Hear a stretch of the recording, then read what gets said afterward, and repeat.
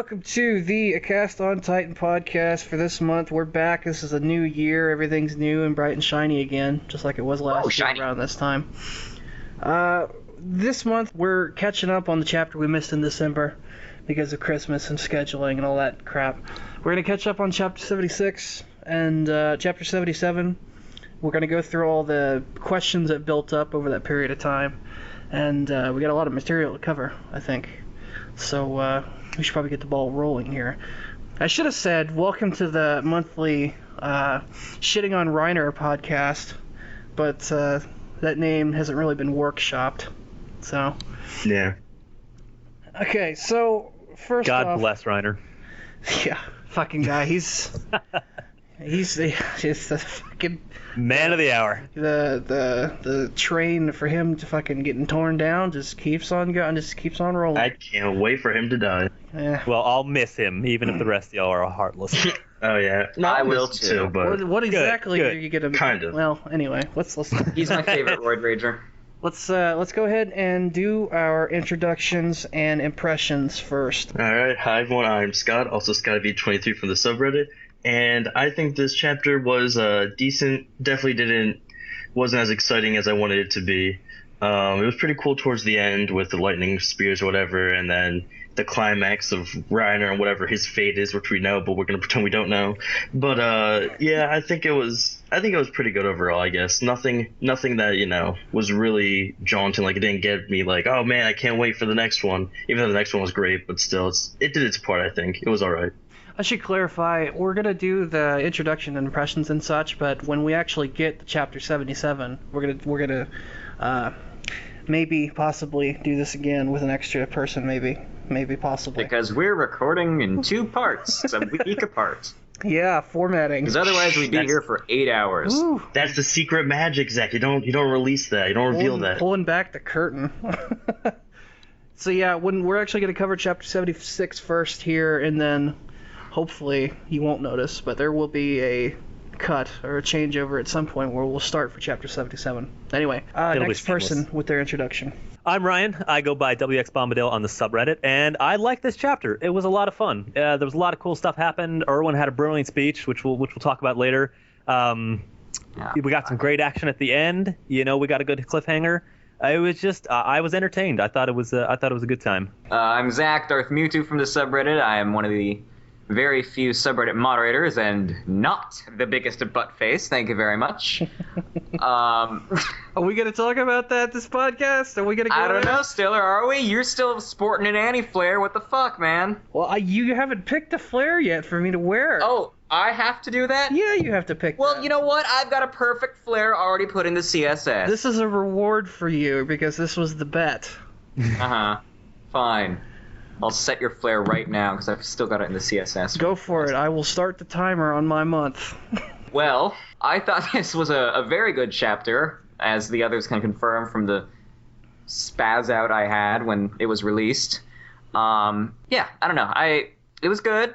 An mildly annoying cliffhanger, but I definitely enjoyed it a lot.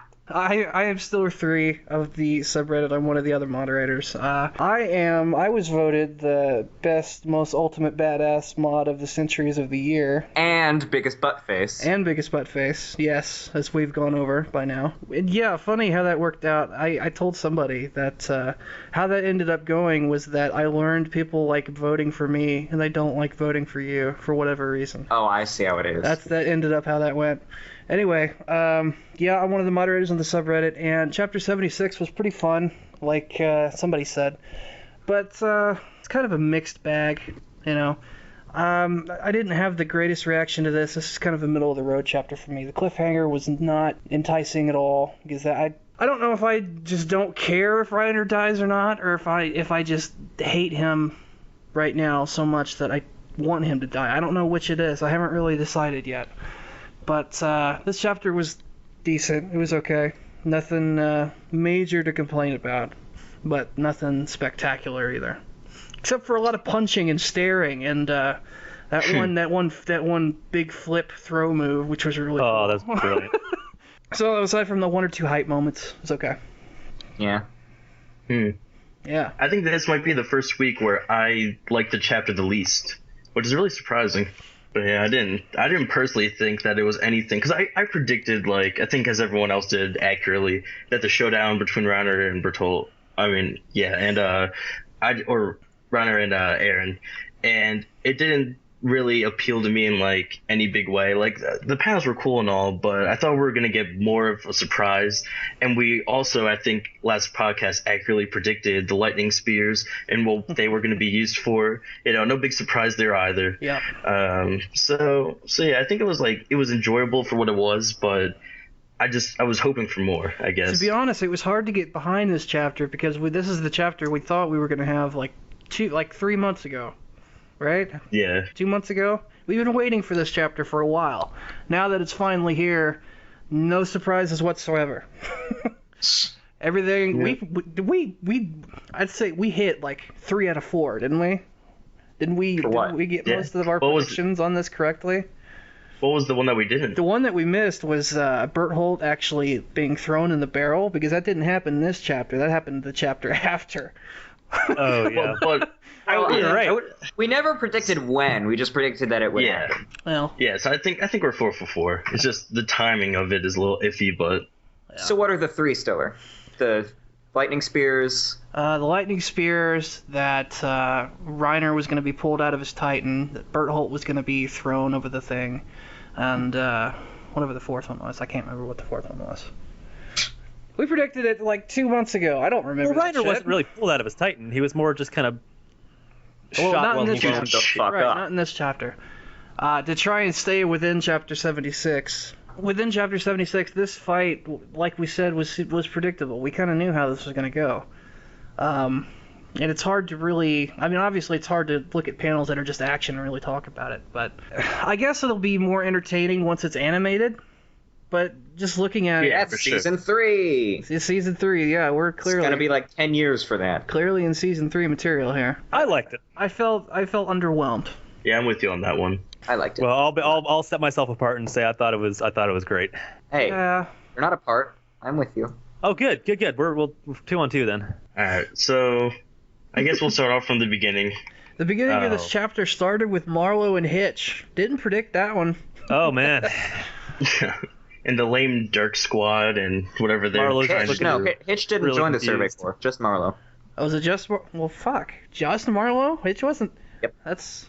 Hitch didn't Oh, join that's the right, survey because she was she would stay with the interior stuff. She's still MP, I guess.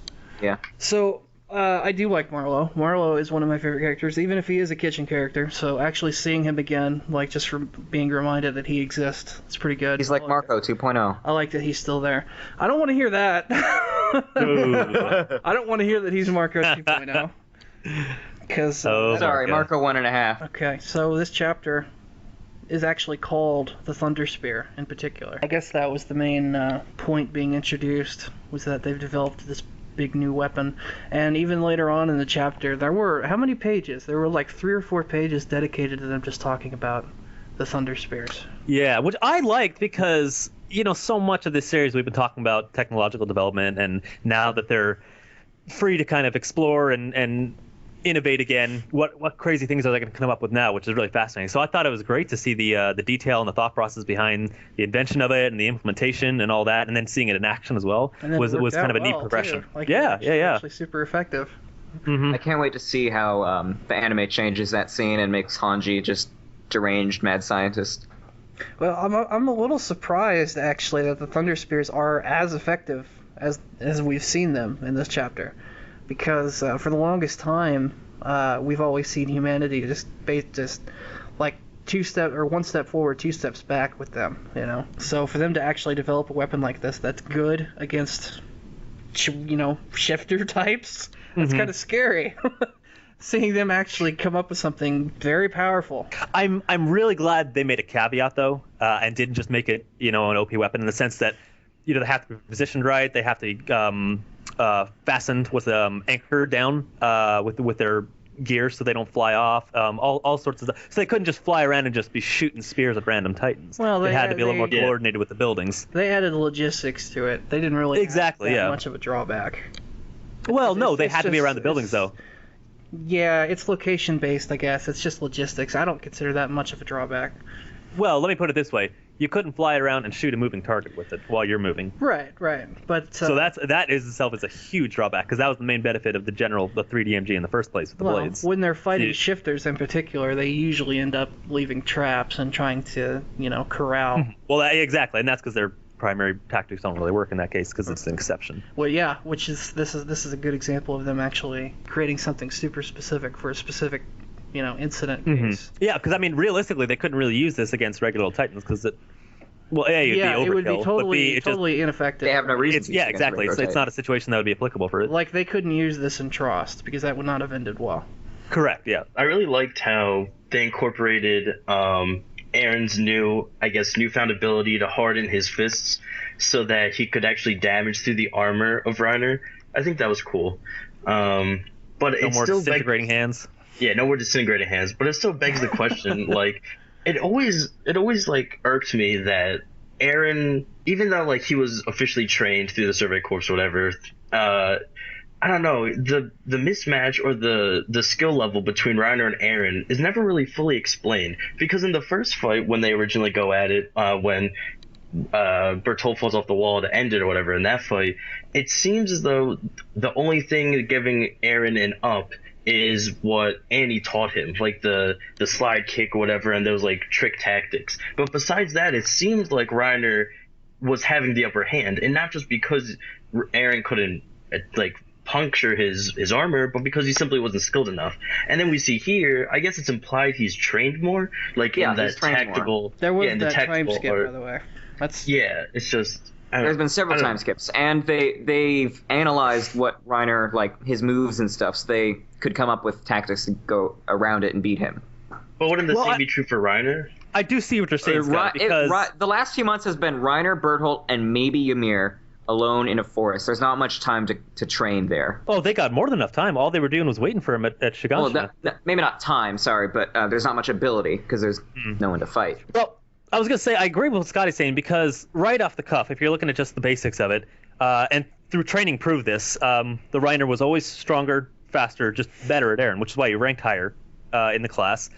His armor power gave him an edge from the start, and so overall, Aaron was just at a disadvantage from the beginning, and kind of, used his little quirks and little things like that to get out of it. So the idea that through sheer willpower and just, the power of training montages, he was able to overcome that, yeah, it's questionable. I guess you could say he just got better, but who's teaching him? I'd like to say, I can't wait for the anime's Rocky montage for Aaron. That'll be great.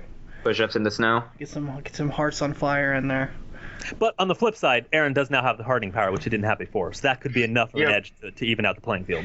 So that's true. I always interpreted that Aaron is better than Reiner at hand-to-hand, just technique-wise, not strength-wise. He's smarter than Reiner when it comes to a fight, right? That's what I thought too. Didn't they mention at some point that Aaron was at the top of his class in hand-to-hand combat? That specifically is what I'm thinking of, because Reiner, he had a higher rank, but I think that's more overall. That can't be right, because how did he beat Mikasa and Annie at hand-to-hand? Weren't they miles better than him? Well, Annie didn't really care.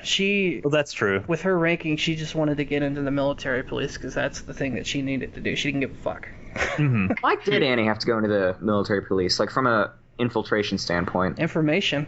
Yeah, I guess. Yeah. With Reiner and Bertolt being in the Survey Corps, her being in the military police gives her all the information in the world that she would ever need. And Reiner and Bert can use it out in the field, What was I going to say? Yeah, the other question you asked was how Aaron got ranked higher than Mikasa. I don't know how that happens. I can't even begin to guess how that happens. Maybe they put the two up against each other. Unless she intentionally tanked, just smurfed so he could get ahead. How would he not catch that though? Is he too dumb to not know that? Well, he's not the brightest kid in the world. But if Mikasa goes down in a fight, especially to Aaron, who's gonna believe that? I'm sorry. Where was it said that he was ranked first? I don't remember this. Well, it wasn't ranked first anything overall, but he was. There was some sort of text blurb. I think it was either. Was it in the first Reiner versus Aaron fight? I want to say it was either there or actually at some point during their training, like during the graduation ceremony, or. It wasn't during the graduation. I feel like it was during the Reiner Aaron fight. I believe that he's right, because I do seem to recall that as well. it's sort of a sliding scale where Reiner, I think, over time has regressed and Eren has progressed as the main character. Which is interesting because Reiner doesn't really have a reason for regressing. I mean, if anything, he should be more powerful because he's got no restrictions. He's got no pretense about it. He's not trying to keep his cover. He's not trying to do anything like that. So what's holding him back? I think we need context for what Reiner and Bertholdt were doing during the political arc. Because I think the argument is going to be made there that Eren's been gaining experience and Eren's been, being involved in a lot of crazy shit while Reiner and Bertholdt have been outside the wall doing whatever the hell they're doing, Just dicking around. Also, I think the argument isn't necessarily about physical regression, but I think Reiner's definitely gone through mental regression. Yeah, absolutely. Yeah, he's definitely That's a good point. Steroids are getting to him. And yeah, I'm sure his fight with Monkey Trouble when he just got obliterated didn't help his cause at any point. So I'm sure he's like a mentally broken down Will kind of character who's probably not at the height of his, appeal, like perspective, like in terms of battle readiness. So I think that definitely played a role. His peak was probably Trost. Yeah, probably. You know what? To piggyback off that with the mental issues, skipping ahead actually just to the very end of the chapter, that last scene where we see Reiner say, "Wait," before he gets his shit wrecked. I mean, again, this is kind of speculation because we don't have any way to verify it, but boy, that sure seems like the whole split personality thing waking up. And again, jumping forward, we saw something similar next chapter as well, which is the only reason why I kind of think it has some real credence to it. It's so random. It seems like he slips in and out of it at the most random times. Well, it could be a sense where they are also not just the most random, but the times of the most stress and pressure. Oh yeah, that makes sense. Let me pop in right here. Switching between personalities like that, it really is random. There's no way to predict it. It can be caused by stress. It can be anything. And then there's also several variations of it. Some will share memories between, and some won't.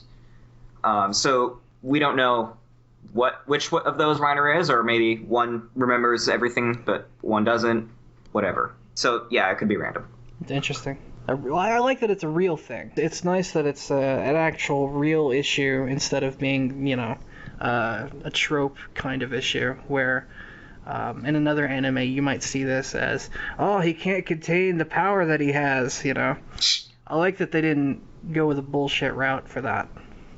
And since I imagine we're getting close to Reiner's death, the more that we can actually start... This death spread over after like 5 chapters. The more that we start just make looking it quick, at him, get it over with. The more that we start looking at him in a retrospective light, I think the better, because this is about the time where his character is about spent. I imagine, depending on if we're gonna get information about his ties back home, or what his family life was like, or all that young I'm training sure stuff. Him in flashbacks. Yeah. Yeah. Prefer, if they go the Annie route with it. Oh God, I can't wait till he crystallizes himself here. Yeah, I'm kind of wondering. Oh boy. I'm wondering if that's going to happen. A collection of crystallized titans on display. That trophy collection. That would be a horror. Exactly. I imagine that would be the biggest fuck you to the fan base I could think of. That would be horrible. The reason I think the thing that jumps out at me is if that happens, that at that point when it happens to 2 people instead of just 1, okay, it's not just a special thing for Annie. This is a thing that happens to shifters. This probably means this is some sort of death state, like Superman coma, If we see Reiner crystallize, that could actually give Isayama a window to not bring them back. If it's going to be revealed at a later point that this is actually just this is just how they die. That'd be so bizarre. This is just how they, fossilized. Yeah, this is just how they stop being, is that they crystallize because of whatever, So shifter genes are weird. To move on, there's one point I want to bring up here. If we go back earlier in the chapter to the point where Levi's standing on the roof and he says, what in my opinion is one of the stupidest things I've ever heard. He says, "Damn it, what a letdown. The weak ones die so fast. I hate weaklings." That is so lame. that is something I expect out of like an angsty 14-year-old.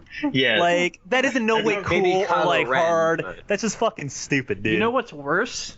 Let's contrast I that. hate weaklings. Yeah, okay, Levi. Let's contrast that to the piece of dialogue he said right before that, which was to the other squad who was doing something else. He's basically, he told them to take care of themselves, right? Yeah, not a single one of you is allowed to die. Yeah, that's what it was. None of you are allowed to die. They all go get killed, and he goes, Yeah. well, what a bunch of worthless shits we have. Oh, he's talking about people, not Titans. Oh Yeah. my god, that's Yeah. even worse. Yeah. What a piece of shit. No, I think he was talking about the Titans. No, I thought he it was. He was like, talking oh, about they died people. so fast. He was talking about people, definitely. Because they Are followed you it up. sure? Well, they followed it up with the transition into Irwin. They started putting that text there that says, I'm seeing people struggle against 3 to 4 meter class Titans. The Survey Corps doesn't have the strength it had, blah, blah, blah, blah, blah. Basically a Changes backhanded, like... everything. So he's basically shitting on his own cannon fodder. Yeah. This changes really everything. I thought he was talking about the Titans. Me too. That makes him a dick now. Not just like an angsty dick, but like a proper asshole. Well, it's the funniest thing, because when you read the chapter, you see the first line where he acts like he cares about his subordinates, and then the next line doesn't immediately give a after shit. that is, you guys fucking suck. Well, it is funny that he phrases it as in, you're not allowed to die, as in, I don't care about your benefit, but that's an order for, the mission for as a us, whole. for humanity. Don't fail Exactly, humanity, I don't think he gives a shit about their individualities, Yeah. which is fine. I mean, that's not his position or job to do that, but... Maybe I'm at fault for expecting his character to show a little bit of... Well, I'm sure there are people out there that eat that shit up and just love that line and thought it was... And it's all power to you. If that resonates with you, I think that's great. How but, Definitely seemed out of character to me. How do you take the positive out of that if the very next panel contrasts it?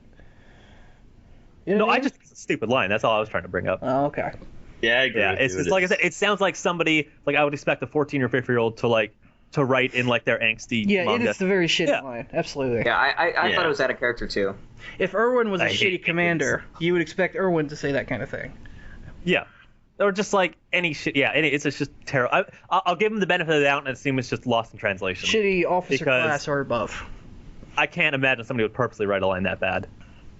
I mean, to be fair, Levi does have dark hair. He wears his scarf. He's nobody Oh understands. man, Levi. He's You the know- Kylo Ren of Shingeki no Kyojin. Well, as far as this goes, he is the cool guy. He is the coolest guy that they're Yeah, that's what I mean. Like Levi's like the cool badass. So they give him the cool And then he says badass shit like line. this. Yeah, exactly.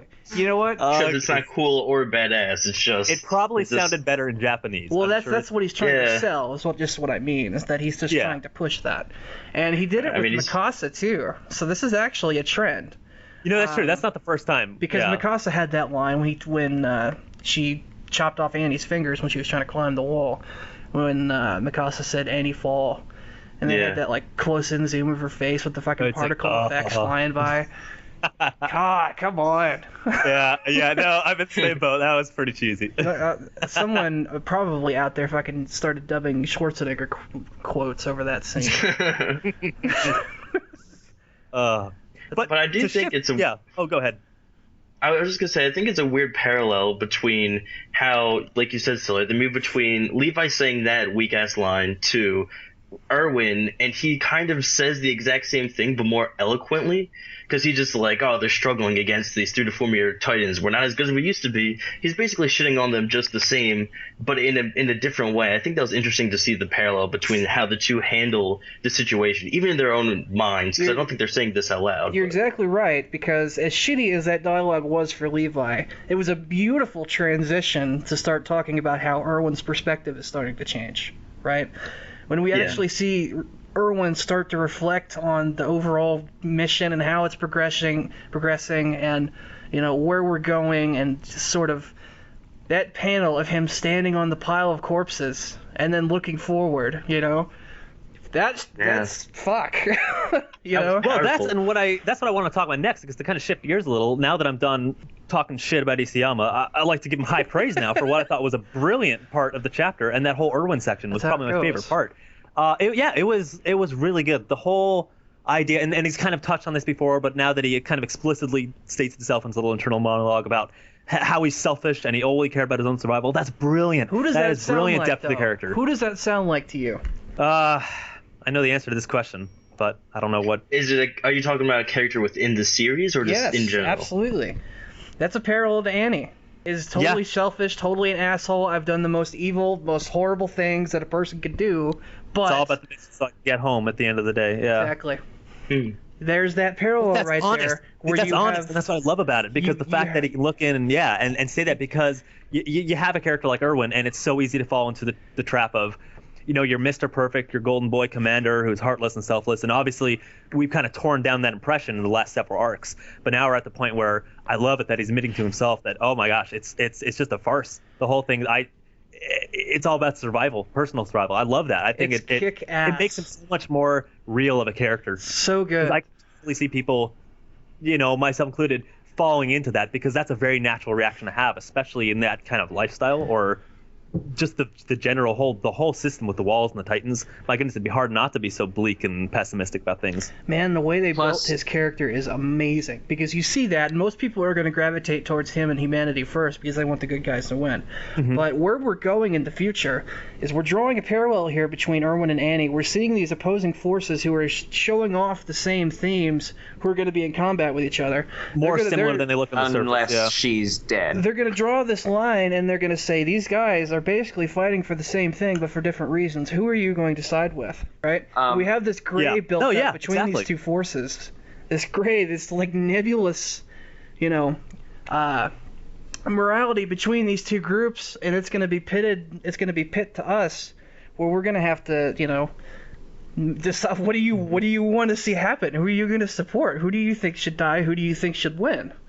And if they do a good enough job with the Shifter trio, that can be a super compelling climax to the story, is if we get to that point where the two sides are fighting each other and we have to, be heartbroken over both sides dying. If everyone who's dying, good and bad, we feel bad for, that is an amazing job. That's done well. That is I agree with that 100%. Yeah. I think that's where we're going. I think that's what he's wanting to do, based off of Chapter 77. Because Well, we kind of have to fly. I mean, I don't want to jump too far ahead here, but actually doing that flashback immediately after this chapter, they did that for a super specific reason, and I think that's it. Is that we're starting to make it more obvious, this parallel between the two sides, for people to try and choose between. Yeah. Yeah, although circumstances may seem different on the surface, underneath it's a lot more similarities than they'd like to admit themselves. Man, actually seeing that is so hype. I'm actually super excited about that. I can't wait to see that play out. Yeah, definitely. I like the scene with Erwin for another reason. That's because we actually got two big revelations here. One is they made a choice with no regrets manga canon through the scene with Levi in the rain and Erwin grabbing the sword. And then they also finally acknowledged Mike's death. Yes, it was raining that day. Hey. Yep. It wasn't good old raining Mike that day. Well, not that it was raining, but that a choice but you're right. actually happened. It's the same scene. It's the same scene. Yeah. Every time I'm reminded of Mike's death, I get more and more upset, because he was a character that had so much potential, and it was basically all used up just to introduce Monkey Trouble. That was literally the reason he died, because, oh, wow, I'm on a roof. Oh, my gear got messed up. Oh, look, Monkey Trouble's going to throw me to the fishes kind of thing. It's like, oh, he was second to Levi. In kind of a twisted way, and I say this with great remorse because I actually loved Mike, and rest in peace and all that. It's kind of better that happened, because I find that a lot of times in series, you've got, and we talk about this a lot, you've got your red shirts and your main characters. You got your kitchen characters and your main characters. And what happens is that all the characters who survive are the ones that get all the development and the character development. It was cool that we did get to explore his character a little bit and then got him killed off, because that at least shows a little more depth to again, your red shirts and your kitchen characters, as opposed to knowing anybody who has any kind of development is going to live right off the bat, because that's kind of where it seemed like it was going for a lot of it. After Trost.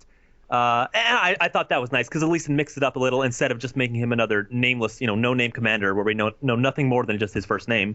And then his death, means so little.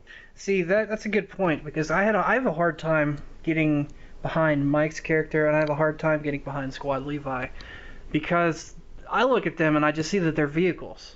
They're vehicles for other characters. They're vehicles for bigger things than them. Mm-hmm. They got bare bones amount of development. Like they are humans, yes, but enough to flesh them out just more than your average red shirt. Not enough for me to care, especially now that they're dead. But that's the reason. That's the point. That was like they basically, I think it might have been in the same chapter that they claimed that Mike was the second only behind Levi, and then they killed him off. So there wasn't even any development for there to be had before we got an attachment. So. It might not have been, and I know you're gonna spend 30 minutes trying to correct me, Zach. But yeah, I'll go grab the manga. I don't know. I feel like there's a lack of characters that are on the good side. Well, quote unquote good side. Squad Levi's side, where they can be good competitors against anyone. I mean, this chapter was building up about how everyone in the Survey Corps are pretty much weaklings. What do we got? We got Aaron, we got Mikasa, we got Levi. We had Erwin, but now he's out of commission for the most part. Those three are basically holding it down. Yeah. So if we had Mike, at least that would be another person who they could rely on for like secondary purposes, because they really have no one else. Like Hanji, is she really like the combat expert? Like, no, she's a strategist. Same with Armin. Same with all the other side characters. Connie and Sasha. Yeah, they can't. They're competent fighters, but they're not the people you're gonna call in when shit gets real. Mm-hmm. So I don't know. I feel like there's a lack of those characters, and Mike could have filled that role. Well, I'll play devil's advocate against that, and the reason I'll say against it is because he would have filled that role perfectly. But in reality, the reality situation is that in real life, you don't always get that luxury, in that you may have four of the best people and your whole team is set up perfectly and everything, but you're never going to plan on your one guy dying when you need him the most, especially. So there are people that are irreplaceable. Jigsaw puzzles, once they're killed, there's nothing that can replace that piece. So I think it's nice, at least, that we had what would have been potentially such a big boon killed off in maybe the process of his death wasn't realistic, but the idea that anybody isn't safe, and just because you're a commanding officer and part of that unique brain trust doesn't mean that you have to be there at the end. And although it would have been better, at least I think it's a little more realistic that he would have been killed off. Props to Monkey Trouble for scouting him out that early and knowing he needed to die. I know, right? Yeah.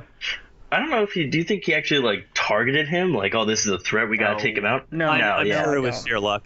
Considering the fact he didn't even know what the 3DMG was. He had no way of knowing command structure. It worked out for him very well. I don't know. I just wish there was a different character that. I mean, I think it would have even been better for a character that we already had attachments towards. You want a Levi that's not Levi. Exactly. I do want, oh my god, what would have been so cool is if Mike turned out to be like a double agent and it was someone who could actually compete with Levi in skill. That would be so cool. Oh my god. I mean, I know we got like Kenny kind of, but like if Mike and Monkey Trouble were combined. As in Mike is actually, you called him a double agent. You mean him actually working against humanity? Like, is he on Team Shifter? Yeah, like if Mike was Monkey Trouble, basically. Interesting. Well, I mean, not exactly Monkey Trouble, but yeah. Yeah. Well, the way I see it is that if we got to this point in the story and I saw that Mike, Hanji, Levi, and Erwin were all standing there in perfect health, I'd say bullshit. Out of all the action they've seen, one of them would have died by now.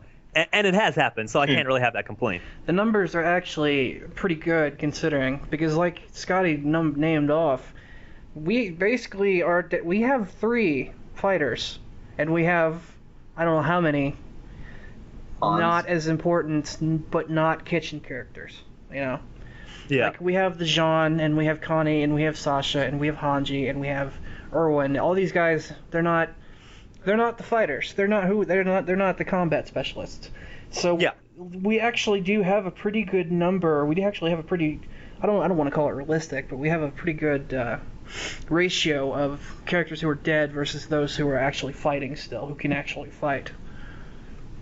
I think for the task that they have, though, it's an unrealistic number in terms of what they should be able to accomplish. Because if you have 3 competent fighters that don't struggle against 3 to 4 meter titans, you should not be able to go on expeditions. I know they haven't gone on them since, but even this plan, it should be falling to pieces, and there should be like 1 to 5 survivors out of the new recruits that make it out alive in this situation. Well, and yet, of course, that's not going to be the case. There's going to be a lot of people who survive, I think, unless they want to go morbid with it, which I would welcome. That'd be a nice welcome if a lot of people die. But I think it's going to be more of an idealistic situation when this is all said and done and this arc is over. And I don't think that's realistic with just 3 heavy hitters, especially Levi's trying to kill some of the 3 to 4 meters, just trying to get the horses out of the way. And then Aaron's preoccupied with Reiner. I guess Mikas is the only person who's really helping out all the recruits and everyone else deal with all the other Titans that are roaming around. So, I mean, realistically, I think there would be a lot more chaos and a lot more...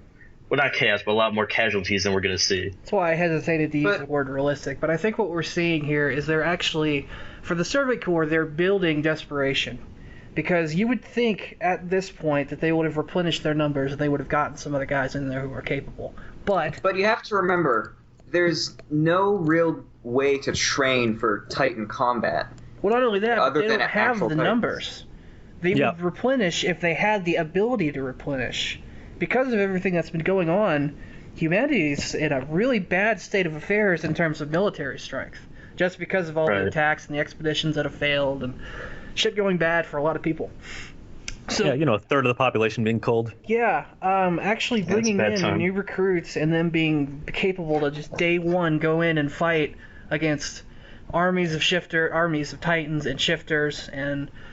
The vast majority that would likely die. I think it's about fair. Because, yes, there should be more capable fighters. That would be cool to make it seem a little bit more even. Right now, it still seems like a one-sided affair, even though the shift team isn't actually winning yet. Well, and as the mound of bodies that Erwin stands upon demonstrates, most of the capable fighters have already died. It is. I think it's pretty fair. Yep. I don't know how else to say it. It's like you can't replenish your numbers, and it is more one-sided towards the shifter team, but you do have the main character on your team. Exactly. At the end of the day, well, it should be all right in the end. So they are building that desperation for the Survey Corps, but they're still in a situation where there's that glimmer of hope, and that's the trope that we're going to ride behind the main character on. It's interesting, actually, because in a lot of ways, you're right.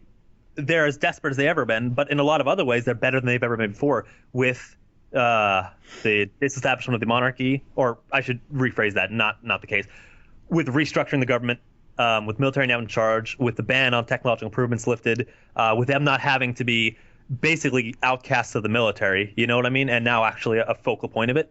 So in a lot of ways, things have improved better than they've ever been, but at the same time, you're completely right. That is a huge benefit. They seem desperate as they've ever been, as far as numbers and just morale goes. Goodness. It is a huge benefit for them, but I think they'll only actually really get to reap the benefits of that if they win. Yes, that's probably true. At the moment, it's helping a little bit, but not like it will in the future, Once the conflict is over, now that they've taken care of their political issues, quote unquote, for the time being, and lifted the ban on scientific improvements and all that, it's going to help a huge amount. That's going to be like a Renaissance type thing after the story's over. But for right now, it's just small, thunder spears. I mean, the thunder spears are a big deal, but on the big scale of humanity's step by step, baby steps, one at a time. Yeah, we're getting there, but we're not there yet. I liked the massive death flag for Erwin, and that is, he says, I still may be able to go there before I die, referring to the basement. Mm-hmm. Boy, if that's the signal death flag, what does? I mean, he knows his days are numbered already. I mean, it's hard to say that because Erwin and Levi both are characters since chapter 49. We've been talking about death flags for, because those two always seem like they're always the candidates for getting killed, and they never do. That is true. Well, in my mind, the way he says that gives me the impression that he doesn't plan on surviving this campaign. Whether that's of his own, volition or somebody else's means, it sounds like he's already resigned to the fact that he's going to die before this is all said and done. It's hard to say if that's character perspective. Or it's hard. Yeah, it's hard to well, it's his internal monologue. So again, that's all speculation. And of course, it's hard to say whether that's he's worried that he's going to be killed or whether the overcoming guilt of all the stuff he's talking about with himself, whether he wants to die, maybe he wants to go out in this way and at least be remembered for that than the quote unquote the coward he really is, that he's admitting to himself. Because if they win the conflict and he has to go home and settle down after all this is over, he won't be able to live with Maybe he'd rather go out as a hero. Yeah. Or else maybe he's just so sick with himself and he's just he's eating himself alive. Having the Batman conflict. Yeah. I'm gonna die in this battle as a hero, or I'm gonna go home and be fucking shamed by humanity for all the shit. Or not even humanity, but himself. How could he? He's coming to terms with it. Maybe he just doesn't want to live with himself at this point after all that he's done. Wow. Yeah. It's possible. I mean, pretty heavy themes. But yeah, I would definitely say the fact that his character is getting resolved and is getting adapted like this, I think that it's leaning towards, since he's resolving so well, that maybe that would be the perfect time to go, as a character when you've kind of resolved all your issues. But man, I would just hate to see his character go though, because I love it so much. Because I feel like he is kind of shitting on himself, almost reminiscent of what Aaron was doing a couple chapters back.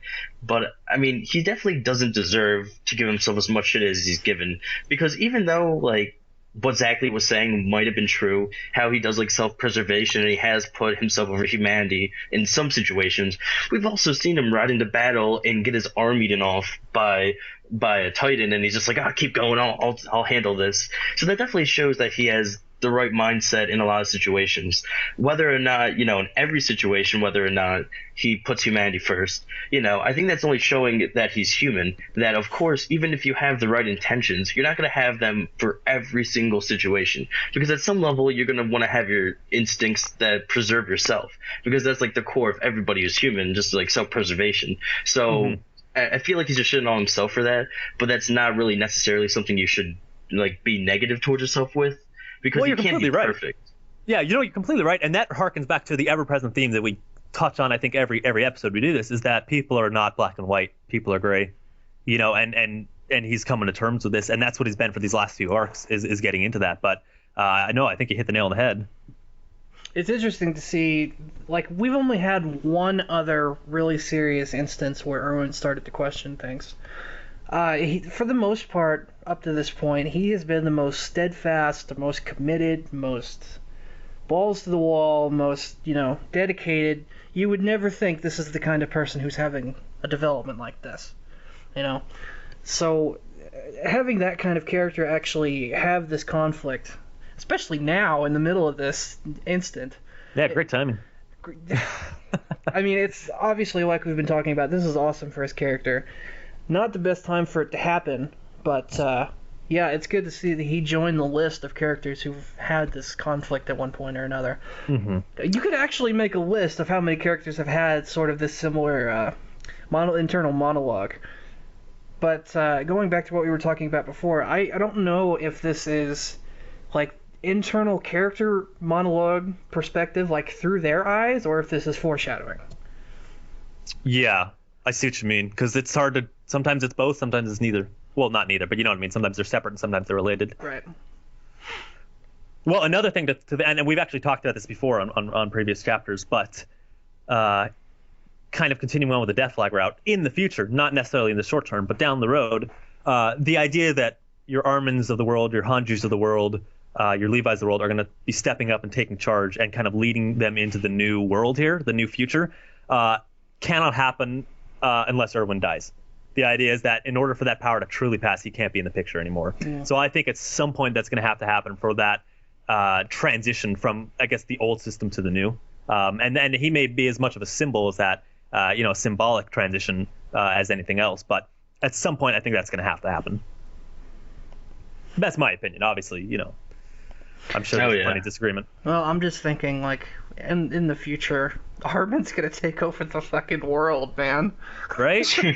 He will be the next Adolf Hitler, cartographer extraordinaire. God, fucking a slap on Titan Tom. He's been making jokes about this shit, but he's actually his prediction ratio here. He's actually setting himself up for he's a pretty good track record for predictions. I've actually had to message him a couple times right after a new chapter. I'm like, Tom, go read the new chapter because you fucking called it again. Tom, give me the Powerball numbers, please. Oh man, I gotta buy my Powerball. Mm-hmm. So anyway, this is another moment in the chapter that I like for Isayama's planning part of it, where this is actually like seeing Erwin talk about how they want to get to the basement, all that. It's a good transition point to go from Erwin's speech and his internal monologue to the main point of contention for this chapter, which is the fight between Eren and Reiner. It was a good transition between the two because Eren is so intertwined with that revelation that we're eventually going to get to. Because he has to beat Reiner and he has to beat the shifters to get there. Do you think this match was pay-per-view? I would not have go by the live action movie. Probably. I wouldn't have paid for it. I would not have paid for this fight. Absolutely not. Are you kidding me? No. I mean, in manga form, it's a little lackluster, but if you were to watch this in live action, like on a TV, I would say I'd rather watch the fight between Reiner and the Thunder Spears than watch Eren. That's not I don't know. Fight, I'll tell you what, it'd probably be worth the money just for that scene of Reiner flipping Eren alone with the foot. I know, that was pretty cool. You just wait for an hour after the pay-per-view and someone's gonna have a GIF. Yeah, that's what a freeloader. An hour is a bit of a stretch still, maybe 5 minutes. 5 minutes, yeah. Yeah. Never underestimate Reddit. It's incredible. That Ronda Rousey fight, that GIF was off there 5 seconds after it happened. Pretty quick, yeah. Anyway. Same with the McGregor one, my goodness. Yeah. I know we touched on it. You're like, oh, the replay, and the fucking GIF's up before you can get there. We touched on it when we started the chapter, but God, this fight was the most... I mean, it looks good. It'll be good when the anime comes out and you can see the actual punches and such, but... In 10 years? Yeah, but... I thought there's nothing to this fight at all. It's like I thought the bit where he punches Eren head and Eren, it looks like he got hit in the Fed, and then, it turns out he moved away. I thought that was a little cliche. The pay-per-view analogy is a good one, because this might as well have been a wrestling match that was fucking scripted, that got leaked, that we all saw. We all knew this was going to happen. That's what I was saying, in the beginning. I was saying, how the fight was cool and everything, but it wasn't anything I wasn't expecting. Yeah.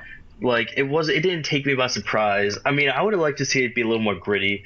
Maybe not just rely on, skill as we've seen in the past and, oh, I got new techniques and I'm just going to stomp on you. Like we saw with Eren, Not rely on skill? So what did you want him to rely on? No. When I say not rely on skill, I mean not in the sense of cliched skill, I got a new power, raw, gritty, maybe I grab objects in my surrounding, I use them to my advantage, just a more gritty fight. I would have liked to see that instead of we just got a copy and paste. Oh, a couple punches. Oh, I whipped one. Oh, I clogged you good. Oh, I flipped you, and then that's pretty much the fight.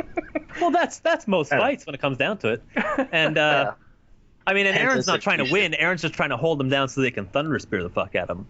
So I was entertained. I thought it was a cool fight, but I did too. Yeah, thank you. The best thing. Long story short, fights in manga are always going to be kind of boring because it's still pictures. That's all they can do. No, what I mean is this fight would have been so much more entertaining if I didn't know what was going to fucking happen before I watched it. True. That's a good point. We could probably guess what was going to happen. He was going to punch him, and the other guy was going to punch him back, and that guy was going to fall down because he's the bad guy. Yeah, that's what I was getting at. Give me money on Eren. I didn't expect him to shoot Thunder Spears into his eyes. That was pretty hardcore. Yeah. That panel was really confusing because they gave him pupils, so I still can't tell if that's the Armored Titan or if that's Reiner himself getting stabbed in the eye. That was the best thing about that whole fight from this chapter was that you actually got a lot of good close-up shots of actually seeing the damage. You see the plates break away on Reiner's face, and you actually see what's underneath and see all the smoke and all that. It's some pretty good shots there, Yeah. For the record, the eyes thing was definitely his Titan form and not him. I mean, especially because they. If you look at 33, it's got the ear and everything, and his Titan form doesn't have an ear. I think that was an error because that's definitely. Look at his jawbone. Yeah. Look at his jawbone, and also the fact that wouldn't make sense because he's in the neck. So I know. That's why it was so confusing to me. Oh, gotcha. It looks like if they want to stab, they'd have to stab him through his trachea or something, right through the collarbone. You can kind of see ears drawn on the very next page, right below the clouds of smoke. You can see outlines of where the ears would be. So I definitely think that's he drew that in. Whether or not that was an error on his part to include the ears or not, but I think that definitely. Because look at the very last panel too. That's those big old ears. Well, yeah, but it's not in the panel the prior panel. There's an I don't know, it's untold story here about the Thunder Spears. When Hanji's talking about the Thunder Spears, she says, "I put in a request to the engineering team to make us something that could fight the Armored Titan." I like how they weren't worried about that before. They're like, "Oh, whatever." On one hand, they're giving information about the Thunder Spears, but on the other, it's a very nondescript way to say it. I told someone to make a weapon, and this is what they gave me. we let the perfect weapon. What's your complaint here? My complaint is I wanted to know more about why they decided to make it like that. Instead of just saying, I think that's what that whole flashback about the demonstration was all trying to illustrate. Instead of just saying, hey, here's our magic new weapon that we had them design, let's use it. We got a lot, like I mentioned earlier, we got a lot more detail and insight about why they wanted it, the process, all the details of it, things like that, which I think was trying to fill that role instead of just throwing it in and be like, here's our new, magic weapon. Well, yeah. I think like what you're asking for is like, we decided that because of his armor we'd go for a spear, and then we packed some black powder in the tip and 3/4 mixture of black powder with nitroglycerin after that. No. I actually did want that. Just give me a little small panel, just a little regular, They probably added the glowing crystals as an energy source, limitless energy source.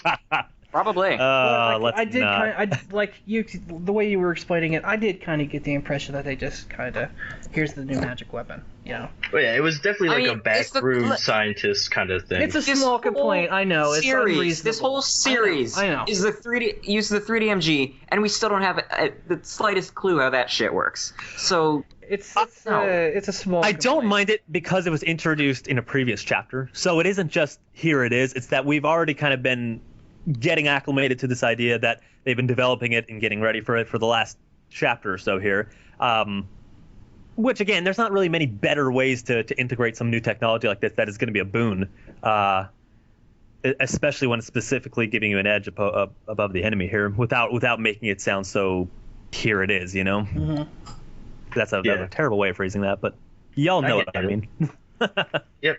I thought it was fine. Man. Throughout this chapter, and again, this goes back to my disappointment with the surprise. I'm still waiting for how they're going to integrate Levi having the serum to turn into a Titan.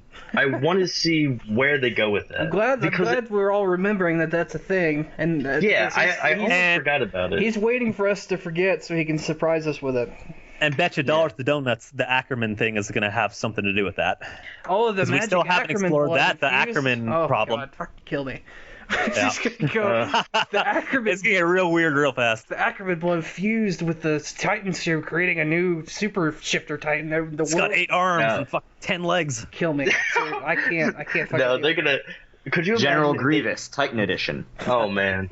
They're going to try to do some bullshit like, if an Ackerman uses a Titan serum, they don't need to eat a shifter to become a shifter. They can just... How funny would it be if, Ackermans were, allergic to the Titan serum, and, Levi injected and died. He just died? I was actually just thinking they might do something like that. I hope the panel just shows him falling over very anticlimactically, just bloop, just falls on the ground, dead. That would be hilarious. That would be the funniest thing. Goodness. I mean, as opposed to that other scenario where he does gain some power that no other shifter can possibly have because he's an Ackerman. Yeah, as opposed to that, I'd rather he just keeled over. I would rather, and I would more easily buy into the fact that he gets more powers just because he's a Levi, not just an Ackerman. I don't like lineage bullshit, but I would believe Levi, I don't know, if they told me something like, he has the mental fortitude to withstand and gain control immediately, I'd be like, you know what, that's bullshit. But I would much rather. That's a very tough sell. I know it's a tough sell, but I'm saying I would much rather buy that over he's an Ackerman, so he just gets this shit immediately. Exactly. I agree with you. Because coming up with a reason for that is super difficult because everyone's gonna make fun of it and go, he did it through the power of friendship, Well, I think most of us can agree on this, is that, at least me personally, I'm very put off at the idea that some people are inherently better at things because of their bloodline. I mean, and I know I'm saying this in spite of the fact that the whole series revolves around bloodlines making you special, but I'm not a fan of that personally. It's funny that we're having this conversation, actually, because that just reminds me. I didn't articulate it very well, but this is part of the problem I had with Mikasa. And at the time, I guess it just wasn't explained well enough along to actually have. I think I know where you're going with this. Yeah. Because this is basically like in Mikasa's hands, this is the exact same problem, right? Is because Levi and Mikasa both have that problem where if you actually give them this super magical upgrade, there's no reason other than that it's just because she's an Ackerman or because she's stronger than everyone else. Because I would love her, and I know you agree with me here. I would love her character so much more if the way she was purely because of hard work and determination. Yeah, as opposed exactly. and that just her being fueled by motivation, as opposed to she's inherently better at these things because of her ancestry and bloodlines. She would easily be the fan favorite if that's how her character was. I feel like she'd be a lot better for it. But the idea that straight you go all right back to the very beginning of the series with the floorboards and all that, and it's just like I feel like it devalues her character because she channeled the lightning through her foot. Because... there's she's valuable not because of herself and because of her inherent valuableness, but because of who her ancestors were, who her parents were, which detracts from who she is as a person and who she is as a character. And I think it just lessens that overall. That's why that's my take on it. Yeah, like Levi's character is almost what you described, Ryan. Whereas like Mikasa's character, what it should have been in terms of we never got a moment with Levi, which was like an on and off switch. Whereas you know the floorboards to Mikasa, where it's just like, oh, now I'm a superhuman, where I'm gonna just rise in the ranks and be the best at everything I accomplish. You know, it's like, okay, well now Mikasa is kind of devalued in any personal growth and, you know, responsibility for her actions because that's basically all attributed towards her ancestry. Whereas Levi, we get a little bit more of, well, we saw his background. He had a hard life. He grew up in, like, the underground world where he was definitely, like, it was a grittier situation. He had to fend for himself. So even though he's an Ackerman, it's believable that even without that attribute, he would still be a formidable foe. So even though, like, it might come out later, a lot of his physical abilities and stunts were granted for him or in his favor at an early age just because of who he was and his last name, that still doesn't take away from he still worked at it because of his circumstances. Exactly. Whereas for Mikasa, it's the opposite way around. I want to paint a what-if scenario. Let's say that Mikasa switched places in terms of strength with Sasha, right? Oh, wow. Imagine that scenario and tell me who you like more. Yeah. And I don't mean that just for the podcast. I mean for everybody who's listening to this. How much better is that Mikasa character if you put Sasha's personality on? Maybe that's just... Oh, I see what you're saying. Sasha's... Explain. I think I missed it. As in, just swap the character strength. Say, switch Sasha's strength with Mikasa. And see which character find that much more believable because you look at Sasha's background as from a rural hunting, more familiar with weaponry already from the get-go. I mean, she seems like she fits the profile more for somebody who would be more acclimated to that type of thing than Mikasa. But obviously, we've got what we got. Aside from Mikasa's being related to Eren and being tied to the main character, if you swap that between Sasha and Mikasa, like aside from the brother thing, she becomes irrelevant at that point. Yes. Yeah. No, that's the thing. Yeah. Mikasa, if it wasn't for her Ackerman power, in my opinion, would be forgettable. Because that's really all she has going for her at this point. All of her positive attributes are directly tied to that Ackerman thing. But Ryan, I would say to that though, to play devil's advocate, I think she would be immeasurably more relevant. Well, not relevant, more interesting as a character if she has the same abilities without the Ackerman ties associated with them. If she simply... Yeah. No, I agree with that. Yeah. To be fair, what I'm saying about her just might be my personal preference towards character builds. It might just be that I don't like that kind of character, and that's why I rag on her so much. That's to be fair to her. I could be crazy, but I feel like I do have valid points here. It's just that it's also possible that I just don't like that kind of character. That's the truth. Yeah, I mean, to be fair, none of us are really defending her because, I mean, maybe Zach's different, but we're certainly not a fan of her. Yeah, I'm definitely not a fan of her either. Are you a big Mikasa fan, Zach? I don't know, maybe. I like that answer. Yeah. That's not as definitive as I would like. Well, even if he didn't say no, that was the best answer he could have given. Because that equates to I don't care. Yeah. So she could, and she could have been, and she still can be a great character, but again, my opinion, I don't like the route that it's gone. I feel like there's so much potential, so much more that could have been there, and we just got an easy cop-out with Bloodlines. I really do like that what-if scenario, because it really, at that point, it would have forced Isayama to develop her character more without that. You know what I mean? It's like her character sort of... Most people associate her with that first. Oh, she's an Ackerman. Oh, she's the strongest character, blah, blah, blah. Not, oh, that's Mikasa. She represents... I don't know. She's emotionally destroyed because... Reason A, reason B, reason C. She was almost raped and watched her parents get murdered. Well, Isayama would have had to have given more reasons, and he would have had to have given more explanation and more development for her if she wasn't as strong, because he wouldn't have been able to use that as a crutch for her being on the front line. You know what I mean? Yeah. Because at the moment, she's being overlooked. I don't know. Maybe not overlooked, but she's being put to the side right now. And if she has no plot to importance whatsoever. Not at least at this point. If we look at the last 5 to 10 chapters for Mikasa, she's been put to the side. She dropped off the face of the earth. Like, she doesn't exist if she's not killing something on screen, it seems like. The problem is that now that we're not talking about the Ackerman question in the story where it's at, she fills the same role as Levi and therefore is redundant. Yeah, I think until we get something more out of her, all she does is fill the same role Levi does, in that go out and be an unstoppable badass killing titans. Okay, right. We've already got one of those. So it's just, like I said, that's why she hasn't had any presence here in the last 2 chapters, because she hasn't had any relevance. I think her importance even... You're giving a little too much credit to it, Stiller, because you go back 5 to 10 chapters. I would say... That's what I wanted to hear.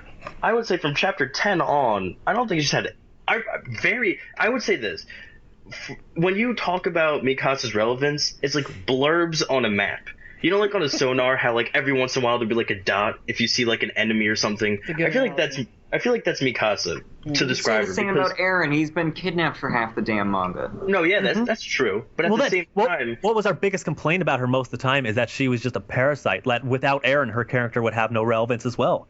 Why are we even talking about her? How did we get to this point? She's not even in this chapter. That's the issue. Why are we talking about her? Her not being in this chapter is the point. Hey, go to page 36. Look at the top panel. She is right there. Boom, to the chapter. Yep. But she's there at 23. We're talking about her. We're talking about her because she's been gone and she hasn't done anything since like chapter 52. Chapter 5 or 2. She's a character who relies on other characters to have importance because again, throughout that whole arc, it was her whole mantra, her whole focus was get Eren back. And without him, like, there was no purpose to it. She didn't have any motivation or drive other than to keep him safe. The funniest thing in the world to me, and this is the last point, I'll stop ragging on her, was that until it was revealed that she was an Ackerman. You mean until it was revealed that Ackermans are special? Well, yeah, until it was revealed that Ackermans are badass or whatever. I got a lot of flack for calling out her character's build as a super strong character because there was no reasoning for it until they confirmed that the Ackerman powers were a real thing. People thought I was crazy and said that I was an impatient bastard, which I am an impatient bastard. But man, did I catch flack for that. People really didn't disagree that her build wasn't strong. They just told me to be patient. It's like this though. Like, all right, so I'm gonna label the points that I think she was somewhat relevant. In the beginning, when she was very close to Eren, when it was discovered that she was an Ackerman and subsequently Ackermans had powers, right? Those are basically the only 2 times I can remember where she had any character development at all. Please inform me if there was any other point in the entire story where her character personally got development. That pomegranate scene is the most I can think of, really. There was that scene where Hannes died, where Eren and Mikasa were in front of it, and they were, I don't know. I don't know. I think Mikasa might have been fearing for her life at that moment. I don't know. I mean, she had a couple scenes where she did stuff like the one where she cuts down the Titan so they can push the cart through the tunnel. Or whatever, could let the people through. But that wasn't really development, you know what I mean? As much as it was just her being cool. There was that, like, the scene I was pointing to was a moment where we actually see, like, how far they've come, where Eren said the line about how I'll give you that scarf as many times as I can because blah, blah, blah. That was actually a pretty good moment for the two of them, but it really didn't change anything. Again, still, wouldn't that fall under the point I made, which was her development with blip on Eren? The radar. Blip on the radar. But also, absolutely. No, like, I mean, she really doesn't have, besides the card scene, which again, I feel like that's more of a moment than it is personal development for her, like you said, Ryan. It's like, if she's not having a personal development scenario with Eren, I don't think she's having one at all. I don't think I can remember her having one at all. The only one I can think of, and this kind of only half counts because it still is related to Eren. But when she thinks he's dead, and that's what I was talking about with the pomegranate thing, and she's like going through a whole existential crisis, and then she comes back. Was the pomegranate even in the manga? I don't know. That anime only? Remember. At this, I don't remember. There was a pomegranate involved at some point. And that whole situation lasted about like 1 to 2 episodes, and they're like, "Oh, Eren's alive again." Okay. The best thing that ever happened to her, character-wise, got taken back. Yes, because if Eren stayed dead, that would have been great for her development, because she would have been able to use that as a launching point, and then, okay, now where do we go from here? Now that the 100% focus of her time up to that point has been removed. When she's on that rooftop with the 104th, and she's talking about how strong she is and how shit and weak everyone else is. That moment is amazing. That is the most kick-ass thing they could have done with her, and like, bam, her character all of a sudden made a turn right there for the better. She's looking great. Everything's going well for her. She's about to become a new character. She's gonna grow, and everything's gonna be great. Then Eren comes back. That's relevant. And then Eren comes back. She runs to him and she hugs him. She sees that he's real, and it's like that whole last 5 chapters or whatever for her just got wiped out, was gone. Yep. Well, because that was her giving a false bravado. That was just her trying to. That was her trying to cope. Rant away the tears so she wouldn't break down. She was trying to cope, and if she had actually gotten through that without Eren dying, she would have grown, to be able to sustain herself without him.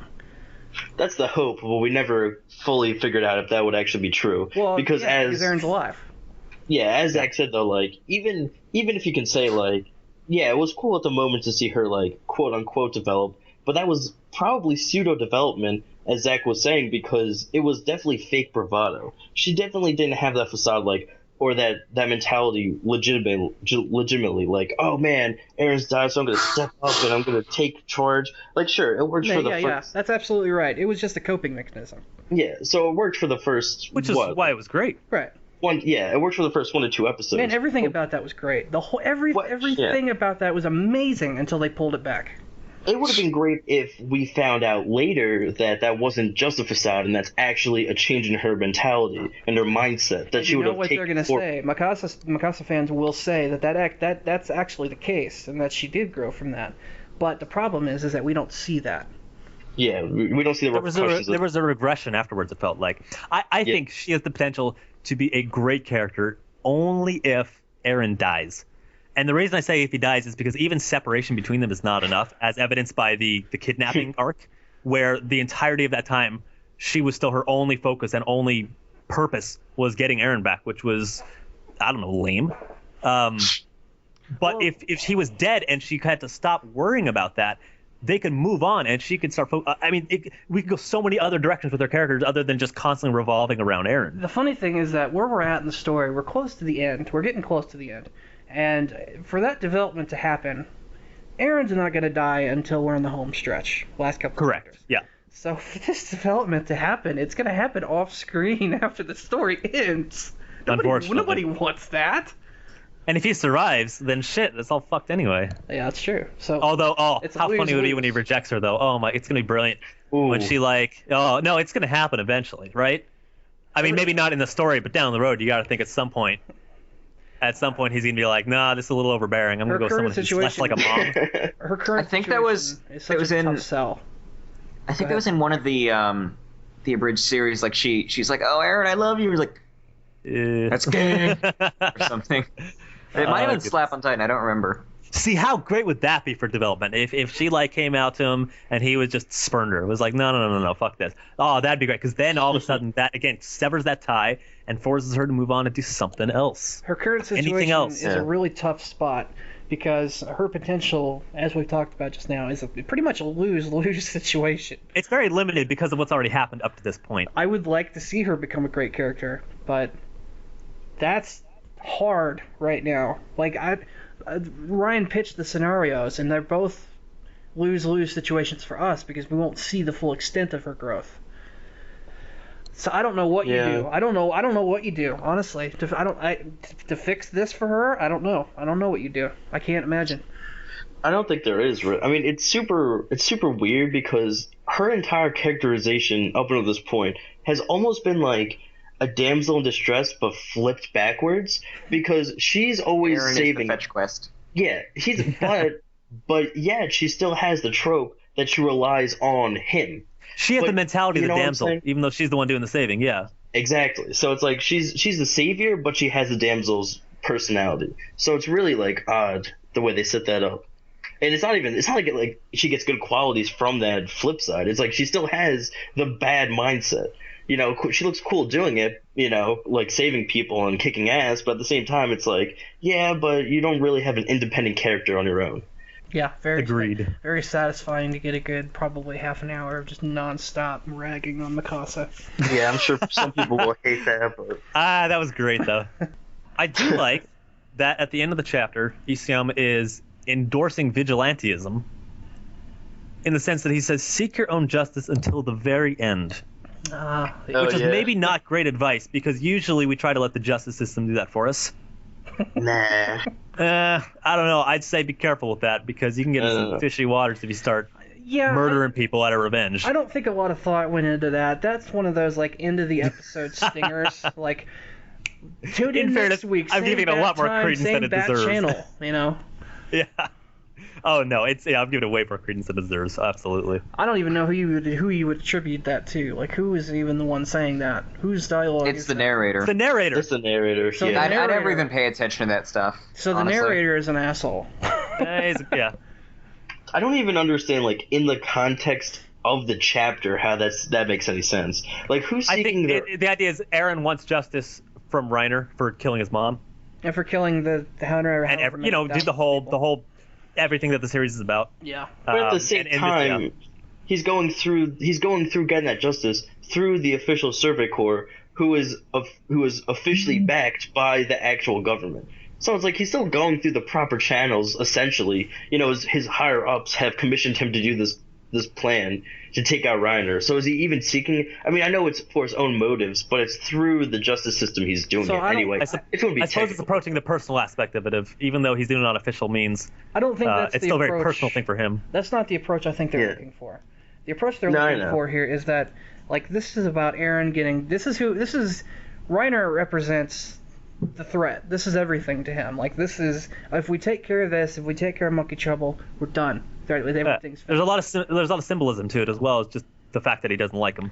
Yeah, he has personal reasons too, but like the quote is actually supposed to paint like the future of the series going towards, is this really justice? Is, I guess, what it's getting at. You know, Eren thinks it is because Reiner's the threat. He's the bad guy. He did the evil thing. But where we're eventually going to get to is Reiner's not the evil. He's not the justice you got. It's not really worth it. It's not really. It's not resolving anything, right? Yep. So I do like the quote in that sense. It's just the way that they framed it couldn't have been worse. Without doing the questions, because we're going to do that at the end of chapter 77, since most of these questions are pretty intertwined between these chapters. We're going to go ahead and move on to chapter 77 right here. And now that we're ready to move into chapter 77, we're going to go ahead and get started on the stuff that happened in chapter 77, because we've been talking about it for a while now. Now that we've actually cleared chapter 76, we can get into the good stuff. It's almost like it's been a whole week. It's almost like it's been a whole week. Almost. To help us get into all the good stuff, we brought on a special guest. If you want to introduce yourself. Hi, I'm Mika. Mika 6000 on the sub. I guess, I don't know, I've been on this before. I can't remember what chapter or what episode it was now, I have to admit, but this is my second time. Thank you for having me.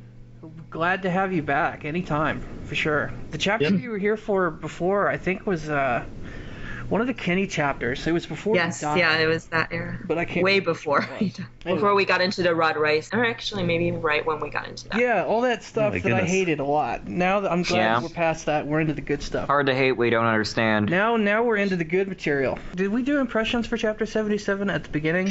I don't think I so. believe not. Yeah. Okay, so No, then we did need, not. So we need to do impressions for this chapter then. So I thought this was a very good chapter. I wasn't a huge fan at first about the flashback. I kind of wanted just to progress like always, but it gave some good insight. Some of it I really didn't mind that much or didn't care too much about, but a lot of it was informational to develop some of the characters that I care about. And we did get some progression towards the very end. So yeah, I think overall it was a pretty good chapter. All right. Well, wow, what a chapter. I love the where to start. I mean, there's so much cram packed into this as far as I'm concerned. That whole flashback is there's a lot to talk about, a lot going on in there. And then let's see, moving forward. Oh yeah, and then the whole scene with Monkey Trouble and all that, and the discussion. Yeah. Oh no. Okay. Yeah. There's a ton going on in here. So this is definitely the best chapter I've read in a while, anyway. And then the Burt bomb. There's a lot to talk about. Tactical Burt. Well, I will be the voice of change and say I actually didn't like this chapter this much. The irony is not lost on me that I'm usually the yes man when it comes to chapter quality. Yeah, I was expecting a lot more out of it with, like, Reiner death. And sure, I mean, it's great to have Marco answers, especially when I was one of the major proponents that Marco was alive for a long time ago. But, yeah, I just expected more, honestly. I mean, it's good in its own right. Just wish it hadn't come at such an annoying time. I think I'm with you on that, Zach. You know what though? This chapter was amazing. I think that's the first time I've ever heard you say that. Ever. Yeah. Have you ever uttered that word? Like, ever? I have. There have been Other than Annie is amazing. There's No. been one or two other chapters that I can say, like in the past, that have been as good as this, but they've all been the opposite. Like which kind of ones? The chapters. one that ended the political arc? See, it's the funny thing is that it's the opposite reaction of you, because I love the kind of chapters like this where everything is character development, and even in a flashback, since we're talking about things that Yeah, I was happened gonna say, previously that we're learning more about. Usually you hate flashbacks. Well, normally I do, because they usually aren't good. The flashbacks are usually done poorly. This flashback, I think, was done really well because they gave us a lot of insight into the Shifter trio. Getting a lot of details about those guys, and even Marco, and that just, the way that played out, it's just, the little nuances, the little details are just so interesting, seeing, the other side of something we already kind of suspected had happened. Really, just for the sake of just calling it an impression, I really love this chapter just because of the character development it brought. Not just because this is an Annie flashback in particular, even though that was cool to see. I'm glad that she's back again, even if it's just for one chapter, until she actually does come back sometime in the future. Unless she's dead in her cocoon. Knock on wood, right? Knock on wood for sure. But yeah, this chapter was great just because of the character development, just the little details. There wasn't as much action, and that's why Zach didn't like it, but that's kind of why I liked it, was because there was less action and more focus on the narrative, and more focus on the characters and such. Also, Marco's an idiot. Okay. Oh, I guess it's my turn. Yeah. I enjoyed this a lot. I typically I'm a positive person about Shingeki no Kyojin as well.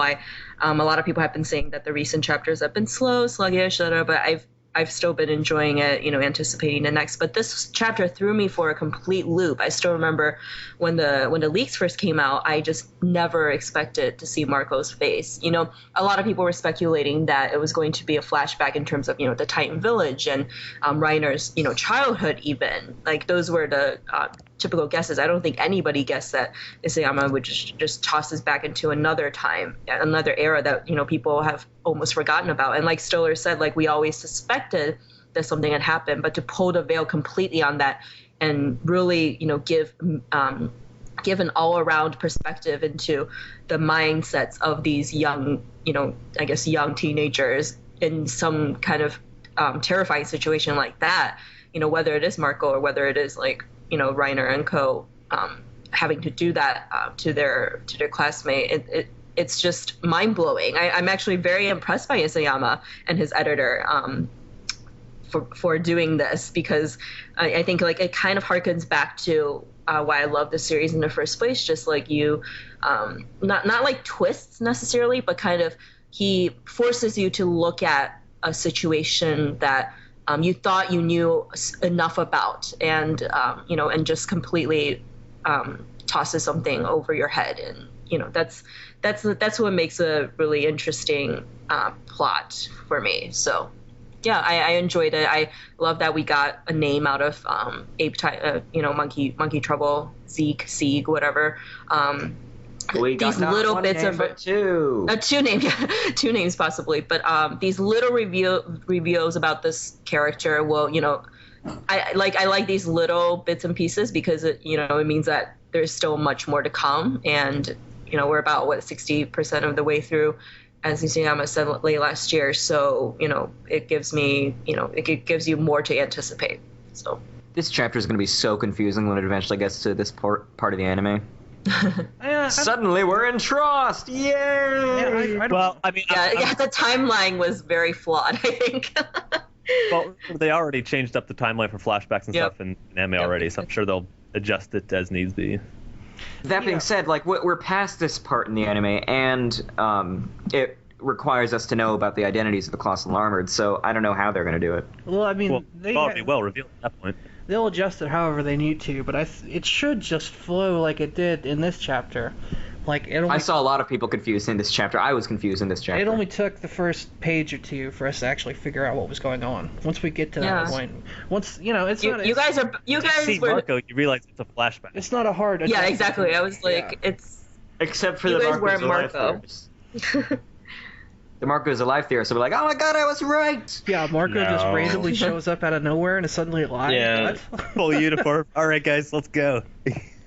If the early leaks hadn't revealed so much, I think the early leaks were just enough to make people realize what was happening. If they had just been of Marco, people might have been like, he's alive. But that's one of the biggest indicators that this was a huge monumental chapter, was that we got more leaks for this chapter than any chapter we've had in the past year, probably.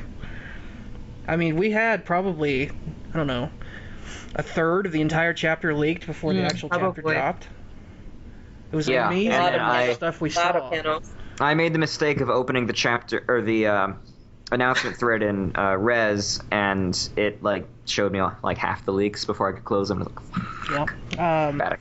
Yeah, so I guess we should go ahead and move to the beginning of the chapter and just start from there and work our way forward. Let's do it. One of the notes I had specifically was about a piece of dialogue that Reiner said, and it was that Reiner's dialogue that said that he said, we finally found the key, but I thought it was interesting that he said that, and I interpreted it as that he said that irregardless of whether or not Eren gets eaten or not. He didn't care whether or not Eren was going to be able to successfully close the wall. He didn't care if Eren survived or not. They found the thing that they were looking for. They still just care that he was just the coordinate. Right. Yeah, if he gets eaten or not, they still have the coordinate. I interpret that as a really cool double translation, because it's talking about the key, the coordinate, and maybe also the literal key, the key to the basement. Yeah, that's what I got from it too. Totally clear what his intent was there, I think. I think it makes more sense that they talk about the coordinate, because he probably showed his key at some point in time. Because I think that would be the only thing they would care about.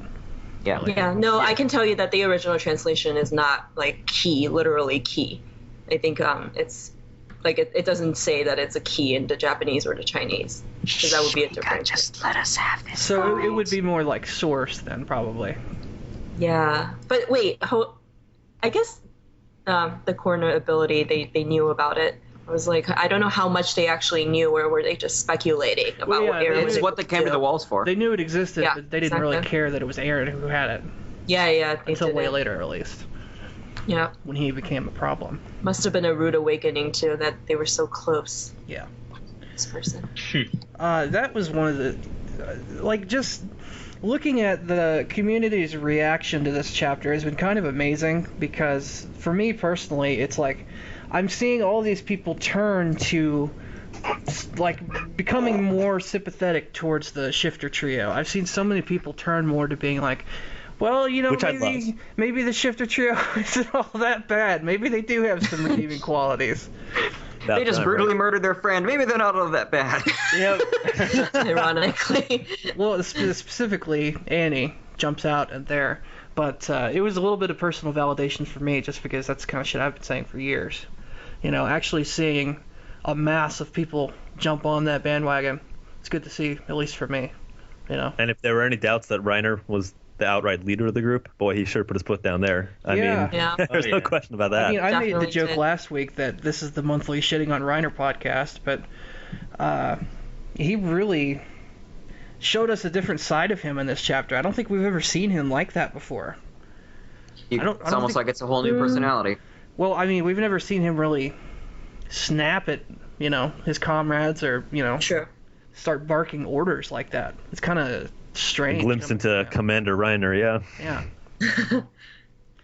And the same thing coming from Annie. Actually, I was surprised to see that she was, I didn't expect to see her as, I don't want to say submissive, but like Passive. Subservient, not even. quick to not even argue with him or try and, you know, talk him out of it.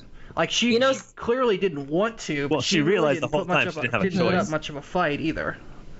You know. You know, Stiller, one thing that I don't know if you ever thought about it. I don't remember you mentioning this, but one thing that always struck me, as this is actually what Annie's like even before this chapter, is because of how the spin-offs portray her, actually, like from all the way from Chugaku, all the way from you know, like even like the Chibi theaters from first season, like she and also Spoof on Titan.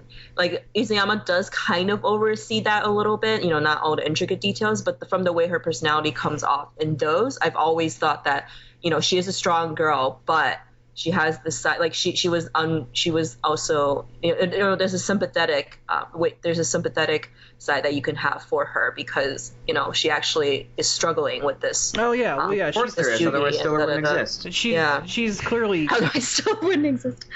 she clearly has her emotional problems, and she's clearly broken, as we can see in the visual novel. But I interpreted that for her as like her being more jaded instead of passive. You know what I mean? Like, I never saw her as one to not fight something like that. She, like, her killing Marco, I would see as like a cold, calculated decision instead of a, well, I guess if you really want to, I can't stop you.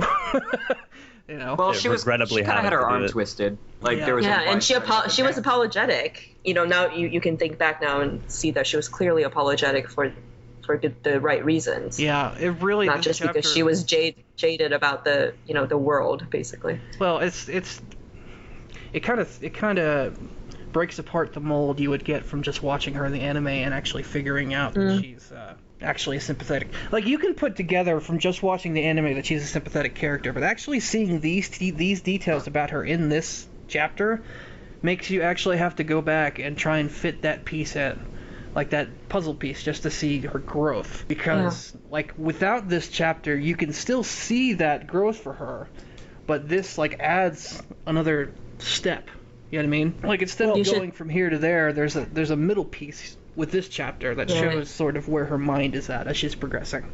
And in this particular case, I mean, we've talked about this before, but gosh, you know, she caught between a rock and a hard place, and it reminds me almost of kind of the decision where you're picking between killing one person to save 1,000 or something like that decision, you know, tied on the train tracks, that kind of hypothetical situation. And obviously from our protagonist's perspective, that's not the case, because it's a very clear-cut decision. But from their perspective, you know, the Shifter Trio's perspective, it seems like she's in a decision similar to that.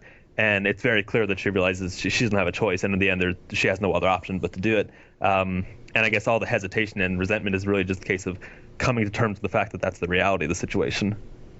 Well, I think it's really interesting, like, to go to the end of the anime and Marlowe's speech. I always thought Marlowe's speech was the most important piece to her character. But when she talks to Marlowe and she talks about, like, humanity's core value and how humanity's inherently corrupt, let's say. I think corrupt is the right word there. But that, I think, stems just from her personal growth and all the things that she's seen and all the things that she's had to do. That's really the first moment where we actually get to see her convey that mindset of hers and how it's changed since the beginning of the show, where she came in with a goal that she clearly, according to this chapter, had so much trouble sticking to. She gets to the anime, all of a sudden, she's completely broken, it seems like. Because if you look at this chapter, she seems like she was at least normal for a while. And once you get to the end of the anime and you see her, she's just like completely given up on humanity, you know? And I think we should also thank, I guess, the Wall Gods that Isayama's art skills actually improved a lot between the first time he drew this scene, the trust scenes, and this, because I thought his way of expressing, showcasing the expressions of each character and kind of the tiniest details, the sweat drops, the lines of the lines on the face, and the way it's so lively now compared to before. And I think if he had done this earlier in his in the timeline, he wouldn't have captured everything as well. But you can really detect Annie's every single, you could feel her pain and struggle a lot through like just looking at her eyes. And it makes the look on Annie's face when she says, "What the hell is your problem?" It just really struck me. I'm looking at that panel right now. Yeah, like her hair is all disheveled and everything. I really like it. It really makes me wonder, because in the first season of the anime, he made changes to like which parts of the manga lined up where, like where the graduation scene showed up, and where. I wonder if the anime hadn't aired yet at this point, if he would have included this chapter for. That's a good question. I mean, he couldn't, because Reiner and Berthold would have been outed as the armored core. Yeah.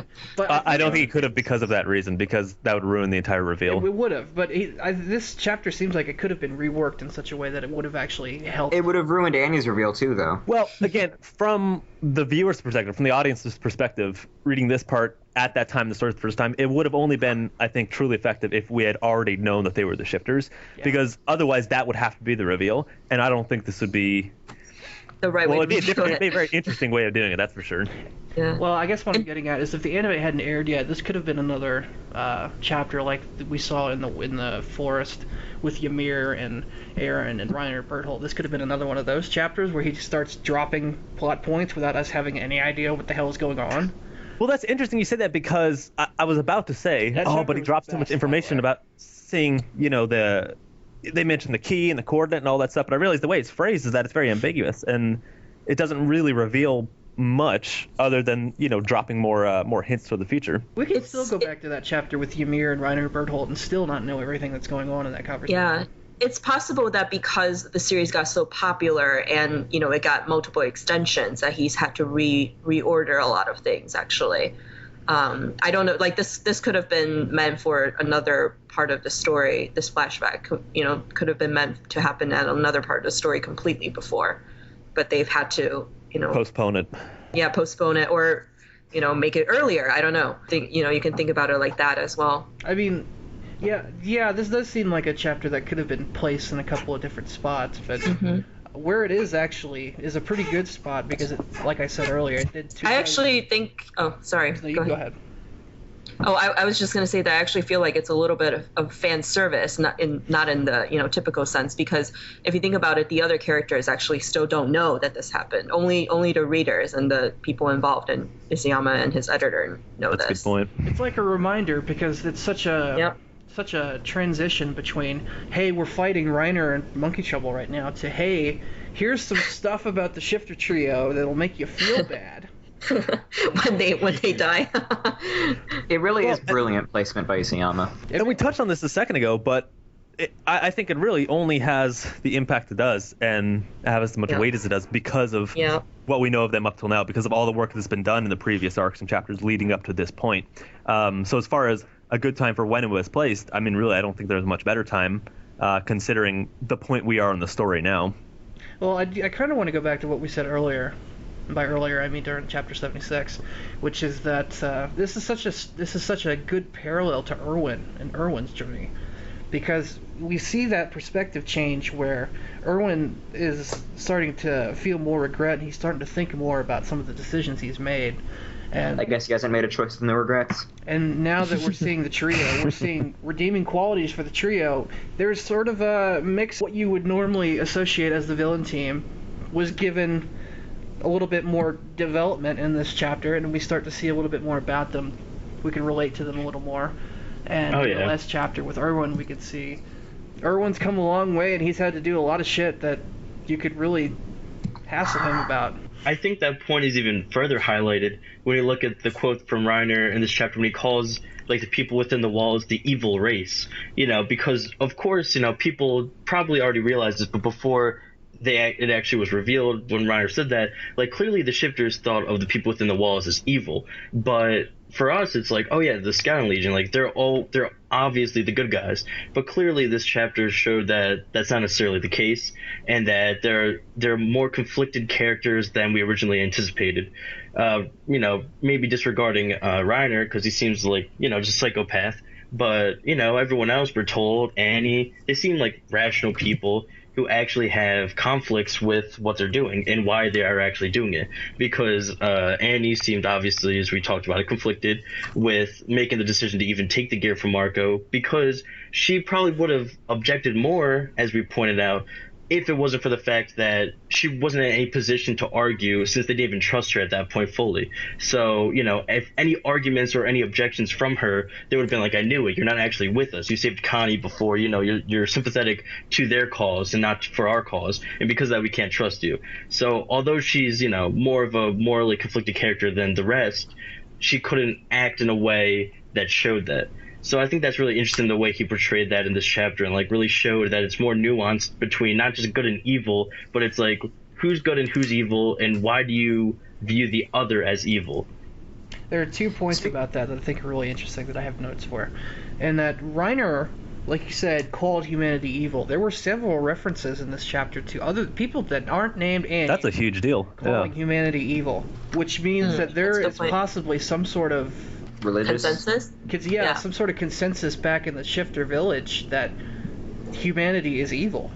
I've never been more curious until now. Like, never have I wanted to know the answer to the question of why do they hate them so much? What is the ultimate purpose of them being there? And obviously that's an overarching question through the series, but goodness, with presented with this information, it really seems like, obviously to their eyes, they're the protagonists of their own stories, and obviously the people within the walls are incredibly antagonistic for whatever reason. I saw. It's got to be a pretty good reason for that amount of. I mean, look how motivated they are to get this done, especially with that conversation with Monkey Trouble there. Boy, they seem like, they're very, very clear-cut, determined in their in finishing what they're starting. I saw a theory on the subreddit that basically, given what we've seen, like on the insides of the novels and stuff with boats, the first king and the ancestors of the peoples in the walls sailed across the ocean, and the first king used the basically the natives of the new continent as Titan fodder to create the walls, and the shifters of the descendants of those natives. I really like that theory, and I think it would definitely explain why they hate people. I could totally see something like that, yeah. There was another quote I wrote down from this chapter. Someone, I don't remember who it was because I'm not looking at the chapter, but someone referenced Children of the Devil on the subreddit. Yes, that was Berthold, back when Reiner and Berthold were fleeing with Ymir. At the time, when we and saw Armin said that Annie was being tortured. At the time when we saw Berthold say that, we thought that was some kind of weird translation thing, but it actually is coming back now as a legit line that he's saying, and I think it makes sense because what I put together, what I would thought about it was Children of the Devil. He's talking specifically about descending from the first king, I think. Yeah. Like, first king represents the start of humanity, and everyone that descends from him are the children of the devil. And that whole section of people, they're all unforgivable. They're all evil. Yeah, I think that can definitely lend back to the theory I was just talking about. Right. Zach, I was just going to say, that theory you were talking about is making more and more sense as we're talking about this. Because goodness gracious, if all their perhaps relatives or distant ancestors or whatever were the Wall Titans that were trapped in the walls that had been bound by the coordinate, quote unquote, the will of the first king through all this time, then it's understandable they'd be in such a hissy fit here to get them back. So there's such a squabble between these two groups, but it's really two Greys fighting against each other because of that first king asshole who really started the whole I would love, and I'll be honest, I feel like it's trending this direction, but it probably won't be this clear cut. But how great would it be if all the shifters are right in the end? You know what I mean? Like when it boils down to it, they're right, and the ones we know as I've been thinking about it. That would be amazing. What a conflict that's going to be. That would be amazing. Characters. Like we're going to get chapters of Aaron and Armin going, what? We were evil the whole time and didn't know it? Yeah. I don't know if Armin then would do they that. have to- Remember, he did suggest false flag attacking with Eren. Well, what I mean is them being in the wrong. You know what I mean? Yeah. Yeah, just the recognition of that. They feel like so, their like, motivation justified. of what they were what they were fighting for was actually counterintuitive this whole time. They feel like they And have such that- a righteous and noble cause, Yeah. and that'll be stripped away from them, and they're not going to be able to deal with that when they actually find out that they're actually on the wrong side. And their own causes cause the deaths of their families, just the chain reactions of that, loved ones. All the I feel like what's going to be great is when we see that all the people that the shifters killed, like when Burhole kicked in the wall, when the line comes down that says, "What we did pales in comparison to what you guys did." That's going to be It would have to have been genocidal, Oh my right? gosh. that's going to be a hell of a chapter, I think. And the ultimate message of Attack on Titan is revenge does nothing. I don't know. You joke, but I think that might be where we're going. Could be. I remember this moment. Like I said, this chapter's huge. Anytime the Shifter Trio is involved in one of these chapters, it's always huge. They always bring the story full circle. at the same time, though, like regardless of if the trio and Zeke and all that village, even if they have like a good justifiable reason for why they hate the people within the walls, I think it's inexcusable for what they've done, like the way they've gone about handling they're the still situation. evil. That's why they're both great groups. Yeah, but I would say like at the same time, I don't know if we would go down in the exact way you guys are picturing it in terms of, like Armin and Eren and all of them would be looking down at themselves and like the figurative bodies like that whatchamacallit in this chapter. Yeah, was standing on. Like, I don't think it would be that kind of moment, because at the same time, they weren't the ones who got their walls, or they were the ones who got their walls kicked in and most of their population destroyed by this entity. So, of course, they're just off of that basis, they are justified in going after them and trying to kill them because of the threat. Though. That's what's so much fun about this, is that both sides feel like they're justified and they're pitted against each other, and they're going to make us, the readers, decide who we're going to support and who we're not. And that's so much more closer to reality in that sense, because I mean in real life usually who's conflicts right and who's wrong escalate if both sides convinced that they're right, for one reason or another, and usually there's most of the time there's decent logic to both sides. Like, let's even go back to Rod Rice. Like, that's even a point where people would argue. I've seen people argue on the subreddit about whether or not Rod Rice was right to do what he did. It's going to come down to the point where we're going to go, was the First King's plan for control and for a stable, life, or source, like stable humanity or whatever, was his plan justified? Or are the Shifter people right for trying to, change that by whatever means necessary? Who do you support? I love that. Actually making the readers actually have to choose, and like getting them involved with making decisions like that is awesome. I love seeing that. I love the idea, Yeah. but I don't know if, like, I don't possibly foresee any situation You picked that your the side shifters already, could though, is the possibly. problem. No, but like just the fact that thinking about what, like, do you even have in your own mind like any situation where a group of people would be justified in committing genocide because a previous generation that isn't the current generation did something to them? Like, that's like we're not the people who did this to you. It was the previous generation. Why are you genociding us? It's like, and regardless, we're the majority of the population as far as we're aware. So if you're killing us off, regardless of what your means or motivations are, or if you're justified, quote unquote, there's no real justification for that action. That's in the the point, end, though. That's what we're trying to get to. You know what I mean? What you just said reminded me of something. You know how a lot of people have criticized Izuyama for basing this off of Japanese military prowess and history. Like, I don't think this is related at all, but as you guys know, I am Chinese, and I understand the Sino-Japanese, like the sour, the bitter history between it, and what the Japanese, have been accused of doing to the rest of East Asia during World War II and the like. And I don't think this is related, but what you just said just reminded me, if this theory is true, that there were two sides to, that there was genocidal intent, there was some kind of, mass murder intent.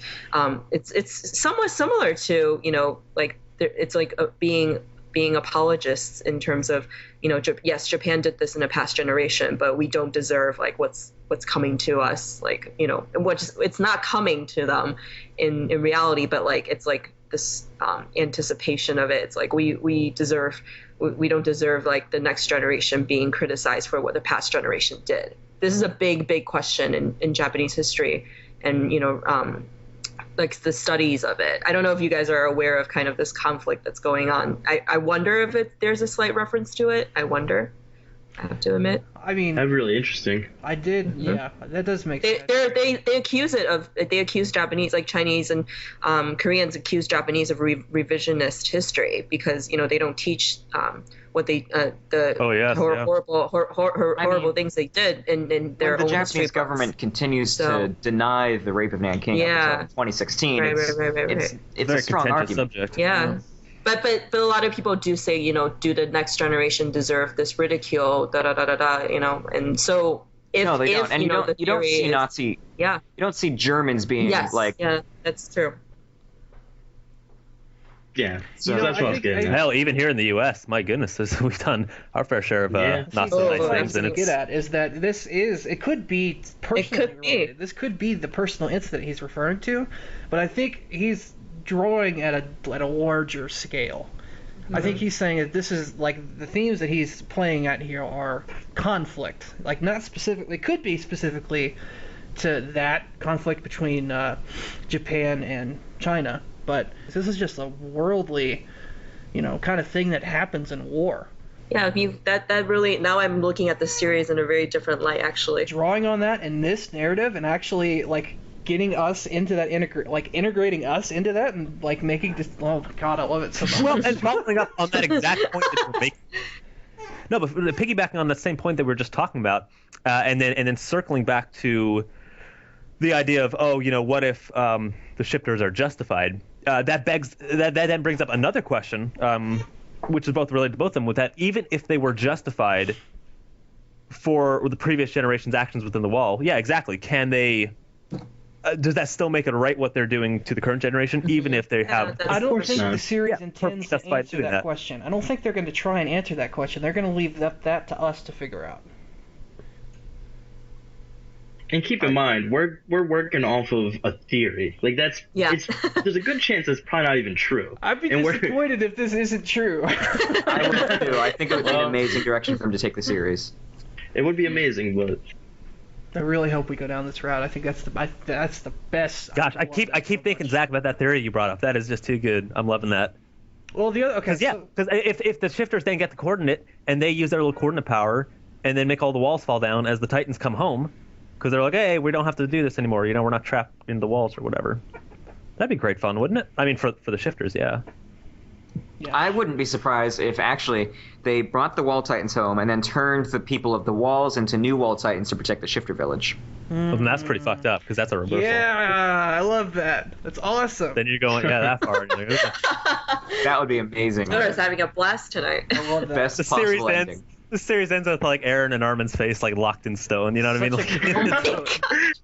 Wait, I swear there's a movie just like this. What is this? Yeah, it's called Star Wars Episode 5. No. Yeah, you see I really like that idea. I think that would be the best to end the series on a note like that. Oh my gosh. Oh shit. And on that day, humanity received a grim reminder. Jesus Christ. Oh my god. And 2000 2000 years from now, it's because they're still trapped in the wall, and this. Oh my god. As he's trapped in the wall. I have no mouth and I must scream. Dun dun dun. We figured it out. We put Case it all closed. together. That's the series right there. Let's close the book on this one. We just solved everything, guys.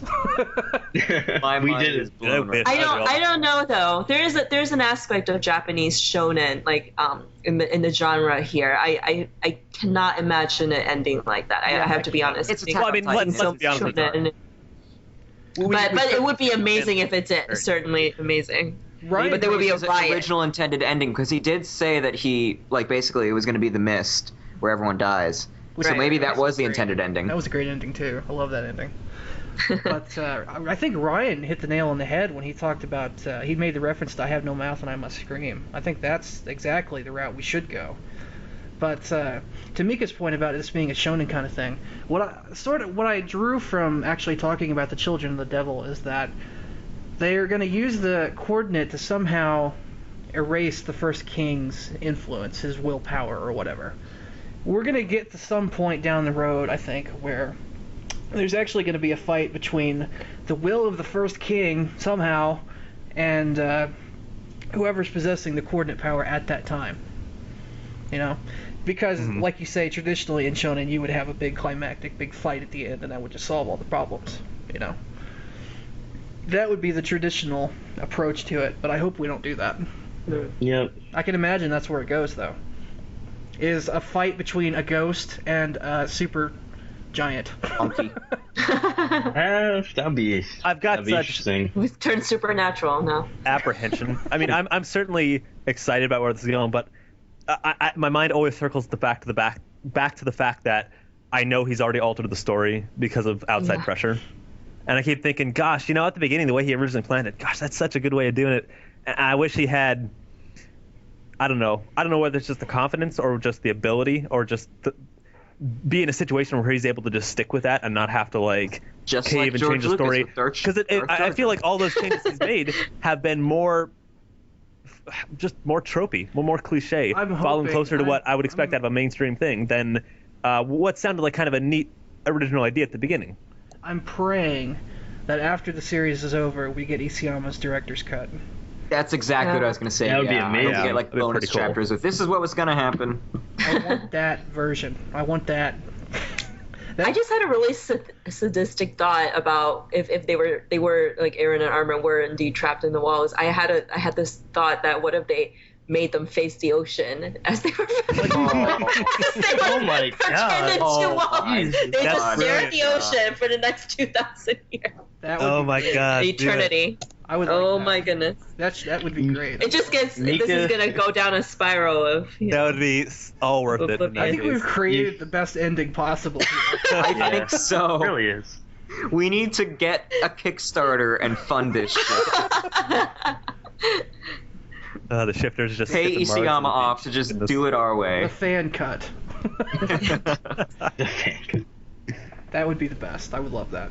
So, if we're done with that avenue of discussion, I've got some questions about Annie. Like, what the hell is her deal? Shoot away, fire. I mean, What's her deal, man? yeah, what's her deal? Did we just talk about that?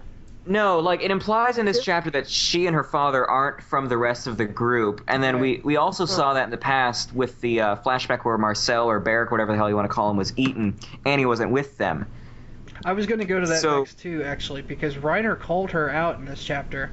He treated her like an outsider and compared Annie and her dad to humanity, as if they actually are sort of related to humanity. She's sort of a rogue element.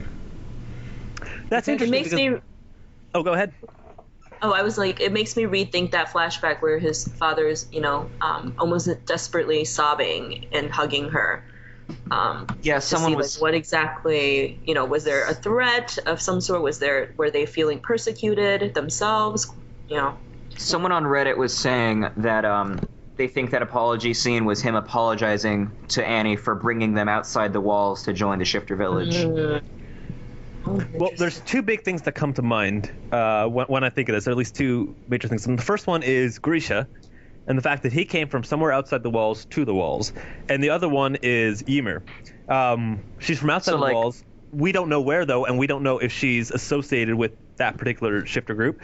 And the reason I highlight those two events is because I guess that brings up the question of we don't know if it's, and we talked about this so many times before, we don't know if it's just one collection of people. We don't know how spread out and diversified and how much of a variety they are out there.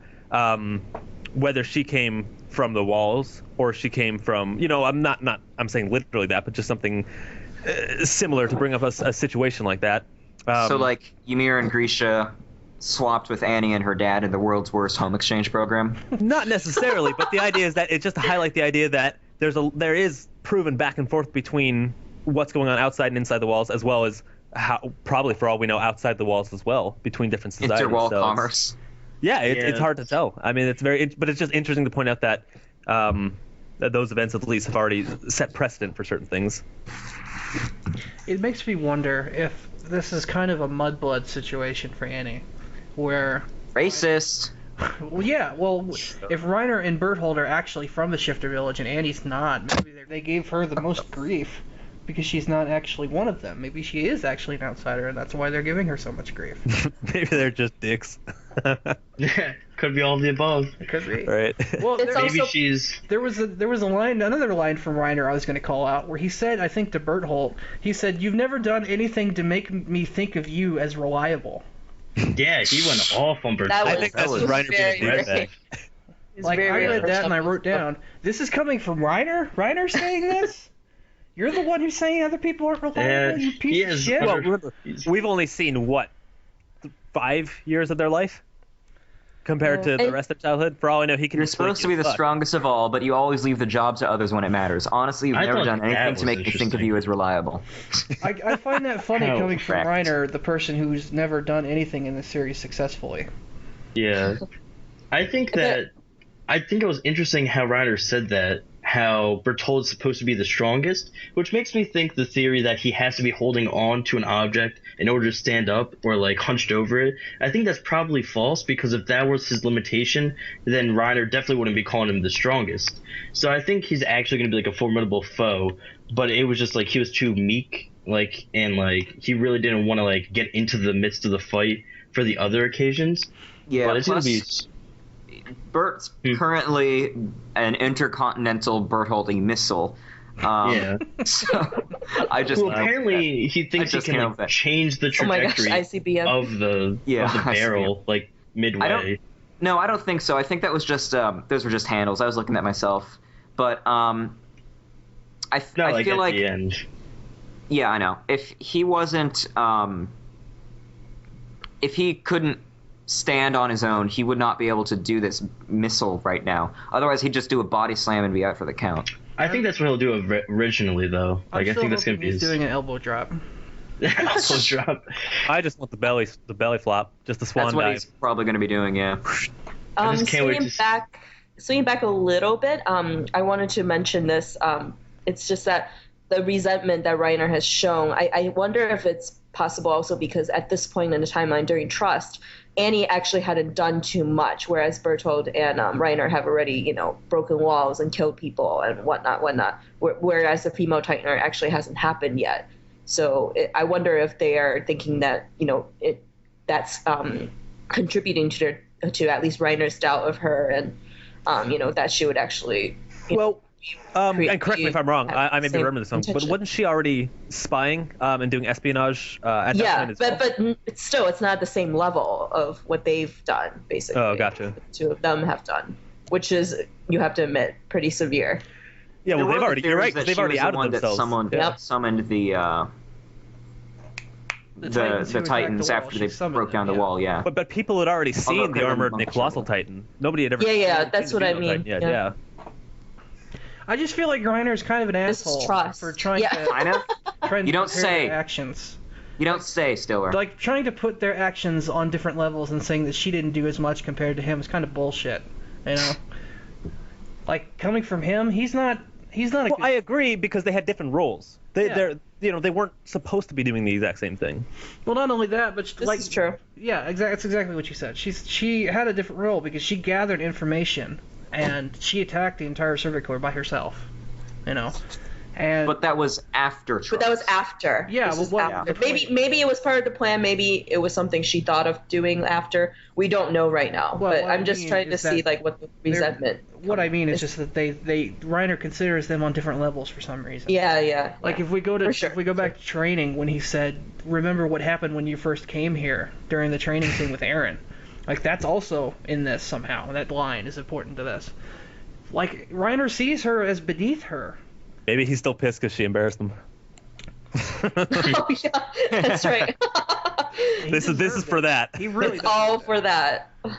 Reiner being. Oh, you bitch. I feel like Reiner could we're seeing that he's the biggest asshole and the biggest piece of shit that we've seen in the series so far. I think. I don't know exactly. I think that's Yeah, he takes the partly cake. responsible for creating his split personality. Like he's done such a shitty job of living up to his own expectations that he's kind of broken himself, I think. Well, it sucks because he was put clearly in position of authority, when they were sent up to the walls. And then you have to also account the fact that Marcel was killed. That's already going to ruin your day from the start of the whole thing. So it already set off on a bad foot. And then through the rest of it, phrase that. Well, oh, gee, Willikers, my friend died. This is just a bad day. I know, it's such a bummer, right? But he's the one who's supposed to be keeping them focused and keeping them on task here and making sure that it's done. And he's the one who can't afford, who the least can afford to get emotionally involved in this situation, which it's alluding to the fact that he's seeing this happen to his coworkers, his comrades here, and he's got to be the hard man, the tough guy to whip him back into shape, because he knows that at the end of the day somebody has to put their foot down and do it, and it'd be an asshole if they must, but if it gets them to stay in line and get the mission done, that's number one priority. And obviously that's taken a toll on him psychologically, as we can see from the whole mental issues. But I can totally see where he's coming from. And with that position of authority and responsibility that he has, why that's driven him to that point. The problem, I think, is that now that Monkey Trouble is back in the picture, we still see him talking shit to his comrades like that. We still see him saying this kind of shit to Berthold. Now that Monkey Trouble's in the picture, he's still trying to take that position of authority when it's clearly not his anymore. You know? I think the entire role has just had such a bad effect on him that he's just not. Well, chain of command. If he was ahead of them to begin with, just because his superior is there doesn't mean he's still not on par with the guys below. He's taken so much damage mentally now that he's just not a complete person anymore. I think he's just completely. That's true. I think that. Someone should write a Erwin, Jean, Reiner meta, kind of comparing the three, and at this point we recognize them as kind of leadership roles. Yeah, we haven't talked about Jean in ages. He's been just absent. He's been just AWOL for the last couple chapters. He was Jean's fucking laughing it up in this chapter. I know. Oh yeah. I don't think he was laughing. I think he was trying to prevent. John's having a little bit of mental issues himself at this point. Pretty much. Imagine if he found out this is what happened to Marco. Yeah. Imagine he doesn't that. know yet, though. No, he doesn't. Yeah, he might find out here in the next I'm looking forward to him finding out. Yeah. I don't know if they ever will find out, though. Actually, I can't imagine them like how is this gonna be portrayed in this series? Like, are we gonna see this flashback again? Like, are they gonna be on their deathbeds and like mumbling? We killed Marco. I feel like just so you guys know, they've got to reveal it at some point. Well, if they capture Reiner might mention it if he gets the chance. Maybe, or maybe Annie will wake up and like, oh, by the way, I just don't know how it's gonna. Yeah, I know. I just don't know how it's gonna play out. Like, I feel like they revealed. I really don't know how it's gonna be drawn and like. For them to ever reveal that, because all it does is just hurt them. Yeah. Well, I feel like one of the shifters might say to Jean or one of them, like, just as like a psychological attack. Yeah. Well, the cat's out of the bag now. They got nothing left to hide. Might as well. True. Armin did it to them. Why not pay it back? Oh, that's true. That's a good point. Yeah, that's true. Oh man, he got the ball rolling on that one. The Yomi. Yeah, Bert's gonna go hard on that. Oh yeah. Yeah, and Armin, you look like a girl. Bert, I know, I was molested. Why is Bert such a little bitch? God damn it. Did you see the comic that was posted on Reddit about him sweating when they were talking about Marco? Oh, you mean, is it the one by motorcycles, the Tumblr one? Yeah. Yeah, she's so good. I look forward to her comics every single chapter. So, there was a line from Monkey Trouble that I wanted to talk about too. This is another thing about Annie, was that the shifters I kind of misinterpreted a little bit of their conversation in regards to Annie, because they talked about going to save her, but at the same time, it seems like Monkey Trouble doesn't know what happened with her. Because like, what do you mean, like, doesn't know what happened? Like with the crystallization? Like, he doesn't, like, he's so confident that they'll just be able to go back and get her at a later date. But I don't think they don't know she's crystallized. I don't. Yeah, think, they don't. That's what I mean. I don't think Reiner, Berthold. I don't think any of them know actually what the deal is with her. Remember, they were Reiner, Berthold, and the rest of the 104th were kept separate when the fight was going down, and then immediately after that, they went to Utgard and then got their asses handed to them and fled. Well, it just makes me wonder what Monkey Trouble's thinking in regards to that. Is he just kind of passing that off to the side and just like, oh, we'll just deal with that later, or is he? I think it has to be, because he's like, we'll have to cross that bridge when we get to it, because right now we've got other priorities that take precedence over that. Maybe he just doesn't realize that her crystallizing herself is even a possibility. Maybe he thought they were just like she's just being held captive. Berthold and Reiner know, or at least they suspect, because Armin said this to them, is that she's being held by them. Yeah. And that they don't know where she is. Right. Either way, all that is moot because the reality of the situation is they're not in a position to be able to intervene one way or another, regardless of whether they want to or not. They can't do anything right now, and they're in this situation, and they've been in that situation for a while. So yeah, maybe when they're in a better position when they actually can look into it, that would be an option. But at the moment, it's not even feasible right now. Well, what I want to ponder here is would Reiner, Bertholdt, and Monkey Trouble actually suspect at this point, would they suspect that because she's captured she might have crystallized? Possibly. No. They already know. Well, obviously they knew about her powers beforehand. What I was saying is I don't know if they know that she can crystallize her whole body like that. Hell, they probably ordered her to do that, as in last resort. If this happens, it's true. Like almost like a poison pill, like a exactly. Maybe. They can't get anything out of you. That's cyanide, yeah, because they already knew about her powers beforehand. Obviously, that's why they picked her and sent her out. Same with Reiner and the ability with his armor. And plus, wherever the syringes came from, we don't even know yet. But the idea is that they have a very thorough understanding of shifters and how they work. Oh, right. Armor, they were saying transferring Reiner, I'm going to transfer your armor to somebody else. Exactly, yeah. So I think they already probably know that's a possibility and, in fact, have assumed that's happened. I personally would go so far as saying that they probably ordered her to do it in the event. But didn't Monkey Trouble say that she's probably running around on her own or something? Oh. Maybe he just doesn't know then, yeah. But he's their general. He's like their commander. He would certainly know if Reiner knew. Well, not only that, but Annie was the information person, too, of the team. Yeah. Like, she might have had to have been sending reports out or something. I don't know. Here's what he says. He says, not only that, this is Annie we're talking about. She knows how to take care of herself. She's probably in hiding somewhere practicing her kicks. Oh, yeah. Or he's just trying to make the other guys feel better. Because he already knows what's happening. At the very least, though, I don't think Bertholdt or Reiner, maybe Reiner, but at least Bertholdt doesn't know, because when Armin was telling him all the lies about, like, yeah, we're torturing Annie or whatever, it seemed to affect him. And if he knew, like, well, that's not actually true because she's clearly using her hardened ability, whatever that is, well, then, he wouldn't have gotten choked up about it. He wouldn't have gotten enraged about it. But he did, which leads us to believe that he might not know that she has that capability or that she used it. You do have to remember. But at the same time, Bertholdt is in love with Annie, so, when a threat's made like that, you're going to take it seriously no matter what the validity. At the end of the day, they have no way of knowing one way or the other. So if they hear the report, for all they know, they could have intervened and prevented that from happening, and now she's being tortured. They have nothing to go off except for their word. So it's always assumed the worst. Yeah. You guys do realize that this is their basement quest, right? Like they have a basement quest too. Think about it like that. They always have to I don't want to think about it like that because it means it'll never be resolved. Exactly. But I think I am a little concerned about Zeke's kind of I interpret it as kind of a lack of consideration for Annie, actually. Not just that he thinks that she'll be fine, but it's almost like he thinks that whatever they have to accomplish now is, like she doesn't even matter at this point. She's expendable. Yeah, yeah, exactly, expendable. And I think Stiller, you should be concerned about that because I'm not sure. Like, I don't think he's just like we're gonna go save her after. He's like, well, we're gonna sacrifice ourselves here and fuck her, kind of. I mean, that being said, with how big a deal they made of getting Ymir back after she stole the shifter power, I don't think they're just going to give up a shifter like that.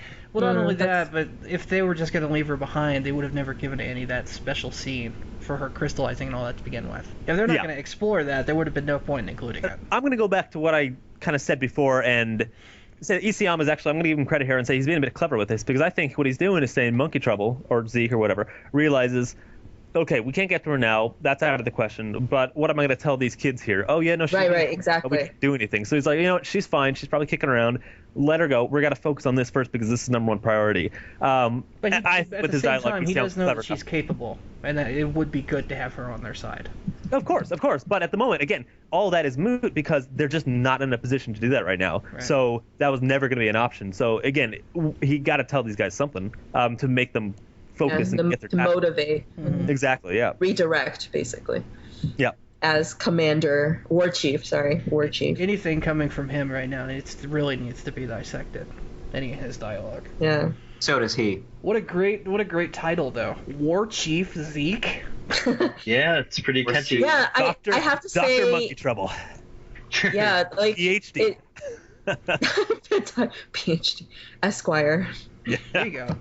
And coming from a crawling titan, no less. It's like I did not expect that. I was like, wait, what's going on? So capable of speech. Freaking He's the real deal. I didn't like that. The most that peon crawling of titans. Like hearing war chief, that title makes it sound like they're a bunch of barbarians. Honestly. A little bit. Oh yeah. my god! Or going back to what Zach said, and it's just a reference to the fact that they're the natives. They're the natives. Wait. Oh my In god. a really kind of a fucked up way, but Oh my god. That's more messed up than half the shit I say, Ryan. hey, it's not messed up. Where else did you use the term war chief? Give me 1 second. I'm gonna go back to the Chinese and see what that part says, because I remember Okay, pausing you know, and. Fine. but you guys I keep look up going. War Chief and I get World of Warcraft and Native American. So. It's probably the Warcraft one. Yeah. Tough call. Mr. T with that commercial saying he's a war chief. Mr. T is a war chief. It's true. So, another piece of Reiner dialogue that I wanted to go over was, I think towards the end of the chapter, this line came in from him that says that he has his own reason why he can't lose. What do you guys think that is? What is the reason why Where he does it can't? Do you think that's a literal, as in I cannot physically lose because I've got a noose in my sleeve, or do you Remind think me. I just remind me where I that is? can't lose this I think because it's towards the end of the chapter. Yeah, it's the Yeah. literal last page. It's the narration. It's the caption. last. Yep. I wonder if that's actually if there's an actual personal reason why that's being said, or if that's just a cliffhanger. It probably Just so is. you Just guys click know, here. that same line in the Chinese, it's they, not individual. I don't know what the Japanese says, because So I don't they have the have Ross their for own that. reason. Yeah, I don't know. So I don't know, like, maybe the Japanese and English are closer, but I don't know why, like, in the Chinese it specifically says they have their reasons. Okay, so I was thinking. So, I don't Did you know. find what was up with War Chief, by the way? Oh, yeah, I'm looking right now. I just, like, because... Yeah, I was thinking it was personal to Reiner, but it's actually personal to their overall goal. So that pretty So much that's strikes just- away what I was getting I at. thought it was for the record, I don't think that war chief was that explicit. I thought it was just a fun connection. So don't like hang me at But the it noose could here when be, it comes you up know? wrong. Why could not? be. I think it's an interesting avenue to explore. The Norse Yeah, mythology it's- thing's still there too. We think that's cool. That's worth exploring, right?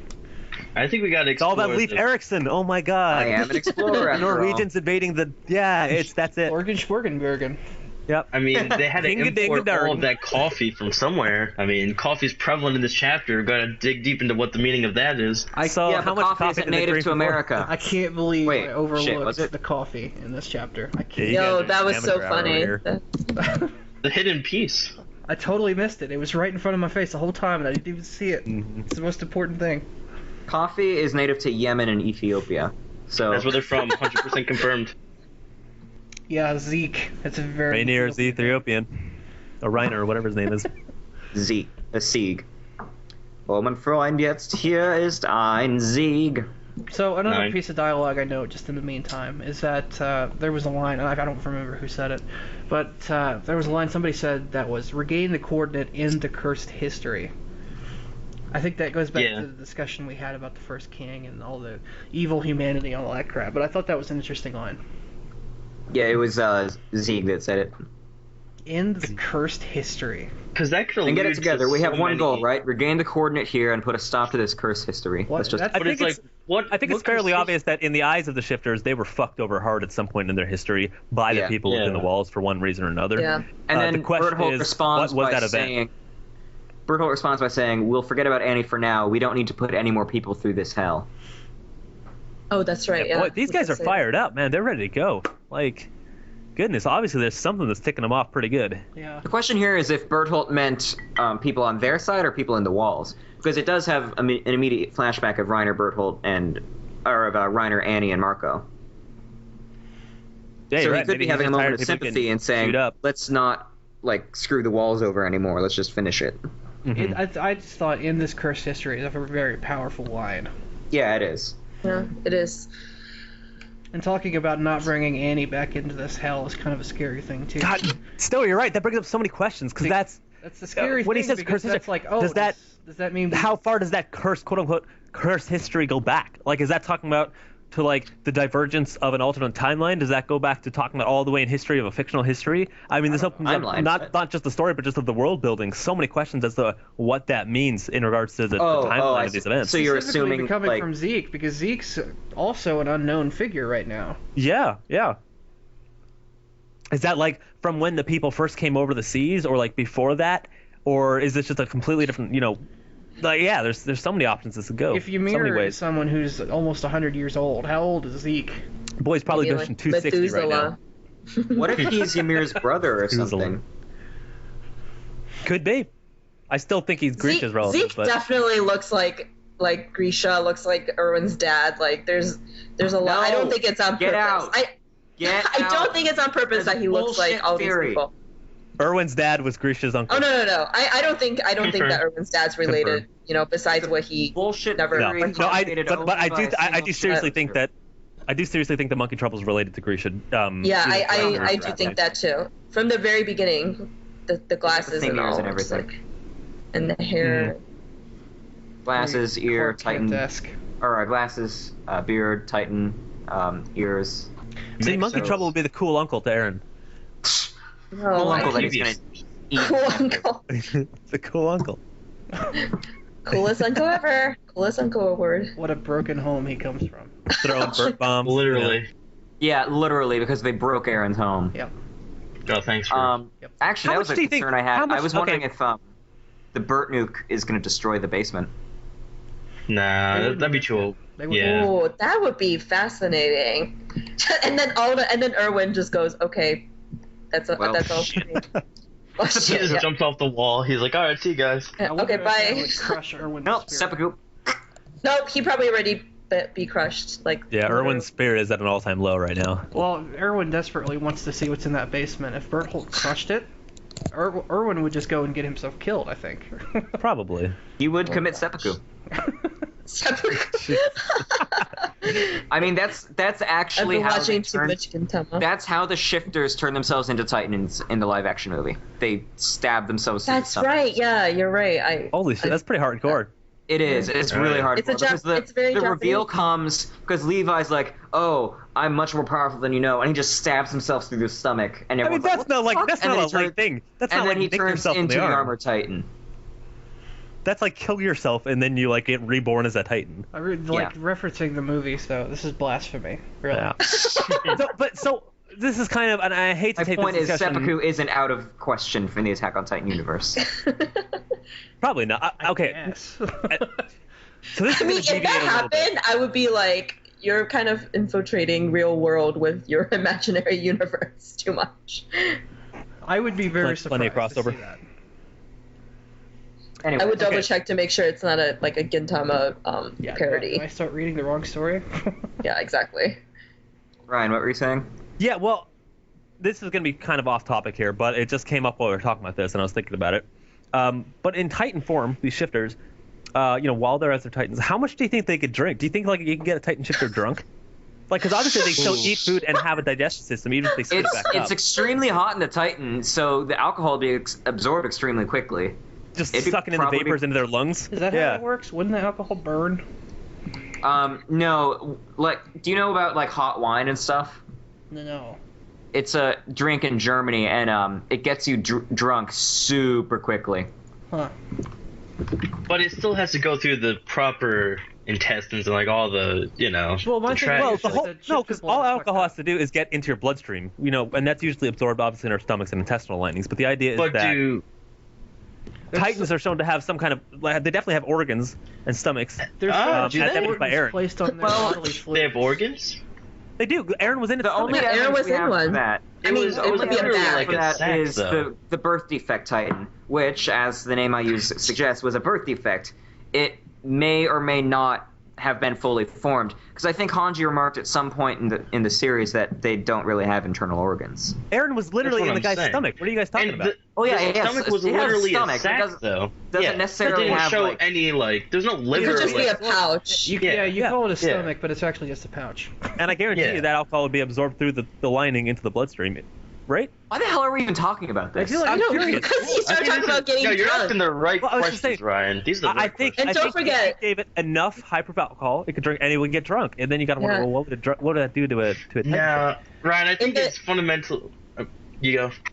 So No, I was gonna say in the chibi theaters they fall into the colossal titan and just fall straight into the pouch. Well, it's a Chibi theaters. So here's the Rod Rice Titan. You can see it's got an esophagus, it's got a stomach, no lungs. Oh no, those are lungs. Oh, weird. It's got a heart, it's got lungs, it's got a liver, it's got intestines. So the Rod Rice Titan definitely has everything. He was a special case, though, wasn't he? Yeah, he didn't get fucked up, totally. Formed. Well, he didn't get. Oh, okay. So actually, yeah, that it does raise a good point because he sipped like the serum from the broken vial or whatever. So it's not this is probably you didn't sip it. You he's probably like so half he's probably human half human and probably retained those intestines, whereas a full Titan loses all of the internal organs. Well, Titans all start as humans anyway. Yeah, but then I'm saying like once they become a full Titan, they lose all of those internal organs. Well, there's a lot of science to that. Yeah, I'm not buying that. I think they still have most of their organs. They just become vestigial for the most part. I'm pretty sure Hanji said at some point that the only like remaining organs are the spinal column in the stomach. Well, there's a lot to their physiology that we don't know. Like a shifter's bloodstream. We don't know how it. Yeah, we still don't know how they become big anyway. I mean, yeah, it's all mystery. And once again, why the fuck are we talking about this? Bodily fluids are important. These are the pressing questions, Zach. You gotta get up to speed here. How does the coffee tie into this? It was a fairly good question. Yeah, I mean, obviously, do you think they get caffeine buzz when they're in Titan forms?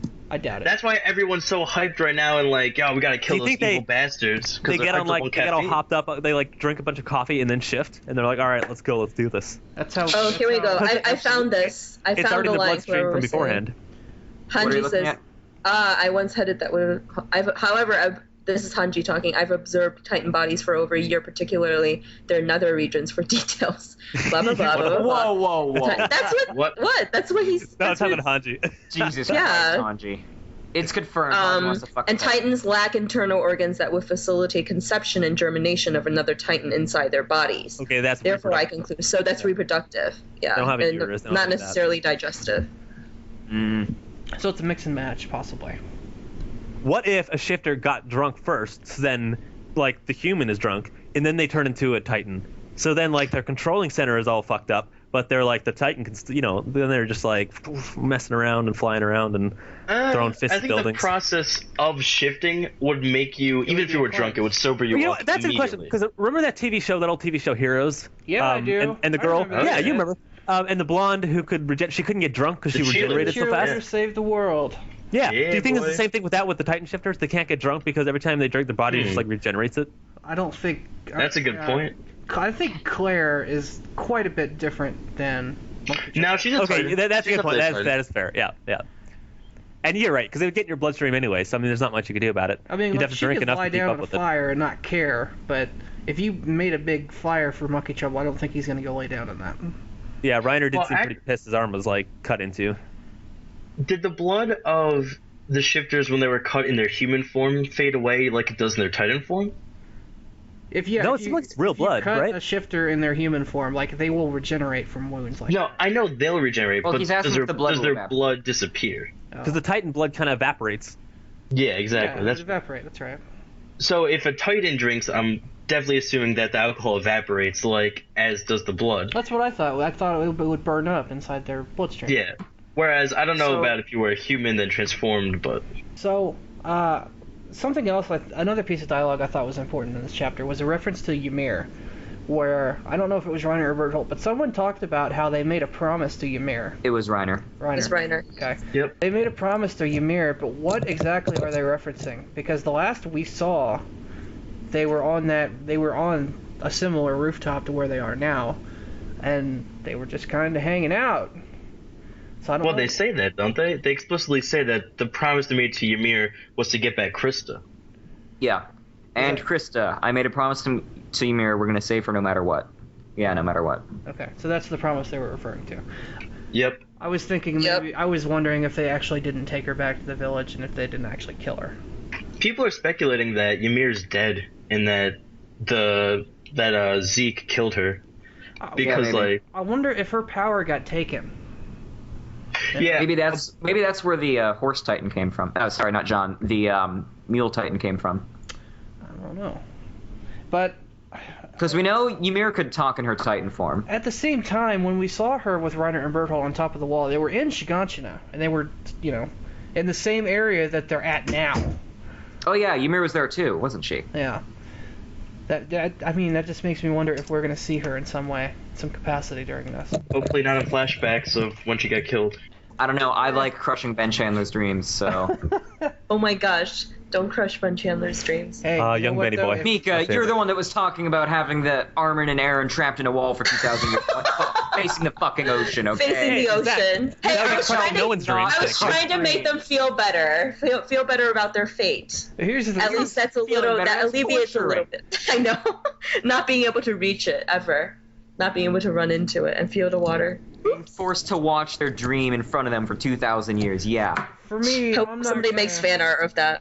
I'm not gonna complain if Ymir dies before Annie does.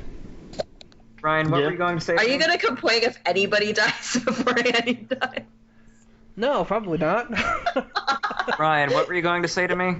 I don't know. What were we talking about? I don't know. We were talking about alcohol Coffee? and Titans. No, we're done with that shitty question. We're talking about Ymir. I left for a second. I came back, and Zach said something. We were talking about Ymir and. Oh, I said God bless Ben, something like that. I don't know. Good man. Oh yeah. Okay. Yeah. Poor boy will be heartbroken when she dies. I want Ymir to come back too because I like how you say when. I know, and I noticed that too, and not if. Sorry, Ben. Well, maybe she'll survive that. Well, we'll see. Ymir's definitely coming back though, because we still have so many unanswered questions about her that you can't. I'll tell you what, I like her a lot more than some other characters. So she's definitely. At this point, you can't just start stringing flashbacks together for her like you did for other characters. Like at that point, I don't know. That's gonna start getting lazy if we just start doing flashbacks for all the stuff we don't know about. You know. Do you think Ymir might be? The next arc is just gonna be flashbacks. Someone has to come back at some point. Oh, never mind. I was going to say something, but no, I was going to say, but it doesn't make any sense. I was like, do you think maybe Ymir is operating on her own? But then I was like, why would Reiner promise them to get Krista back? I was thinking, yeah, what if why would they let her doing go? Something, yeah. I was thinking if she was doing something on her own to get Krista back, but then Reiner wouldn't have said that. Well, the thing about it is that we don't know if Ymir is actually affiliated with the Shifter Village. She might not actually. Yeah. I don't think so. Like on their team, she might. She's always been the wild card character that we never. Well, my original theory back in the day, and this is kind of proven wrong now, unfortunately, with the latest revelations. But what I originally thought was that it was Ymir was related to Monkey Trouble and their faction somehow, and that the other trio of shifters were a separate faction. That doesn't seem to be the case now, with obviously Monkey Trouble being in charge of the other fellas. But that's certainly possible. I think that she's still not related to their particular affiliation, and especially when you look at the whole Ymir Sama thing with her being quote unquote royalty for all intents and purposes. You know what it is? She's like an ancestor of Zeke, and she was exactly like a leader of the village, and she was cast out. It's either that or she's Monkey Trouble's that could daughter. Be interesting. And it's when. But remember, she was in Titan for 60 years. Well, what I'm thinking is like she talked about how she was afraid of getting killed. I'm imagining that in like a Valley Girl kind of sense. Is she Aaron's grandmother? Where Ymir would go, where Ymir would be like, "Oh my God, my dad's totally gonna kill me." That would be hilarious to me. But she was a mindless Titan, not a shifter. That implies that something bad happened. Like obviously something wrong happened. Well, she definitely has some history that we need to get into. I feel like she was a leader of the village. She was still a special mindless Titan. Remember, we've never seen a mindless Titan like her before. I feel like she was a leader of the village, and then she did something that the village didn't agree with, like politically or whatever. They turned her into a mindless Titan and kicked her out. Are we building up to a fight between Monkey Trouble and Ymir? The fact of the matter is that, remember, she still dipped out before he arrived, and we haven't seen her since he's been around. So I think this tying back to the fact when we go all the way back to Utgard, where I'm still claiming the fact that she knew it right off the bat that it was him. Actually, all the way back to Connie's village, where she knew it was Monkey Trouble right away. They clearly have a lot of history. Did she ask at some point, what was that ape? Possibly, but I would imagine that's more of a ploy than anything else. You know what? Are you talking to Let me go grab my copy of the manga. Let's do it. Let's fact check it. Yep. But anyway, I think she's been odds with him and has been avoiding him specifically, which is why she was so freaked out, or actually less surprised when she saw him walking away from Utgard because she expected him there, but how she's probably taking special measure not to be around him much. That's total speculation, though. It could be totally wrong. Man, that would drive a wedge into the whole two sides against each other thing if you have Yumiya as the rogue element. Got three sides. Maybe that's the love triangle. Maybe that's just a subplot that'll get resolved before we actually get into the main, conflict. I think the thing to take away with this, from this, is that the world outside the walls is not quite as black and white. It's not what I should say. It's not one team. It's not as A empty versus as B. we thought. Yeah, it's not as empty, and it's not a binary thing. It's not outside the walls versus inside the walls. It's just as complicated outside the walls as it is within inside the walls. I like that too. Yeah. I hope we get more of that as well. It's a struggle for power as well. I mean, look at how Zeke had to earn. I mean, basically win the respect of Bertold and Reiner by defeating them. Mm-hmm. Hey, even the again, warrior culture. Yeah. Yeah, even I just maybe for a bit because I got 4 volumes of manga to see. Fun. Yeah, Zeke leads that group like Conan the Barbarian would. Yeah, exactly. Very primitive.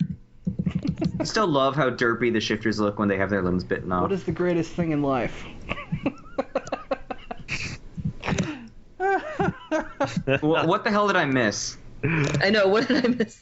References. This is a reference to Conan. Okay. Sorry. Conan the Barbarian. That's right. If you did the Arno voice, I might have gotten it. That's a dude who didn't take shit from anybody. Yeah. So here's a hole in our theory. Ymir asks in volume 11, why did you come to a place like this instead of running back to this hometown, with quotes around it, of yours as the Armored Titan? Which implies that she doesn't know about their village. Or she's just being a bitch to him. True, it is Ymir. Which she has a history of doing that. Okay, so I could just read this verbatim and we could just talk about it. This point about John. And there's 2 of them here that you mentioned.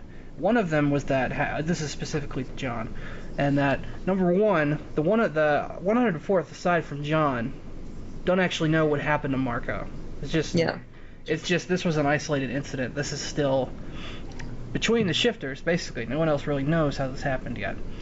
And number 2, that there's a divergence here with John, that he was the one who was in complete denial about how Marco was dead. When we saw like the bone or whatever in his hand, he was all torn up about that. He actually went through a pretty strong denial phase for that. And in this chapter, we saw how Connie and Sasha broke down, and how Jean was the one there to pick them up and to say, hey, you can't stick to that. We have to, get back into the fight here. Like, seeing that progression for him from how he grew to being someone who would be torn up by something like that to he's grown stronger, really. Like, you could this chapter really inadvertently, I guess, brought out a lot of character development for Jean as well, just because of the contrast between where he was and where he is now. Even though he still struggles with it. He struggles with it. I feel like he's in just a different phase than Erwin is or Reiner was. Like, that meta, I think, works perfectly, but I think it's just because these characters are all in different phases. Like, John is in the phase now where he's able to, acceptance almost. Internalize something like that happening, instead of being like someone like Reiner or Annie who something like even John and Connie, or not John and Connie, Sasha and Connie, it bothers them. Like, that's something that tears them up. Yeah. We get to see that a little bit more clearly with Sasha and Connie because they don't have anything, they don't have any thing to hide. They're like Marco level innocence, basically. Yeah. But I think this brings Jean on that level as someone who's like, we've seen. I love this for Jean because we've seen all the way back to when Marco was still around, the idea of all the foreshadowing and all the actual progression of his development into a leader. Remember, Marco, the whole thing was all about how you had the potential to take charge here and be the leader. And Jean, for me, or at least I think in my opinion, always seemed to be one of the strongest, like, self-inserts for Isayama, or just like from the audience's perspective, because he always seemed to be portrayed as John was his favorite character. Yeah, well, I think that's a great point because it's very clear to me that he's always so supposed to be presented as the average person and how a regular person would react in these situations. And to see him not only tackling with having to come to grips with the reality of these situations, but now gradually rising and taking on more of a leadership role as time goes on, and we see him here now in this chapter where he has to basically slap out some sense in everybody, say, yeah, get your shit together. This is what's happening now. Stay focused and don't let all the stuff behind you catch up. I think it's a great demonstration of his progression, and especially how he's kind of rising to the occasion and filling these shoes as a leader. Especially as we've seen in the past, how so many of the previous leaders have been knocked off the charts or died. So I think it's great for his development. I think you're right. I think this is very big for him as much as everybody else. It's so appropriate that this is the chapter where we actually see Marco die, because he was the catalyst for Jean. I think it was so intentional. I think it was so intentional. Yeah, it kind of comes full circle. Because without Marco, Jean would have never gotten to this point. Yeah. So but I still think he's a little unstable in terms of that development, because he's still like, it's almost sadistic the way that he was treating Reiner's, I guess, like fate. He still has a ways to go. And ironic, because remember before he was the one fearing death, fearing killing, and now he's the one. He wanted to live a peaceful life. Yeah, peaceful life. Like I should have joined the military. This is very interesting. It's because it's what looks like a coping mechanism that he has to do to be able to deal with these decisions. Yeah, but something I didn't notice before is very interesting. The parallels between him and Reiner. That's what I keep seeing as well. Yeah, because the idea is you see Reiner having to make this hard decision and basically have to play the role of the asshole to get everybody to do their job, what they have to do, despite that they don't want it, to take care of Marco because they had to. And you see the opposite side of that, where now our 104th has to take care of Reiner, and John is the one in that position who has to be the asshole and step up and say, all right, get your shit together, we got to do this, even if it seems a little uncouth and unsavory at the time. Really, I think it's just that Jean's at an earlier stage of the leader development. Like, you could call it a tree, like a perk tree, where Jean's still in the early stages of developing that. And, have we seen Armin go through this? Yes, we have. Yeah, we did. Because it's a good point. It's a good point because it seems like Armin's already farther along that path. Armin's ahead of him. Erwin's ahead of him. Reiner's ahead of him. Jean's getting to that point now. We're starting to get moving on him. If I may interject and completely derail the conversation, I did find the Yumiya Monkey Trouble conversation. Cool. What's it say? Okay, so Yumiya says, "Hey, Reiner, what was that ape?" Reiner replies, "Ape? What are you talking about?" And she says, You don't know? Funny, considering that your eyes were beaming like you were kids when you saw that ape earlier. That ape, the Beast Titan, is the cause of this recent mess. It was what made the Titans appear inside... Yeah, it's still Yumiya. It was what made Titans appear inside the walls. Maybe it was testing our strength. You two are trying to get to it, because if you do, you'll be able to go back to your hometown, right? Wait, what chapter was this? I don't remember any of that. This was... Because that totally confirms my entire theory, 46, right? I think. Yeah, I love that chapter. It's one of my favorites. Yeah, 46. I've got to go back and read that then, because that's great, because that's brilliant. Well, I talked about she was able to figure it out, sure, but she still has no idea who Monkey Trouble is. Oh, I think she knows right away and was just trying to not reveal it directly to them. If they didn't know already. No, I don't think so, because otherwise she wouldn't have felt the need to ask. She would have just kept her mouth shut. Well, I mean, one way to say it, she asked them if they know and they tell her, then she knows they know. If they don't know and they can't ask the question, she won't reveal anymore. Maybe I'm reading too much into it, but that's kind of right after that, Eren freaks out and says, "Tell me everything you know." Ymir says, "Wait, there's a lot going on with me too. But listen, Eren, if you think that everything will be settled if you take care of these two, then you're dead wrong." See, she dodged the question entirely. Eren says, "Then who's our enemy?" And she says, "Our enemy? Well, if I had to say, then it'd be..." And then Reiner cuts her off.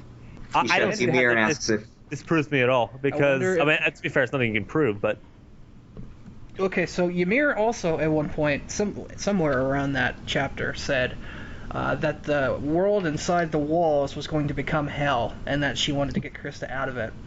Because she saw Monkey Trouble, and she knew what was going to happen. Well, she said inside the walls specifically, it's going to become hell. Well, was that after Utgard, right? I think she said that directly to... That's because she had already seen Monkey Trouble and knew what he was going to do and what his plan was. Well, and she said that you to noticed Reiner that... Berthold, but I thought she said it to Krista in the next, when Krista was... Well, didn't she say she was trying to convince... She was trying to convince Krista to come with her, right? And she said, "We need to flee from the hell that's going to become... from the hell that this world within these walls is going to become." Well, the point I was getting at is I think that she was going to fill in that blank and say humanity is the enemy. Oh, that'd be pretty hardcore. I'd like that. That'd be a good one. But I still think that would make the most after sense Utgard, she saw Monkey Trouble and saw the signs and knew what was going to happen. And I think that's backed up by the fact that Monkey Trouble and these guys now are all saying, we're gonna wipe out, we're gonna wipe these guys out, as we see in this current chapter. Oh, there's another part in the chapter where Yumiya says she doesn't know too much about Titan shifting or how they work or how it works. Let's talk about mind wipes. That's pretty fun. So chapter 46, if you want to read for yourselves. I'm not looking forward to that coming back. To mind wipes? Oh, I can't wait. I believe that was my last time on this cast. Nice. When Stoller was very, very traumatized by the idea. Stoler's not a fan. On Mika, he spent like 6 months straight being not mine. Oh, amazing! Yes, I traumatized. did listen to some of the podcasts in I'm between. still as mad well. about that. Like, we could By the still way, have though- that argument right now. Speaking of mind wipes, though, that could harken back to what Zeke was saying about the cursed history within the walls. Maybe he's referring to the history that's currently being perpetuated by the mind wipe and what everyone's memories were made to think, and now It's like a that Matrix was- situation. I thought that Yeah. was absolutely what he meant. Until recently, that was Yeah, but- that was a circular system that repeated over and over again. Yeah. Well, that chain finally got broken, and that's why we're finally seeing progress for humanity. Whether that progress is good or bad, we don't know yet, but at least that's something. Yep. I was going to go back to that conversation we had about John, because there's another parallel I think is interesting. It's between John and military police guy whose name I forget. Marlowe? Not Marlowe, the one who's Niall? Oh, the dick? Niall, yes. Niall. Niall Dork? Doc. Dork. Close. Eldor. Right. Dork. Because I think, Dork. Niall... Yeah, you're right. There's a strong parallel there. I didn't notice that. Niall had the opportunity to go down the same path to become a leader for the military police. He had the same opportunity to change humanity from the inside. And he rejected it entirely and said, you know what, fuck it, I'm just going to go with my wife and we're just going to be happy and fuck all this nonsense. Yeah, but Niall is the commander of the military police, so I don't think he exactly said no to that. Well, that's why I think it's such a strong parallel to Jean, because Jean, that's what he wanted. He wanted But to he had be to- Niall. But he had to start off as a soldier still. He didn't just automatically become the commander. Right. So he was Jean there wanted for to a join the while. military police, so he would eventually get to that point. Right. He was working his way towards becoming Niall and ended up... No, it was Marlowe I that thought wanted to John just become wanted a Niall. cushy life. John just wanted to be lazy. Marlowe didn't Yeah, want he to be just Niall. Just wanted to be Yeah, Niall. Marlowe wanted to I be think Niall being so that lazy he could equates being military police. well, no, yeah, that's what I meant. Just in the military police is what John wanted. Marlowe was the one that wanted to work his way to the top so he could fix the corruption and everything. That's It not wasn't what John. Niall that's wanted. true. Niall didn't want to fix the military police. No, but you said that John wanted to become Niall, as in get to the top. Well, I just meant not Personality. have to take up responsibility and not have to become a leader. Is what I meant. Okay. At least military-wise. Right. At least be Marlowe- responsible to the family or whatever. Marlowe parallels more strongly to Irwin, but he's such a minor character that it's not even worth going into. Well, it's interesting. While we're on the topic of the recruits when they were young and their ambitions, I kind of I thought of this while I was reading the chapter.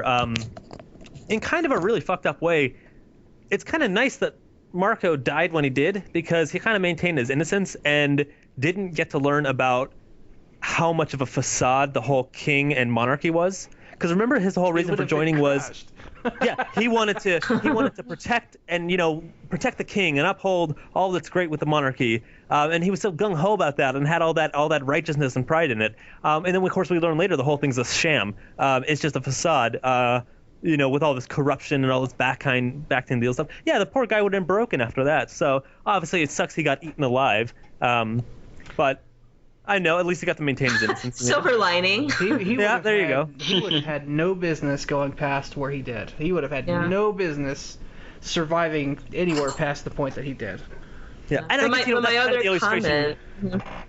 Oh, I was gonna say that's kind of what they're illustrating with this chapter as well, is that the whole naivety and his innocence is what led to his downfall. Where if he was a little more proactive in saying, "Oh shit, I realized what happened. I better go rat you out or get out of here," before I get beaten up a little bit. Boy, that could have solved his problems. But I mean, that's who he was, so I think it was inevitable. Yeah. My other comment in the release thread on the sub was that the series has always been about the destruction of that naivete. So, it's like he was so. What did I say? Hold on, let me read. Because the impact of his death was never as severe as Aaron's mother's death until this chapter. I feel like, you really sense that there was like no for somebody like him to exist in this world. Like that's why I actually fear for Connie and Sasha. I feel like their death flags just got raised as well. It's almost like if they don't snap out of it a little bit more, then they're gonna turn out with the same fate. You know what was interesting is we actually saw something similar to this in the Uprising arc with Jean and Armin, when who was it? Who was it that had to kill someone? John had to kill someone, and it really tore him up. It was Armin. He shot the woman. That's who I'm thinking of. Someone to save John. Someone shot one of the Kinneys. Yeah, it was John. Armin Remember John's hat? Yeah, John's hat flew off. And then when we thought he was dead, yeah, it was Armin that did it, and then he had he threw up the next. Yeah, he had a breakdown for him too, because it was. There was a whole chapter about that. Yeah, where he had to grow from that. He had to get the experience of being involved in something that, dire. I think that parallels pretty well to this, because this is a similar type of thing. So maybe Connie and Sasha have been snapped out of it, but we'll see. I don't know, because I'm not sure Connie and Sasha have ever actually done anything on that level. Didn't they? No, what I mean is with Reiner. That's what I mean with this chapter. So this is their breakdown in a way. Yeah, I guess this could be a super. I mean, maybe if Reiner doesn't end up dead, then it's another story. This could be but they like still a had super that, early stage of Connie and Sasha becoming like the soldiers they're meant to be. You mean becoming the next Wall Titans? Well, yeah, that too. But they're finally getting to the point where they should have the entire time. It took them forever to get to this point. I realize that's not because they're important characters, but yeah, they've been dragged through so much of the series, kicking and screaming as far as development goes. Well, Sasha's on borrowed time as it is. Well, Sasha actually had that one moment where she shot that Titan with an arrow or whatever. And that was cool, because she she was supposed to die then. That was important. That happened. She got her 20 seconds, her little 15 minutes of limelight. Well, that's when she was supposed to die, remember? Yeah, but aside from that, they haven't gotten any real development, so actually seeing this from... They're vehicles right now. I don't think they're actually going to get any serious development. They're just vehicles for the more important characters like Jean and Armin and Eren, You hear that, Connie Scotty? still has to...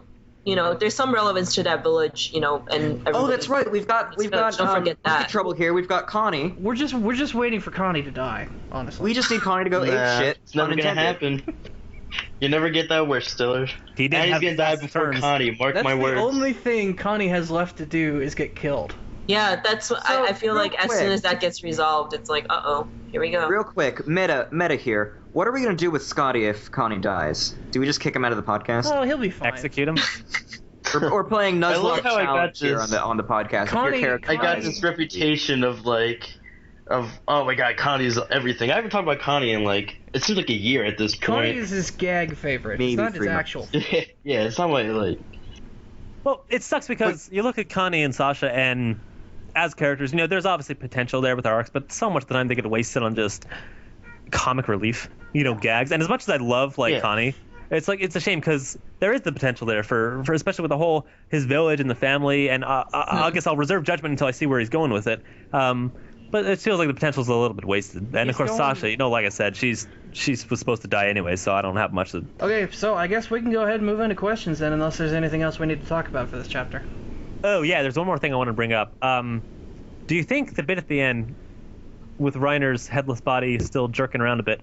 I kind of assumed it was like a headless chicken act where he's still just got some motor function, but his brain's not there, so he's just gonna be flailing around here in a minute. How did we not talk about this? Yeah. Do you think that's what's happening, or do you think he's just actually not dead? Because that obviously is a huge thing if he's not. I think it was 2 or 3 chapters ago. You remember that when they found him in the wall and Levi cut into him, and Reiner did that trick where he distributed his brain function to the rest of his body. Is that what that was? At the time, I remember saying that, this is a power they introduced here so they can use it at a later date. I think this is the later date, and that's exactly what he did. So Reiner's trick is that it takes more than just cutting off his spinal column. Basically. Ooh. Well, it didn't cut off his spinal column. I think that's the issue. It only got the top half of his brain. He distributed his. Because you can see there's one frame where it focuses on him, and everything above his lower jaw is blown off. I don't believe for a second that Reiner's dead. Not for a second. There's no way. Yeah. I was actually kind of convinced by the leaks, but now I don't think he's dead at all. Which sucks because as much as I personally love Reiner, it'd be more fitting for the sake of the story if he just died right now. But obviously, It seems anticlimactic for him to die right now, to be perfectly honest. Even though like the usage of the new weapon is cool. In my opinion, it feels just so cliche with the fact that we killed him. No, he's not dead yet. Oh, we killed him. He's not. And this is like not the first time this has happened. It's also cliche though, like to have like the flashback. Oh, here a little like he was tearing up at the end. Kill him after the flashback. Yeah. Reiner's not dead. There's no way. He needs to though, like ASAP. Because they've been prolonging that forever. The realistic way to do it is no goodbyes, no soliloquies, no last, whatever. It's just if he's once he's dead, and there's no comeback, because that's kind of how it is. You know what? Just like how he revealed himself. By the way. Oh, which I love, which was brilliant, and I think most people agree that was one of the better parts of the series. That was one of the highlight moments. Yeah. Because of how nonchalant it was. I want Mikasa to kill him. I want Mikasa to be the one who kills him, so that we can get some closure to that. Which you tried to kill earlier. Yeah, that whole I didn't execute perfectly. Right. I didn't actually, do the job. I want her to get closure on that. That would be the perfect way for Reiner to die, I think. I could see that. Make sushi out of him. That would be pretty big for Mikasa. That would give her. And actually, that's interesting because she's tried not only to kill him but to kill Annie as well on separate occasions, and she's failed at both. Yep. She had multiple shots at Annie too. Yeah, no, she dropped the ball. Yeah. So, you missed it, Mika. We were ragging hard on Mikasa last time. Hey, don't tell her that. There's probably like literally an hour straight of just ragging on Mikasa. No exaggeration. I'm not toned it down a little bit last time. Actually, an hour long. Yeah. It was not that long. I wasn't gonna. It was pretty long. I wasn't gonna bring it up. Of course you weren't gonna bring it up.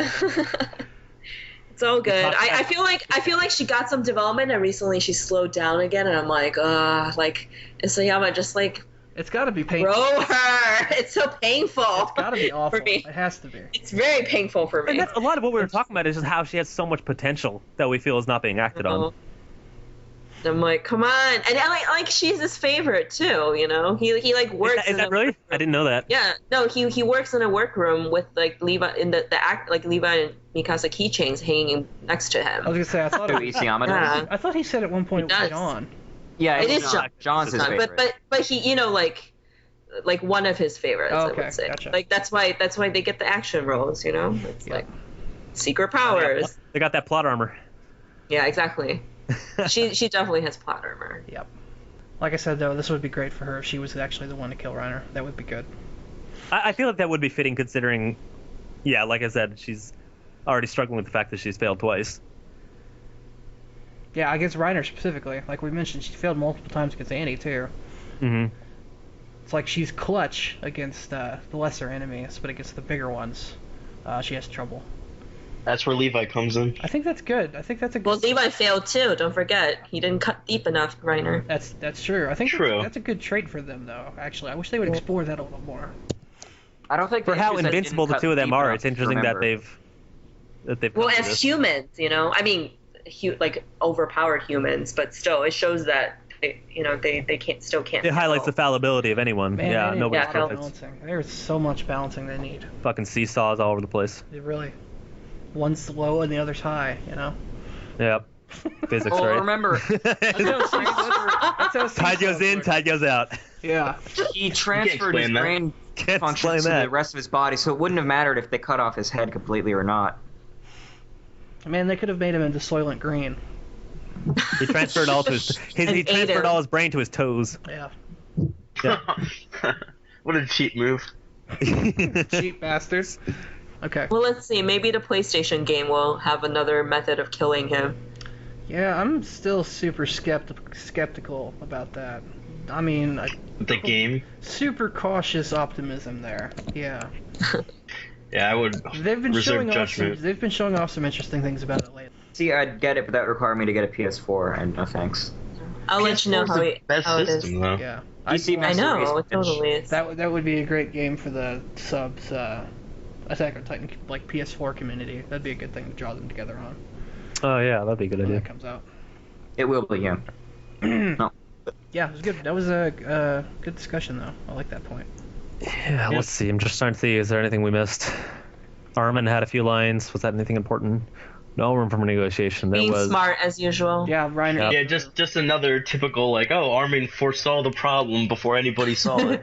Yep. It was the most obvious he thing in the looked world. up. Even before Hunting. He looked up.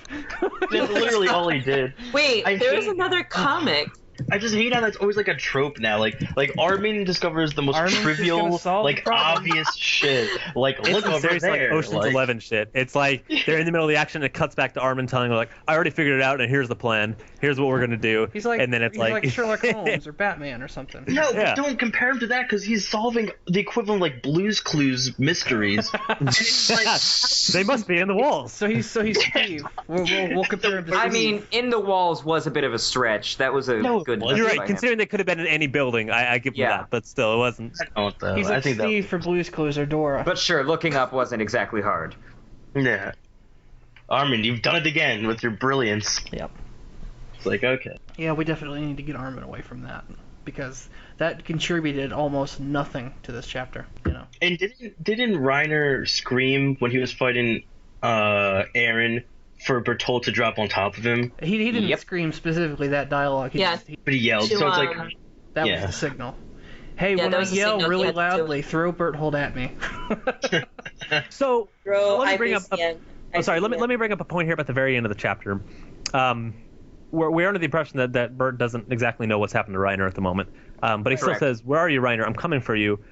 Assuming he's gonna, transform and crush half the city in a aerial type attack. How is that gonna help Reiner? Or like, I guess I don't understand what he's Yeah, I trying know to he do can't here. even like control himself. He's probably with just the assuming that the projection. armor will protect Reiner. This is just Boy, that's this a is just big like a assumption. tag team Oh. scenario. There he's just That's a tagging good out. point. He's Is this gonna- whole thing like a red herring that he's actually gonna like drop and nuke the city? Which I would hope he is because that'd be really cool. But what if he doesn't? I mean, I don't know what else he's gonna do. Let's see. He's wearing 3DMG, but other than that, like it doesn't look like it's a release on the barrel or anything. He'd just pop out and be immediately vulnerable to everyone. I guess around he's just him. gonna transform and crush everybody. But again, I Yeah. don't really see how that helps. Well, the idea is that he. I'm coming Well, for you, it takes- Reiner. Boom. He'll It do, takes out all the threats, and then Reiner's protected by his armor. Yeah, and then Reiner can regenerate. Yeah, That's true. I suppose he can cut right through the Titan anyway. Just Bert's body. just elbow drop and flatten the whole damn area. And Reiner Swan dive will that just be shit. protected behind Berthold. He can just. For sure, Erwin and Levi look terrified. I think there is some substance to what's Berthold could about to create a happen. smoke screen around Yeah. Reiner, and that would. You're right. Oh, that's true. Oh, I'm pretty that's excited true for the too. tactical Bert drop though. It's gonna be pretty sweet. Berthold I hope he has takes a that lot of a chunk, options too. here, actually. how great would it be if he just like popped out of that barrel and now he saw where like 8 lightning rods just pierce him from like every direction, obliterate his body, and he just. I was flops, wondering if they were his actually gonna do lifeless that. body flops on the ground. Everyone just stares at it in awkward silence. Levi forgot to make an impossible shot. Yeah, talk about anticlimactic. Yeah, I was wondering why they didn't like shoot at it or something. Jurassic Too Park fast? thing. Shoot! her. Maybe. Yeah. And I guess it is true that The Lord of the Rings, the lightning, too. It's very Lord lightning of the rods. You Rings. have to be close. Yeah, the lightning rods wouldn't work. But I guess if they had, this is when they would need Kenny. The implication is that the Kenny the Thunder Flares sniper. are not going to work on a fast-moving target like that. A Yeah. small, fast-moving target, which I would Yeah, agree with. and you. he That's, needs to From be close Monkey to Trouble, buildings. the Practically king impossible. of throwing. yeah, this Yeah, guy's dude. an ace. I expect him to Hunting the land. dartboard. I expect him to land on top of Reiner with his anchors. He's gonna be like one cell block away. Yeah. Yep. I mean, monkeys Kills throw kills shit. Reiner with the barrel. Monkey Trouble throws Bert. Zeke would be like the best pitcher ever. You know, he's got He's that, gonna knock out he's got that Aaron. control over his throws. The Japanese baseball teams do the SNK promotions all the time. There you go. Did they really? That's funny. Zeke, That's Japanese going to be a baseball thing, is then, Mika. fantastic. That I is love the absolutely going to crowds. be a thing. more than anything else in the next chapter, I want an elbow drop from Bert. I think we may or may not have exhausted the chapter. I think we got to move to these questions now. Yeah, okay. Yeah, it's time to move into questions. We need to actually Oh do questions. God. It's a bird. It's a plane. Let's start the madness here. Let's get into this stuff. The questions submitted by you guys to us, the podcast. Ryan, if someone wanted to submit a question to the podcast, where would they send that question? Oh, dude, I don't fucking know. Why would you ask him? You always ask me. I see how it is.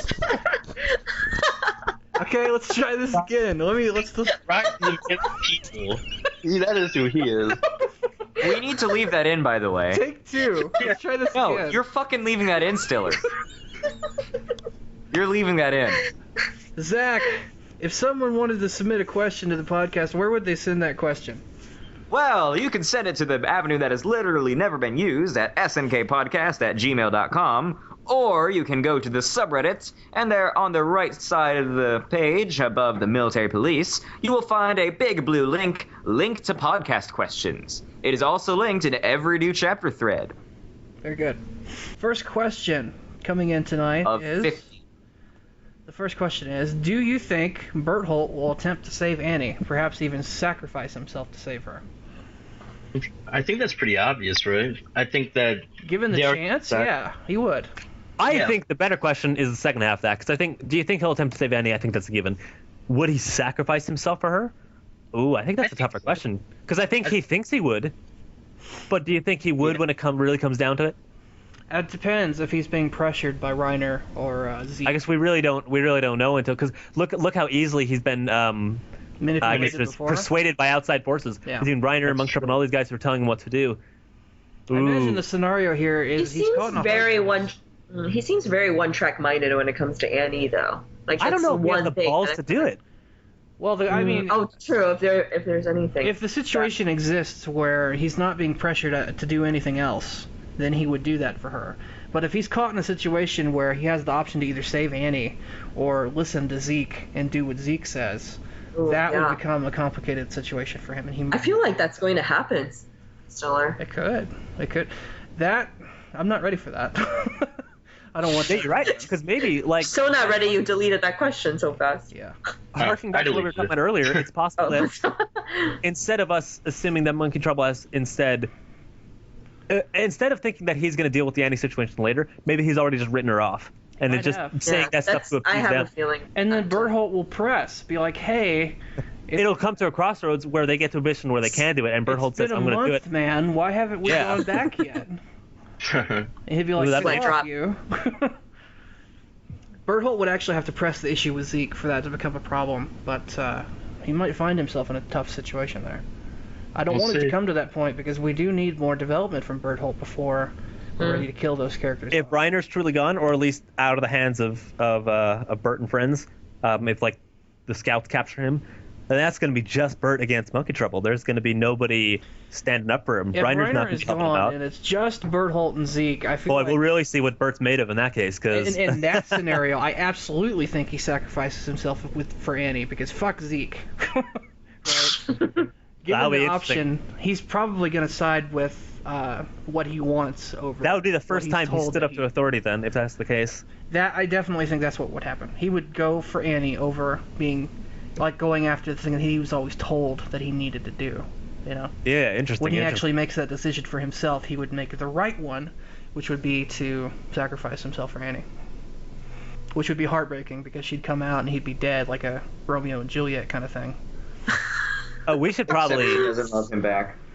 Next question is, would you be disappointed if Reiner survived? Are there any ways in which his survival would be acceptable? Well, I already gave my 2 cents on that and said I would be disappointed if he survived. Yeah, but I think we've discussed it and come to the conclusion that's probably what's going to happen. I expect him to survive. I don't think there's... Same. I expect him to survive. I'm not looking I expect him to survive, but I wish he wouldn't. I'm not looking... Yeah, I'm kind of in the same point. And don't get me wrong, I love Reiner. He's one of my favorite characters, but... Same. I feel like I'm being robbed of a good death here. We're getting blue balls here. I didn't have an opinion one way or another on Reiner until recently, where I started hating him. But, yeah, we know, Mr. Host of the monthly Shit on Reiner podcast. Which is what we're well aware. Been, really. But, I would... Even though I hate Reiner, I do expect him to survive. I expect him to survive, and I hope that he does, only because this is not how I thought he would go out. Not like this. I would say, yeah, he's definitely going to survive the first encounter, but I think I'm still expecting him to overall die in this battle scenario. Probably at the hands of, like, Bertholdt and Reiner will fight side by side, and then maybe Reiner will... I can't see him sacrificing himself, but he'll be put in a position where he'll have to sacrifice himself for the good of the mission kind of situation. And Monkey Trouble eats Reiner. that would be a twist. Well, because he wanted to redistribute his power, right? Yeah. That's Well, true, actually, yeah. Because of that, he wouldn't eat him. He'd give him to a mindless. Right. And then, I don't know, maybe he'd take him back to the village and then do some stuff with some needles. And give him to somebody do else. some stuff. General Grievous, Reiner edition. Well, however that shit works. You know what I mean? Because I'm thinking Levi still has his syringe at the ready. So, it's Oh possible. shit, that's right. We've got an incapacitated Reiner. Levi could just pop some pills and bam, new armored Titan. It's true. It's gonna be I think it's gonna be Erwin who gets it. In my Aaron I'm already just- has the Reiner powers, right? From the bottle of Yeah. Reiner labeled syrup he took. Syrup. Yep. Reiner. Reiner flavored cough syrup. Oh yeah, good stuff. Oh, All that codeine. I meant Erwin, not Aaron. Unless you're just talking about something else. You Sorry, said no, I Erwin, was just saying that on the side. Yeah. I heard her. I wonder how that trump card is Okay. going to come into play. I wonder. Well, Yeah. we've heard that theory bandied around before, right? About Erwin becoming a Titan and healing his arm and all that. Mm-hmm. It's interesting that we're potentially revisiting that. I always, like we talked about last time, I kind of assumed this was all leading to him dying at some point. Or perhaps that doesn't change that. Perhaps even if he did do that, it would still lead to his death inevitably. But that's an interesting new way of looking at it, or at least revisiting that. You know, we used Especially with Levi and his conversation a few chapters ago, and now with Burp Bomb coming in. Oh yeah. there used to be a lot of speculation about Annie getting eaten for Aaron to gain new powers. But this is actually, I think Zach might have hit it on the head, and that this is a situation where they could actually use this right now to give someone else Reiner shifter powers and to just take him out of the equation entirely. And it would get an automatic, upper hand against Monkey Trouble, because that's one more shifter on their side and one less on the Yeah, shifters. Aaron and new shifter against Berthold and Monkey Trouble. We just even That's such a risky strategy. So you have to turn someone into a mindless Titan, put them in the same area as Reiner, kind of block off the exits, and hope that he kind of wanders over and eats them, right? And No, is because distracted by they're something else. attracted. They're attracted to shifters. So just stand him right next to Reiner's decapitated corpse. They're attracted to alive shifters. I don't think we've ever. Also, can you eat a dead person and get their Reiner is powers? alive. Oh, Reiner's that's right, alive, yeah. but incapacitated. Yeah, we went over that. Yep, that's right. I think I think a reason he is alive is for this. Let's see what happens Yeah, next chapter. probably. It's gonna be really Plus, interesting. he's headless, so he can't do anything right now. Yeah, He's so in he perfect can't even position. do He's even anything, sticking yeah. out of the neck. Yeah, he is. Yeah, exactly. Like there wasn't. Primed and ready I guess to they go. pierced the neck when they attacked him, but there was I felt like there was a specific reason why he was sticking out. Yeah, he's like a With sword in the the head. stone, just waiting to be pulled out by. The close up on that panel was Isayama saying, "Look at this. Something is going to happen here." That was kind of Piano.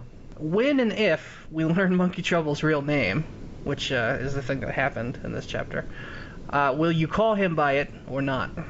We Yeah. have. Well, I think we've already gotten our Right. answers. Yeah. I certainly It's about I like Monkey 50 Trouble for more. me. In the future, are you going to keep yeah. calling him Monkey Trouble, or are you going to start calling him Zeke?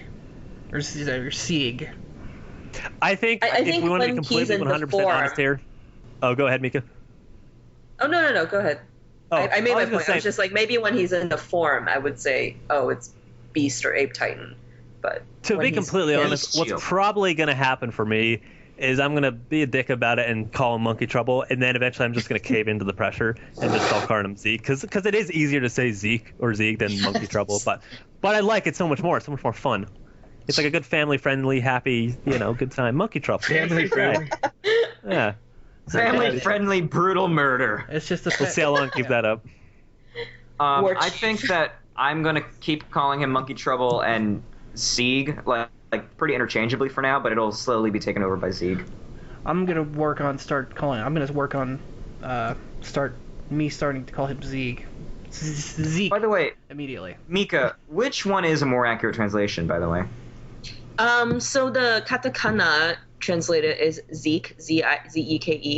And then, you saw that the Crunchyroll had a Zeke as well. But somebody brought up a good point that if the Norse mythology theory holds up, then SIEG could be a possible spelling. But again, I found that the Also, Crunchyroll Sieg is a translation German doesn't take into consideration future plot points, because I don't think Isayama literally tells the translator, like, this is what's going to happen, like, I feel please like he tells translate them it with this Kodansha, way, like, but I not don't with think, Crunchyroll. yeah. So I guess we'll know when the Kodansha translation comes out. I haven't been looking for biblical references, but Zeke is short for Ezekiel, which is a biblical character. Ezekiel, that is correct. Yes, Just it like is. Levi and... So, between the Bible and Norse mythology... That's the battle right now. That's the real war. I feel I'm leaning more And then towards Noah Zeke struck down Odin. With And a also lightning about, spear. like, in between real life history of Japan. Like, I think Isayama is, like, reading too many library books recently. I'm leaning more towards Zieg just because it's a German name, or a German word at least, and we have so many Germanic origins. And throughout in the Attack on story, Titan there have already. been more references to Norse mythology than anything from the Bible, as far as I know. So that would make more Yeah. sense. Oh, I yeah. don't think there's been anything from the Bible. I do like Zeke better, though, because it's also a Pulp Fiction reference. Yes. Yes. Good call. I like Zieg also because it gives a huge new layer of depth to Flügel der Freiheit, or Junutzwasser. Yeah, what you were saying, though, about it actually tying into real-life events, I like that. I like that the story tries to integrate as much real-world application as possible. I think that's awesome for a story to do, Because it's like we come across a story like this, which is intended for... The demographic is actually, like, teenagers to early 20s, right? Mm-hmm. And this is... Yeah.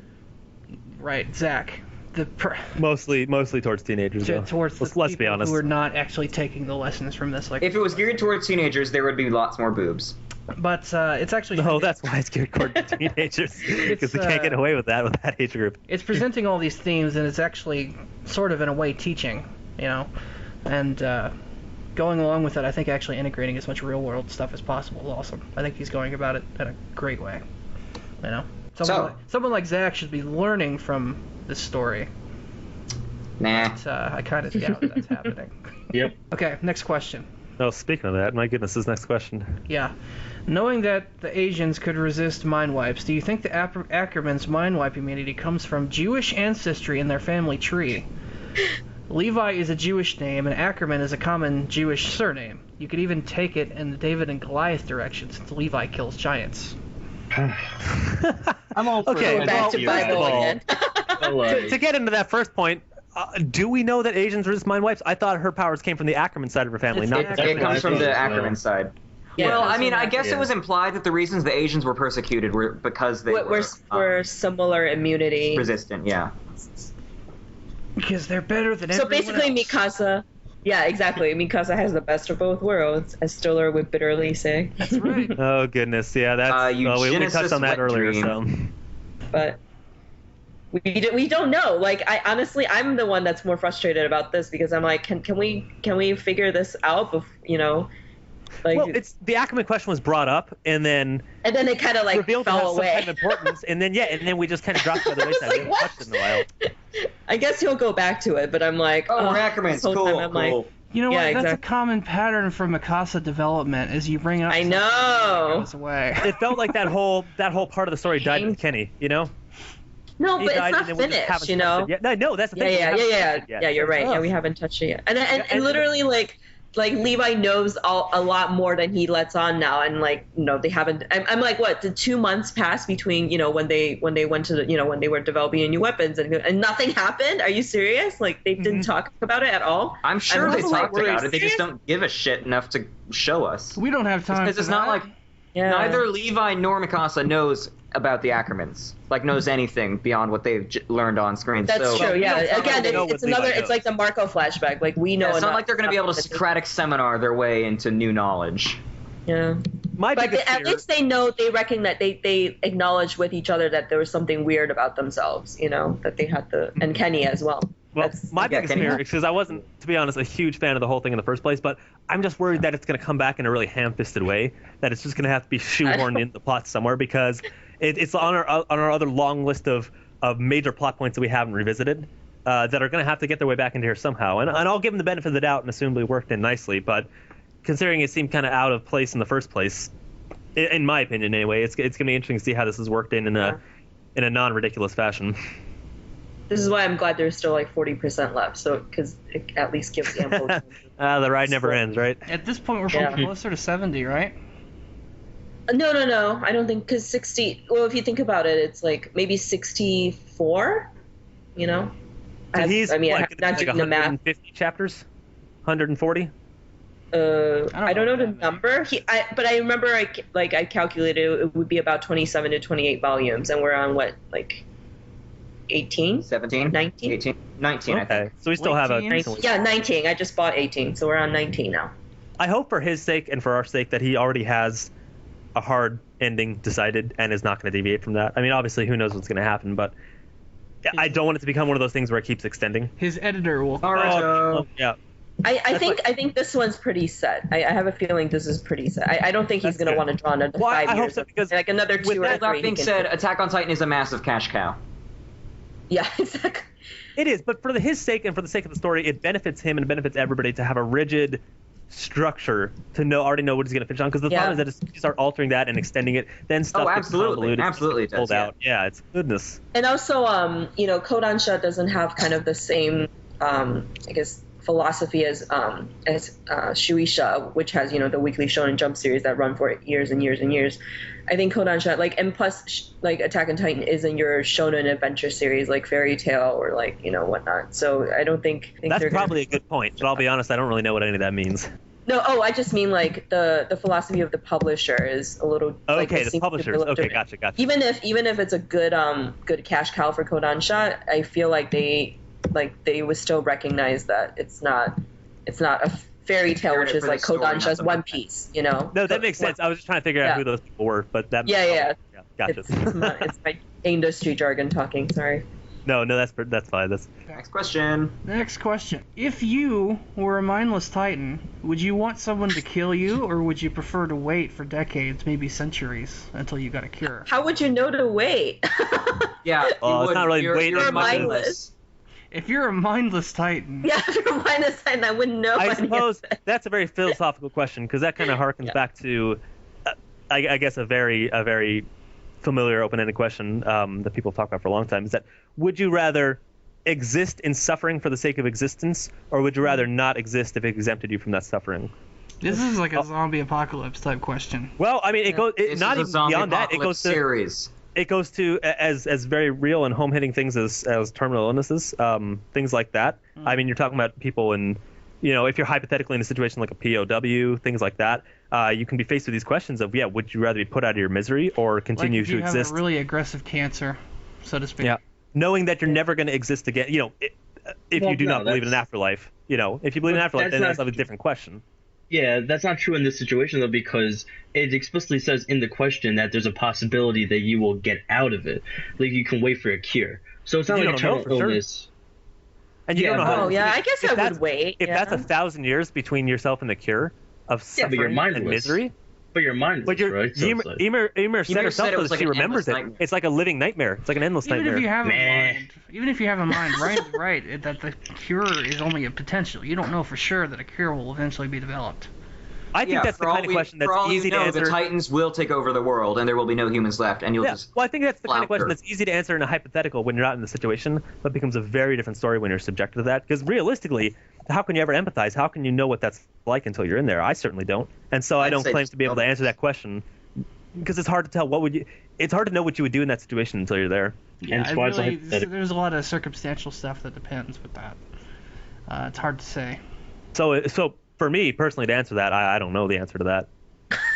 Probably, I think I'd rather die than be subjected to that. You're amazing insight. with that in response. Well, we would need more information to actually make the decision. Like, are we us in this situation, or are we?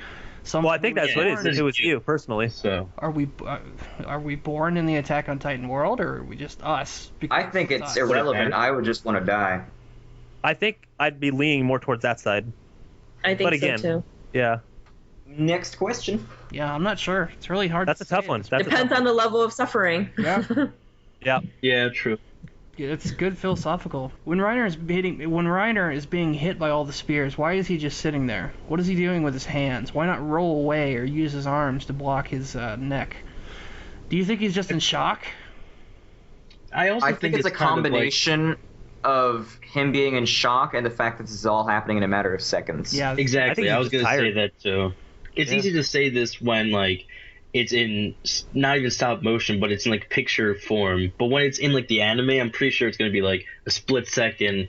Lightning pretty much comes not from the spears, but it'll be like an instant kind of thing where you're just bombarded with all these spears, no time to react. No, they're definitely going to show shots of him going, wait, no, but yeah, it'll be pretty cool. Like one shot, yeah. I think he was having the flashback to Marco saying, wait, and that's why he was like, wait. Oh. Well, I think you're right in that it was a very deliberate parallel.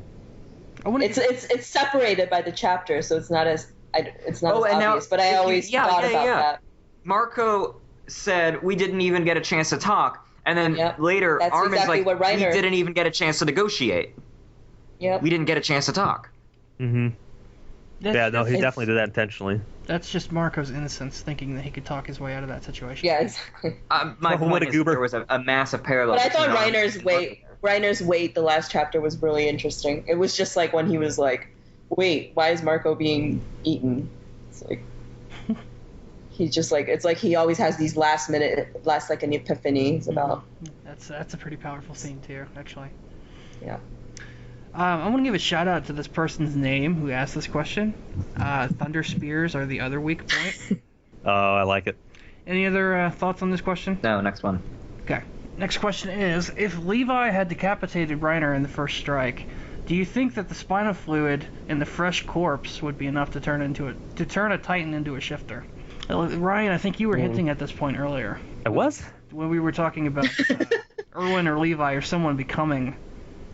you said attracted to dead shifters. Would he just be able to eat a corpse off the ground with the shifter and turn into a Titan? It's basically what this question is. Oh, yeah. Oh, that's interesting. Yeah. Oh, I see what you're saying now. Sorry, I totally read the question wrong. Yeah. Okay, I get where you're going. Sorry, we're gonna follow up on that. That's like where your thought is. We're all waiting with bated breath, Brian. But yes, that is an interesting question. Because I'd imagine there's a limited amount of time you can get that to work, but how long is that viable? I really don't know how long spinal fluid would be viable. I think you'd have to ask somebody more in tune with the medical professions to. No, you wouldn't. Because remember, it evaporates. No, yeah, because it's all shifter stuff. Oh, that's an even better question. Yeah. If he does it quick enough. I imagine that shifter corpses will evaporate completely. It'd be kind of like the otter pops, where you chop the top off and they squeeze the rest of it out. Right? Hey, it's not a bad method. You gotta play it. Reenactment. You gotta squeeze it like a toothpaste? Yeah. Oh my god. The spinal fluid comes out. Here you go. Just like imagine. It's like a Go-Gurt, except with internal Go-Gurt. Oh my god. Yeah. Well, it's the exact Love same time. Go-Gurt. It's a Go-Gurt. Or do the predator method and just rip the whole Does thing that out. still exist? Yes, Go-Gurt Go-Gurt still exists. Oh, does it? amazing. Tricks are for kids. Great neck face. To answer the question, I think it's hard to say just because the whole process of just eating spinal fluid for a shifter, I don't know if that's... I think we need more... There's a lot of unknowns in that question. We need more experimentation with that, for sure. Absolutely. It seems like up until this point, at least with Rod, I've gotten the impression that they want you to be alive when they eat you. Yeah, it helps. Hence the whole chaining Eren up instead of killing him right off the bat. It's at least fresh that way.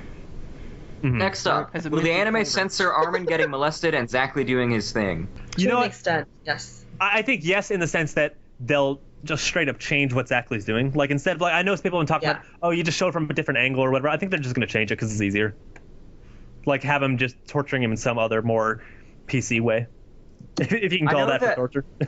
Well, what has the anime censored so far? I know that they censored the bottom half of that dude's body. Yeah. Which is stupid because they showed Eren's mother getting eaten in half, right? Most of it's they didn't show guts and I mean, the precedent was already set. Yeah, most of their censoring is just cutting away. It was pretty gnarly from gore. Just we don't see guts hanging out. We don't see It's like I'm thinking of Hannes specifically. Which is gonna be interesting when it comes to Hannes, yeah. Yeah. I mean, I get the line is pretty arbitrary, but that's an odd. It seems very strange. Like, where do they draw the line with that? But I think Zackley's might get tweaked. I mean, we did literally watch Eren's arm get bit off by a Titan. Remember that? Yeah. Yeah, we watched Eren's arm get bit off. Pretty hardcore. We watched Mikasa basically get molested. Yeah, they'll leave But you can't show a dismembered guy, right? No, it's what they already did. It's too far. Yeah, that's the line. So that's why I'm saying that this line seems really arbitrary. I think that the issue is blood versus guts. I can handle blood, but I cannot handle guts in real life. Yeah, that's pretty gnarly to see, but... Like, we didn't see Eren's mother's small intestine flying everywhere. No, we just saw blood explosion. That's it. It was very... Yeah, that's like anime manga's way out of So like dramatic. gore. It's just like Glitter blood and light. explosions. And actually, Mika, this is probably more of a question for you because I'm not too familiar with this. But when they're producing these series, do they keep international exporting in mind? In the sense that do they know that they have to create these with certain guidelines and censure regulations abroad for certain things like that? No, I doubt it. Because I in assume the that they end, wouldn't like, really care what the other. no, what the other I don't ones think are. so. Like The other they'll countries have let an the issue other with countries do their own censorship, thing. Yeah, exactly. Yeah, They'll do their okay. own thing. I don't think they do whatever Japan's dictates. I mean, with that their makes audience, sense because that's their primary audience. I've never heard of an instance. I mean, I've heard of like them pulling things with like globally because somebody in Japan had a problem with it, like Osamatsu-san. I don't know if you guys know that series that's going on right now with like, but anyway, like in the first episode they parodied a ton of anime, and like it was on Crunchyroll and everything, and then on simulcast, and then they had to pull it both in Japan and on Crunchyroll. It's not even going to be in the Japanese release of the Blu-ray because they were told that the copyright was violated, that they like the parodies like violated too much copyright. So that's the only instance. But it's parody. It doesn't. It by definition. Yeah. Violate copyright. Well, I don't know why. I guess they did a lot. They're probably just too but they explicit even with did like Attack on Titan. Yeah, they were too explicit with it apparently. So, like, you know, more explicit than some other series have done. But yeah, it's not even going to be in the Blu-ray release, and it's not on Crunchyroll now. Crunchyroll goes straight from episode 2 onwards. So, but I've never seen them censor something. I mean, like censor something in production, like because they were worried about like America being too sissy about it or something. Gotcha. Yeah. No, that makes sense. Will the series end with a political marriage between Ymir and Historia to bring peace between the wall people and the outside? Oh man, we talked at this one actually quite a bit. This is a good one. See, that implies a happy ending. Yeah, I don't know. It seems very. I don't know if Ymir is going to survive to that point. That's my concern. Whether or not she's. But it's a very. We don't know if Ymir survived to this ending. point.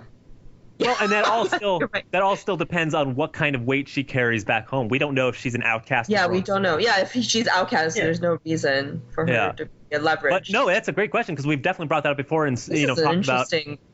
how about that for joining the people outside the walls and inside the walls. Yeah, for See, I say absolutely marriage. not because that implies that there would be a happy ending to Attack on Titan. That's true. Well, we might get one now. So you're going with the they're stuck in walls staring at the ocean theory. Yeah. They'll get slabs right next to each other, but that's about it. We can only hope. But yeah, I don't Alright. think Ymir even has enough clout. And even if she does, it might be is gay with her marriage own legal village. in the walls? Yeah, it doesn't matter. I'm sure they don't care Historia's about queen, that so who's distinction. gonna stop her? Is gay marriage legal in the walls? It is a legitimate question. Yeah. No, it's It not. is now. I'm guessing with the whole queen being gay. Oh yeah, she can make it legal. She can make it. She can make Bitch, it. I'm queen. Yeah, makes it a pretty straightforward one. I think in all likelihood probably not, but I think it would be a really interesting idea if it did happen. Would be so maybe. interesting. That would be really interesting. I know a lot of people who would like to see that, but I Ben. don't Yeah. know. It would be very convenient in the sense that not only do you have this like medieval European bridging of cultures via marriage Yeah. situation, Yeah, but also yeah, the fact it's that very they also happen to sad. be- that they happen to be in love with each other at the same time, and it's like, okay, well that's very convenient and cute. Yeah, it's very fairy tale. All right, so let's skip around a bit since Stiller's not back. I'm back. Oh. Oh, there we go. That's a good one, Phil. God damn it. We went back to the political marriage thing again. It's been brought up. Yeah, I'm sure that went well. So Stiller, real quick, do you think gay marriage is legal inside the walls? Well, I heard the end of that conversation, so I'm just gonna say, if it's not, it can be very easily. Well, that's what you could have said about America, but whatever. Alright. Since the Ackermans are so strong, why not use Levi as breeding stock to build an army of 1,000 Ackermans? I say Levi instead of Mikasa, since he can spawn faster. I think that's a legitimate Oh question. my god. I'm like, We're I'm at laughing so hard at this Levi, question. son. Who asked this? Is it also Thunder Thunder Spear? Spear the other week. It was the same guy. It was the Thunder Spears of the other week spot. I think Levi would think it's too messy.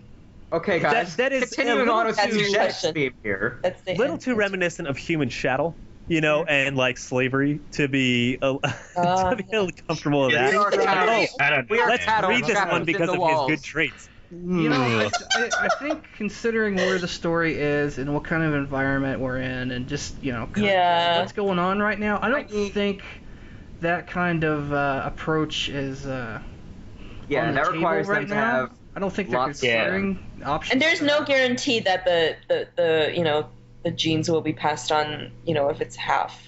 I don't know. Yeah, that's why you do 1,000, and you at least have 500. Doesn't matter. Doesn't matter though. But it would take 18 years for that to prosper. No. For them to even be fighting. I know exactly. Yeah, 14 years. Regardless, but not enough time. But yeah, not enough time.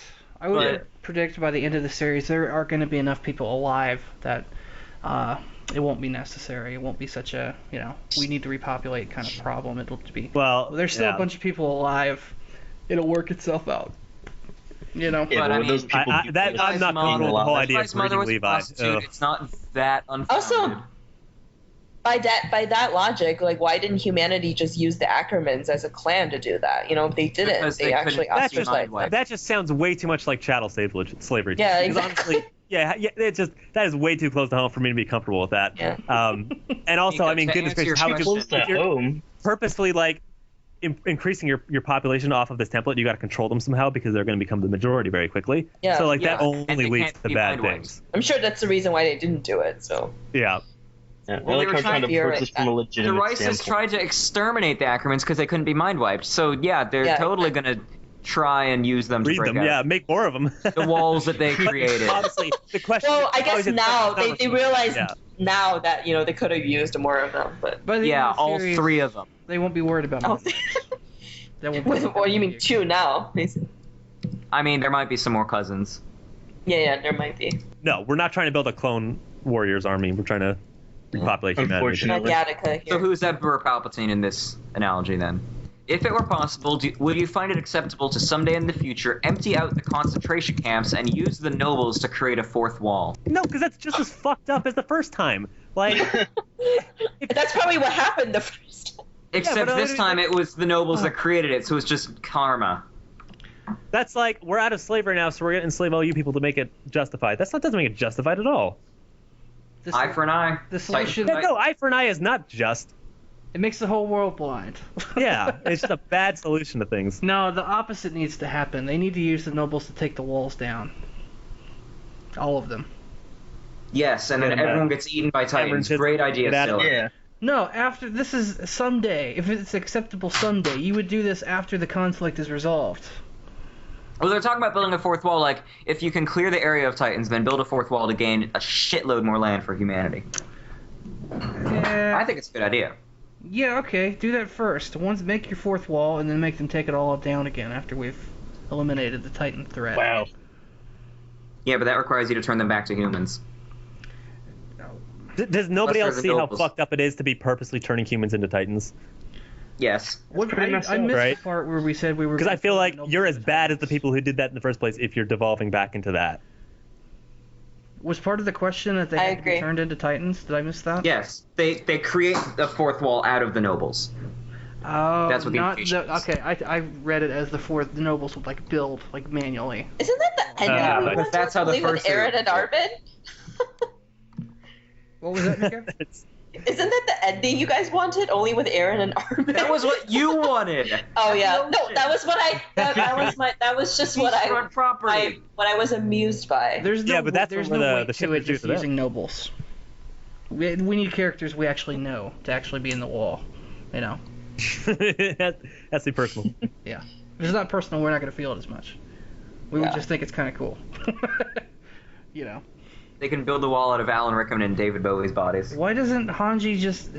Why doesn't the engineering team just invent explosives already? And use that to take down the walls when they need to? Yeah, where's their Well, if you watch the live-action movie... electricity? Why Ugh. would I do that? Those... Yeah, that seems like not. a bad idea. But No yeah, relevance. Stiller, it's like 500 kilometers circumference for each wall, if not more. No, it's probably like 5,000, actually. You can make an expedition a out lot. of that. Yeah, but you need enough dynamite to take all that down. 50 meters times 5,000 kilometers times however I don't thick think walls are. time is the issue here. No, it's not. It's the amount of explosive you need to take down the walls that way. It's ridiculous. Well, yeah, just take however long it takes to make that much and go at it. Yeah, but you need the resources for that. Well, take the time to get through. There's a lot of space. Finite. Have you ever heard of something called a finite resource stiller? They don't just pop out of midair. They need to spend the time. Considering every problem can be solved with time by Stiller. Yeah, well, I just say Stiller's right, because I mean, considering they haven't tapped any of those resources yet, that would be useful for implementing any kind of explosives. Well, that implies that they can have it. Yeah, that's a lot of space in the walls. And also, assuming this threat is gone, they can go outside the walls as well and explore. So I'm sure that's not going to be the issue. Explosives as well. What kind of explosives they make? They're bright people. They'll figure it out. Like if they make like the household chemical kind of bomb. That's different than using the household chemical kind of bomb. Yeah. Tell us more about that, Stiller. No, I'm not going to tell you more about that. We're going to. You seem someone like you're knowledgeable in this field. Like, let's move on to the next question. Remind me, what are the what's the spacing between the walls? Like, is it 150? Does Wall Mario have like a 500 meter? It's like 100 kilometers between them or something like that. It was something like that. Okay, found it. So it's 250. Plus the whole walls together are like the size about I think you fit like Colorado and Wyoming in them. It's like pretty big space. No, it's the entire Midwest. Yeah, so it's 3,000 kilometers for the circumference of Wall Maria. Well, yeah, that's if you want another one. Yeah, that's. No, that's how much you need to take Maria down. That's insane. Well, you don't. And we're assuming that you're going to add. Oh, I was talking about if you guys when he was talking about building a fourth wall with the nobles. Well, there's no rush on this project. You could take. If you're going to add another 2,000. If you're going to add another 200 kilometers between Maria and the new wall, it would be 4,272 kilometers in circumference. There's not even really a rush on. I'm sorry, why are we adding a new wall? I don't understand this. Because the nobles. Well, it was. You guys were talking about adding the question. I thought the impression of the question was that replacing the walls with the nobles. No, it was creating a new fourth wall. Creating a new fourth wall to claim new land. Oh, assuming they never solve the Titan threat. Yeah. Well, you clear out the Titans from that area and then create a... Well, that'd be silly. That's just postponing the inevitable. It doesn't solve the problem. It just masks it up with another layer of... Yeah, but you're gaining like twice the amount of land for it. But to what end? More room to live, more room to eat. Well, at the moment, we're working on actually solving the conflict because we're tackling it. Again, that's just pasting over the problem. It's not actually solving the issue. Right now is not the time to be investing resources into that. Yeah. Shut up and kill the nobles. Bloodlusted. Okay, next question. I love this question. Yeah, I love this question too. If all of the horses die, but Monkey Trouble, Berthold, and Reiner die too, do you think it would work for Eren to just shuttle everyone back to Trost by riding in his hair? How fucking greasy do you think Eren's hair is in Titan form? It's probably he doesn't shower, but B, the hair is created anew each time, so it's probably pretty clean. Look at his hair in the anime. It's very shiny. It's probably hell oily. Oh my god. They're probably sliding off. They couldn't even grab it. They're just like grabbing, they slide off. And, I mean, they were able to ride on Ymira's hair. Yeah, but she probably she's covered her back. I think that's what the question was in reference to, actually. Also, she's super tiny. They were riding. True. Yeah. You'd be able to carry more people in Eren.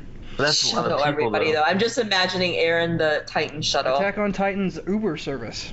Yeah, Eren kind of cradled his arms. I bet he could carry about, I don't know, 30, 20 people. But from I don't know if that's it's not a safe ride. Yeah, he carried 20 in his arms. Yeah, they'd be bouncing around, but they'd be good. Yeah, they'd be bouncing around. You just have to walk slowly. Maybe grab 5 or 6 of them onto his hair. Let's start a new engineering project to get him like a big bag, like a. Yeah, I was just thinking another pouch. Right after right after they make that sword for him, right? Or like in Lord of the Rings where they constructed the stuff on the elephants. Yeah. Oh, exactly. Yes. Absolutely. Can you imagine Eren walking bipedal with a big thing on his shoulders, just hanging out? I cannot. I don't think that's a realistic scenario that's going to happen, though. To answer the question. Oh, really? Yeah. Going out on a limb with that one, still. Well, hey, I don't. Well, even if the Elder Titans by Eren died, we would just skip over time skip and everybody's back. Yeah, that's true. That's true. They've never had a long travel back. So. Just wanted to put It that is going to out be there. funny when they inevitably skip past the hot air balloon and just go straight to parachutes, and then they develop the system where Eren just like takes them and just like chucks them a couple miles, and then they just like deploy the Eren parachute. He's learning the Beast Titan toss. Learning Yeah, it just from like that. each other, yeah. That'd be tactical Shot insert. put. Some KT Chuck 'em. going on there. Yep. New Olympics. Okay, next question. Ryan, I think you'll like this one. Do you think the basement will lead to a big underground magic stone chamber like the other one under the Rice Church? Can only hope. More bullshit light stones or whatever. Underground magic stone chamber. It's like, God damn them. so Eren's basement is actually the Chamber of Secrets. Yeah, it's Hogwarts. And the basilisk is waiting. There you go. It'll be an epic climax right there. But that is an interesting question. Do you think it's actually a cave in there, like an extensive cave network, or do you Yeah, think it's just a nondescript room with What a does box the good that does doctor something? do in his spare time? Maybe I he's don't like know, Dr. Jekyll, Mr. Hyde. Actually, kind of is in a way with the whole Titan shifting. This question though just leads to speculation about what's in the basement, which is the most. Yeah, exactly. For me, it boils down to: do you think it's a room with stuff in it, or do you think it leads to a cavern? Which I think it's you know, probably it's not a cavern, interesting. I think could be a cavern. Like I feel like the first cavern was almost like a foreshadowing of other possibilities underground. That'd be But pretty then funny. that begs the question Considering- of how Grisha found the cavern and how the Rices didn't. I think what it is it's going to be that little. Or that Grisha little- built it. I don't know. That little I was stairway. gonna say, You go if through the it's door. actually a cavern, that means that Grisha would have had to purposefully moved into that specific house, or at least purposely built that house on that place ahead of time, right? Because it's not. It wouldn't just be a pure coincidence. Sure. Oh, our house happens to have this big cavern where the secret is. Yeah. So it's either that would have to happen, I think, if that was going to be the case, which means that I'm having got- weird lost flashbacks. That's what's happening. right now. between the Plus, if between it was a the time him cavern, the entering Rices walls- would have found it and protected it. Yeah, between him entering the walls and him settling down having a family, he must have obviously would have had to figure out that cave is there and then made sure that he lived in that very specific position. I think that's It's a lot of things that would have to fall in place for that, which doesn't make it Yeah. impossible. But I think it's more Yeah. likely it's just a room with some secret in it. Yep. Yeah, that's probably the better option as opposed to it being like a tunnel, Mhm. like a network of, underground. Now, with that, That would said, be although I don't interesting. think it's the case, we have heard the theory before about what if there are, and this goes back to the Rices and what their connection to the outside is, tunnels leading outside the walls. Outside, yeah, that's what I was Yeah. thinking too. But then, That- that goes why back would to it be their- so important if it's just the tunnel? that Why goes would it back be so to important for them where to did they get the discover? serums from? How do they know the first king? How is that all Oh. connection? And so yeah, there's a lot of unknowns in that situation, especially when we go back to the Rices and Rod and the monarchy, and where they got a lot of that stuff. And for someone who came from outside the walls, he sure was good at curing that plague pretty quickly. Yeah. We still don't know the details of that either. Pomegranate. We have no idea if it's relating to the Titan issue at all, or if it's just something different. Speculation, though, all around. Yeah. Oh, definitely. Next question. If Erwin has to choose between sacrificing himself to save the mission or seeing the basement with his own eyes, what will he choose? At this point, after what we just saw in this chapter, it seems like it's the latter. I would agree, because earlier in the story I would have said sacrifice himself, but now that we've got this revelation and this brilliant development of how selfish he really is, and how now he's at the point where it seems like he doesn't want much more than to just see the basement before he dies, I think that'd be a real decision, a real struggle to see. That would be the real challenge for him, because I think that'd be the ultimate decision to really put himself aside and step past any kind of selfish motives if he had to basically forego his ultimate goal for the success of the mission. We haven't seen them out of him yet because we haven't really seen that decision happen. But it'd be a very Ooh, interesting test of I think character. that would be an incredible a twist in a sense, but Yeah, I it'd would be a love very to see that strong happen. Test the character because, with these But latest then revelations, that seems It like basically means that he's and- dead, like if he chooses that, it's like Isayama's basically giving him a death flag, like he's never going to see the basement. It's like That's true. it doesn't matter, like it does. It's like it already wrote the ultimate end for fate for Yeah, him. and how would that be for a Like, tragedy? he's not going to see the basement. Is sowing the seeds of his own. I would like that to happen. Destruction, Sorry, yeah. as much as I'm an Irwin fan, and He's No, I think you're right, because I think that'd be very poetic in a way, and speak Yeah. to his characters and all the trials he's gone through. You look at how torn and guilty he is about all the bad things he's done and all the people he's essentially feels like he's stepped on to get to where he is for his own Right, self-preservation. We get to the point where the goal, the one thing he wants to see at this point in his life, he doesn't even get to achieve in the end. And really, but he saves everybody, so it's like that give it's a and redemption. take. But yeah, it really would take a lot of sacrifice. That's interesting. It is interesting. It's a good. Would that make up for his past actions in his mind? Who knows? I think it would make it up in the reader's mind. I think that would be the idea. I think that would be the goal if that were to happen. Oh, I didn't think about it this way, but now it's like, oh no, he definitely is going to die if Isayama goes this way. Anyway. Right, next question. If humanity wins a massive victory, will the shifter village strike back? Will humanity try searching for the village to kill them all? So this is assuming that humanity wins this conflict and drives them away. Well, I don't think we can speak to the first part of that question because we just literally, apart from our 3 shifters, Monkey Trouble, Grisha, Ymir, have no idea about the capacity of what there is outside the walls, how many there are, who there is, if they're even in a position to launch some kind of assault. Right. So I think that's just too big of an unknown. But for the second part, I think that's a very interesting question because that brings up the issue of, are they going to be proactive about this once they've immediately secured their borders? Not immediately. I think they're going to first obviously get into the basement, figure out what's going on. Get that stuff and figure out what they're going to do with it, and then from there regroup. They can decide. Yeah. But that does reach back to these overarching themes and something we actually brushed on earlier already in the podcast here. If they secure the walls and make everything within the walls safe again, are they still content with that, or do they want to go out and proactively destroy the Titan threat once and for all? I think it's leaning to the fact that they're going to do it, but again, you brought it back. At what point, how soon are they going to be ready for that? I'm sure there are people who aren't going to support that. I'm sure there's lots of citizens within the walls who say, all right, now we're safe again. We've done this. Do we really have to go risk everybody's life to go out with this potentially fruitless venture? What would the Queen say? Yeah. But well, Ryan, you gotta remember that the Survey Corps wouldn't exist in the first place if the goal wasn't to go outside and eradicate the Titans. There's not much Survey Corps left. True. Maybe not after Burp Bomb, especially.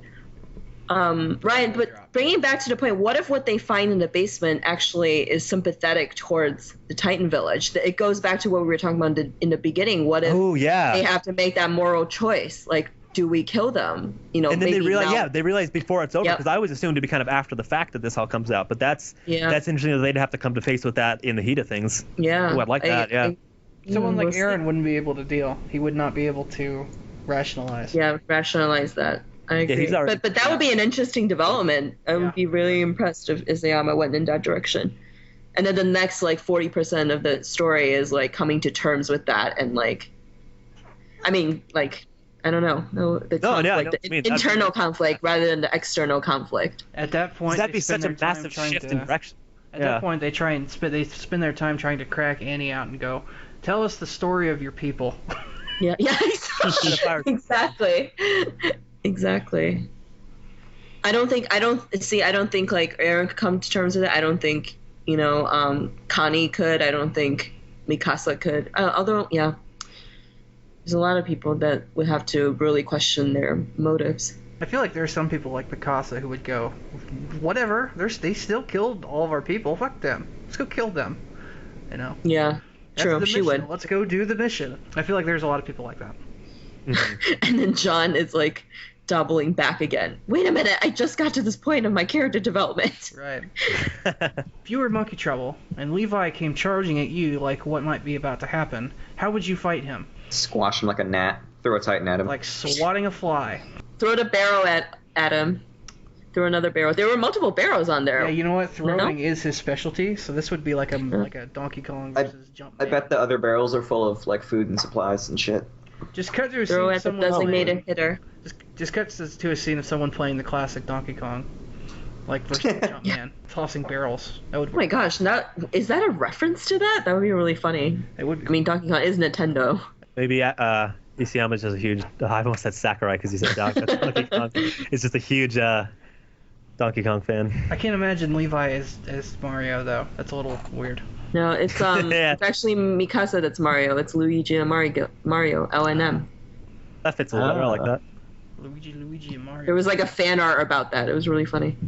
Yeah, to answer that question, I guess that's it. It's just punch him in the face. I'd throw a Titan at him. Just his specialty is throwing, so you would throw something at him. Like if it was me, I would just swat him, like Bert would do. like a fly. Annie did.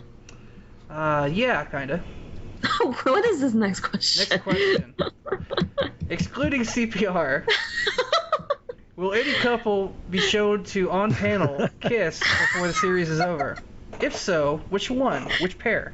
And there's a stipulation here: is that there can be no exactly answers.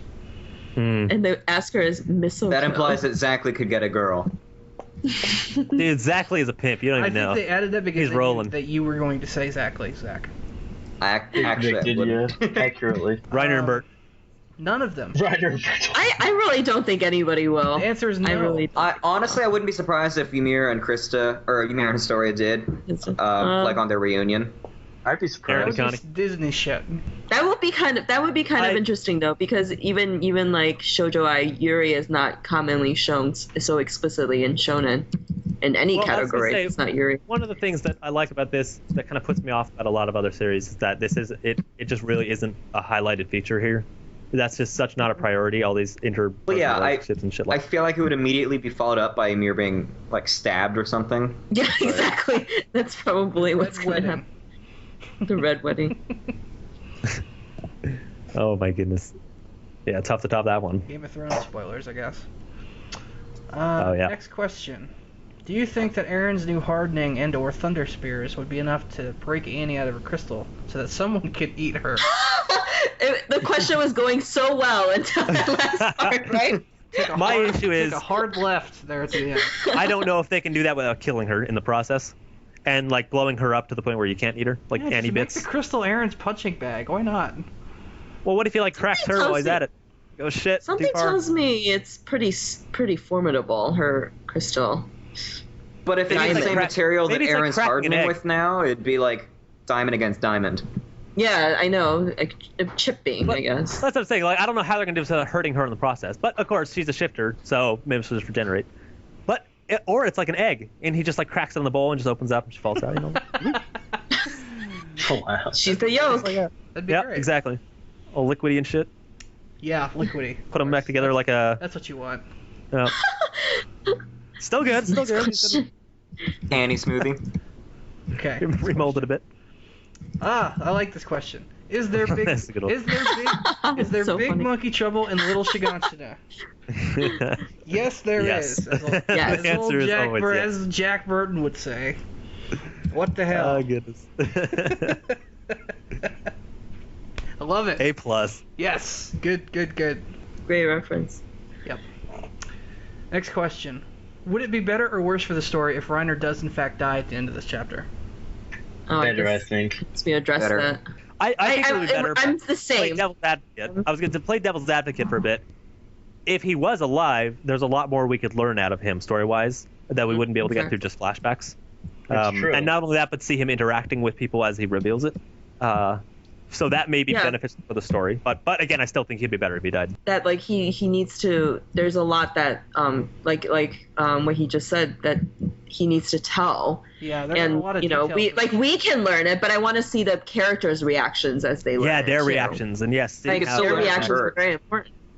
I still think Reiner's alive, and I do want to see more. It's different when you hear from Bert than from Reiner, though. I think it changes. Bert's gonna be so angsty about it, and he's gonna just be a tiny bitch, and Reiner would at least be like straight up about it. I feel. Sure. Like this is how it is, you know. Yeah. Deal with it. Have the violin playing in the background. Yeah, Bert's gonna go play the sympathy card and be like, "Feel sorry for me." And everybody's gonna be like, "No." Poor guy. Even if it is good for his character up to a certain point, you know. Yeah. I do think Reiner's alive, and I do think that this. I feel like it would be worse if he died here because there are still some details we can get out of him regarding the village specifically. If we could get that without him being alive and without doing it via flashback, that'd be great. And if that's the case, then by all means, kill him now. But otherwise, I think he's alive. I think he's fine. Well, fine, maybe not the best way to put it, but. Yeah, relative situation, you know. Oh no, he's doing peachy. Yeah, peachy, very peachy. Yeah. The next question I feel like somebody else should ask this one. Somebody else should pose this question. Stiller, which one? Are you happy? Yeah, are you happy, Stiller? Are you happy? Annie, are you okay? Life. Are you okay? Annie, are you What's going on in okay? your life? Annie? Let's dig deep here, Stiller. What's going on? You ready to get a bit existential here, Stiller? Yeah, no, I'm not. What I was is your not- purpose on this I earth? was not prepared for an intervention. Okay. Have you contributed to society? Yes, you were. You pointed out this What question is your beforehand. 5-year goal? Where do you expect to be in 5 years? Well, let me answer this question. How's by your saying 401k doing? Well, it's doing great, actually. Thanks for asking. This chapter isn't what I expected it to be, just based off of what I was told about it beforehand. This isn't the chapter where Annie returns, so this isn't the appropriate time for this question. I am okay with the way things are going right now, and that should be the end of that question. Things are going fine. Okay, Stiller. Good to hear. I'm glad you guys were concerned, but yeah, everything's okay. When was the last time you changed your oil? Honestly, When's the last time you changed your underwear? I am due for an oil change. If Reiner dies, will Berthold eat him to gain mobility and abandon the mission and go find Annie? That'd be heartless. That I was, highly doubt it. I don't would- think that Berthold would do that. Yeah. I don't Unless think he would, like ordered to. but it is interesting to think what would happen if the Colossal Titan ate the Armored Titan.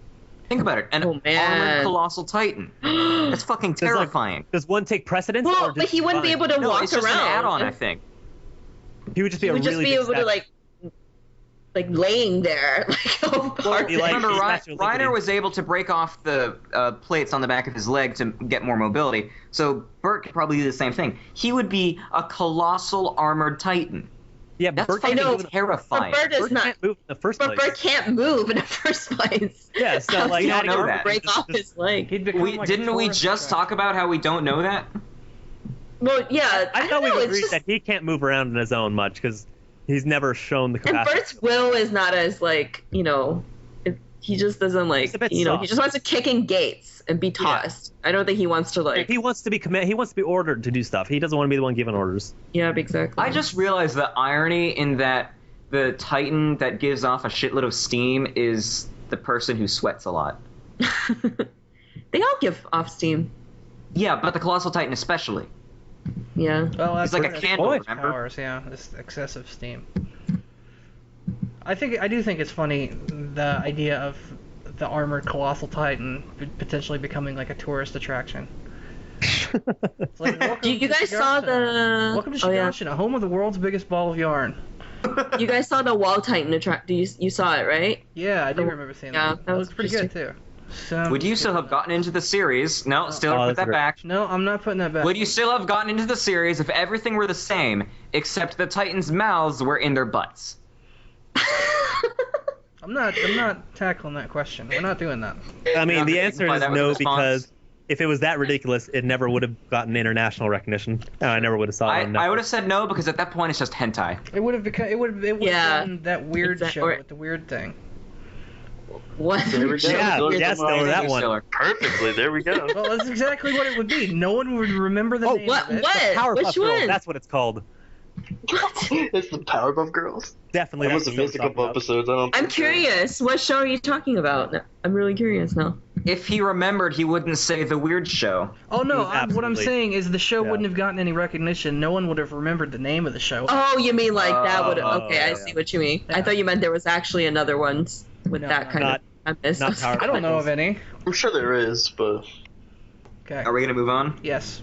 All right. So, There's- Historia's birthday is Okay. January 15th. Go ahead. Now that one sec. Stiller, what is today's date? Today is January 15th. Anyone opposed to singing Happy Birthday, Historia? Yes, I'm opposed to that. Fuck. Yeah. All right, Stiller, you don't have to. Are you practicing for your audition? So, Maybe. damn. Zach, if you want to Yeah. go for it, I will not stop you. I will not stop you either. I will mute my mic. Fine. Just to spite you, I'm doing that. Okay. Happy birthday to you. Happy birthday to That was really good, Zach. Thanks for doing that. Happy Next question. birthday, Historia. Happy birthday to you. It's not Red Robin. Wow, that's pretty good. I'm not adding any of that fancy shit. I love that baritone. Yeah, that was pretty good with vibrato and everything. Zach, you know what's funny? I may be remembering something. I'm pretty sure if we go back to like the oldest podcast that you guys like first did, I'm pretty sure your voice has gotten deeper since then. It has. I guarantee it has. Which I think is super funny. It has. I mean, obviously, every is part of life. But... I know it has. We watched him grow into the guy he is now.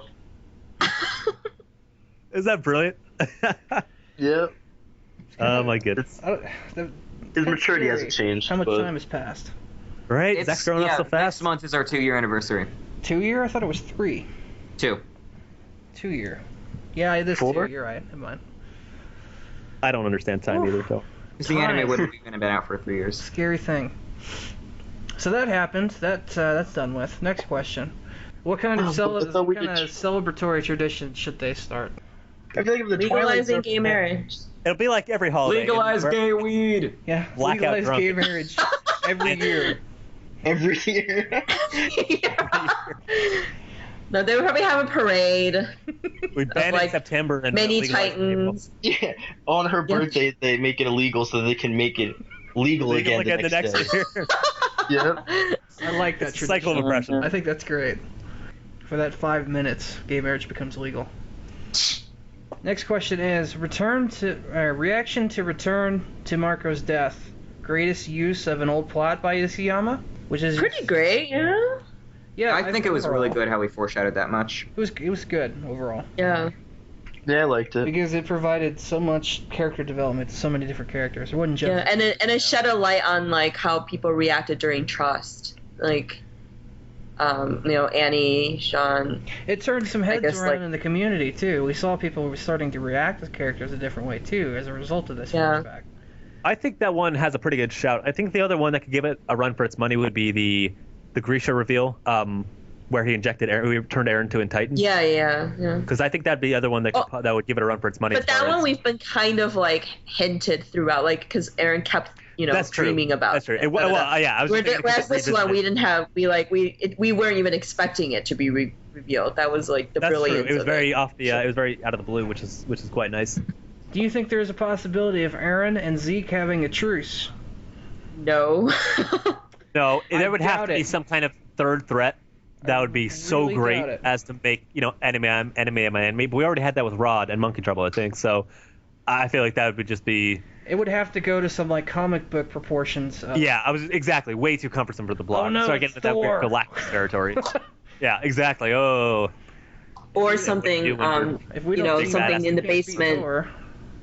Something in the basement changing a lot. But I don't know. Aaron seems pretty resolute. I can see others changing. I don't know him No, as a that's- protagonist too. That's a crazy. I feel that like would be a that's crazy. Stargate. transition. I feel like Zeke is super determined as well to get the core. Yeah, of it all exactly. goes. So I don't think there's It would have to take something there's literally just- out of that world to get them to work together, I think. like a Stargate. Like a Stargate. Yes, thank you. Yeah. That's what it's all leading to. That's right. Magical something or other basements. Fuck, I wish. Next question. We know that Ymir used her shifter powers at least once during a training mission with Krista and some other guy. Do you think RBA ever secretly used their powers during training missions in order to help to guarantee themselves slots in the MP? The only person who would have needed to do that is Annie. And I think I don't absolutely think not. so. Mainly because they're way too big. I don't think They they would have could have gotten been. caught. The Yeah, only they one would've gotten they could have caught, possibly sure. gotten away with is regeneration. Yeah, they would never. have Yeah, gotten exactly. caught. And the only one who really would have needed to do that is Annie. Because she's the only one who out of the Wasn't group who went to the wasn't military. Bert planning on going into the MP at some point? No, he wasn't. It was Oh, just okay. Annie. I Better. don't recall that. No. It is interesting looking at their training. They must have had to been pretty careful not to get hurt because it'd be very suspicious if like Yeah, they broke an arm or exactly. something, and then all of a sudden they were like better a day later. Well, the It was thing like, about it is that they could control. Well, they could just do what Reiner did and keep the cast on it for a while. They can control the regeneration stuff. That's true. Yeah. They can just stop. Oh, that's true. Yeah, they could let it do slowly if they needed to. Right. They break an arm, they can just let it be broken. That would suck. Oh, you But I mean, it's not like we have no other choice. I mean, yeah, it's How shitty is it to have the ability to fix that and not be able to? probably why they're so Be pissed off by torture. the end of it. Awful. Yeah. Actually, imagine what would have happened if Aaron had broken his arm. Oh yeah, and then found out about it when it healed. Yeah. Well, okay. I mean, we have seen he did get nicked up and beat up during training. Well, yeah, he got nicked up on the head, but like if he broke his arm, like a compound fracture, and then it just like magically healed, he would have been dissected on the spot. You're a quick Hanji healer. would have been all up in that. Yeah. You're a quick healer. Let's bust out that scalpel then. There you go. Next question from Nearly Headless Nick. Is the Reiner Krista couple more likely now that there's less of a height difference between them? Nearly Headless Reiner. That's what they I meant. like it. Yep. That's a good one. Haha. Sure. Well, if she's I in was that actually I was surprised that Reiner mentioned her, actually. Now that you mention it, I was like, I almost forgot about the whole thing. It's And 'cause then Ymira's coming Poor back. Reiner. Reiner has the hots for this girl, and she's like, "Sorry, I'm a lesbian," and he's like, "Oh, well, fuck, I guess."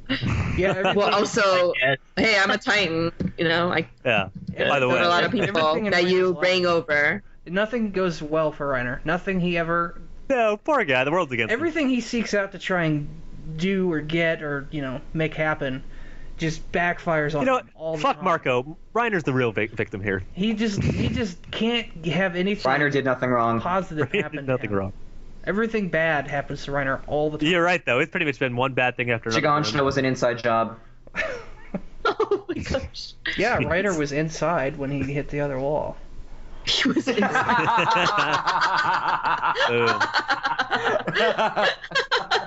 Reiner was inside. God damn it. He was the insider. That's right. Not wrong. How have the actions of RBA dealing with Marco changed your views on their personalities and choices over the time that they've spent in the 104th? That is a Over big- time, how did this chapter's revelation about RBA change your perspective on them? Well, I think I actually. Yeah. Oh, go ahead. Yeah. No, no, go mine's ahead. quick. I just said mine is pretty much. I felt the same about all three of them before and after. I think it was My just answer's like the same. more insight. That's what I was going to say. I was about to say, Stiller, I think you and me would at least agree that we've Nothing's kind of figured changed this from for the us. start. Yeah. Nothing at all. I mean, we had Yeah, I talked agree about with this that. a long time ago. What about you guys? Stiller, you Scotty, seem to Zach? dislike Reiner a bit more, though. No. Just because of his recent actions, I think overall as a Right. character, he had some pretty Oh, good true. As a potential. character. But just recently, he's just. After I realized how big of a fuck up he is, I can't get behind that character anymore. He's just too shit, you know. I'm I still almost more imagine sympathetic Reiner than as ever. the to be Roid honest. Rager that Slap on Titan made him. A slap. What did you say about? I said I still imagine Reiner as the Roid Rager that Slap on Titan made him. Him, yeah, I don't know. I never got into Reiner's character as much as I did Annie and Bertholdt, because I relate to those characters more. I can't really relate to the split personality person as much, because I don't know what that's like, you know. I can. He has a lot of similar personal themes and conflicts that Annie and Bertholdt do, but he tackles them so differently than the other two do, and his reactions are different than the other two. I like his the least, you know. Everything about his character I like the least out of the trio. I guess I don't know. I don't know if I hate him overall as a character, or if I just hate what he's done for me lately. You know, he's definitely dropped in rank for me personally. Rank. Divisive. He's divisive. Polarizing. Yeah. I think it helps wrap up his kind of Bipolarizing. tragic story here, tragic arc, tragic hero, whatever you want to call it. Thank 'cause you, Mika. we talked about this before, but from obviously a very young age as a child, he was thrust upon this massive responsibility of going out and doing this. And you look at all the things that have happened to him in the meantime. Like we talked about, every single thing has gone wrong for him. And obviously, he's coming from a place where he thinks it's best for his people. Boy, you got to feel bad for the poor guy. At least I think. Some of that stuff is what he for- shares between him, Annie, and Bertholdt. That's true, but I think it all more of the pressure falls on his shoulders since he's kind of the de facto leader of the three. And I think that's why it's been hardest for him more than anybody else. I think And how he's reacted the way he has. That's what I was gonna say. That's his reaction to it, was that he took charge of it.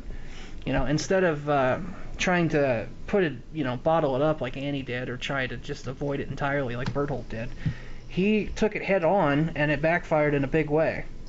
But I can't relate to that reaction. I guess is why I don't get behind that character as much, because I can't imagine doing that.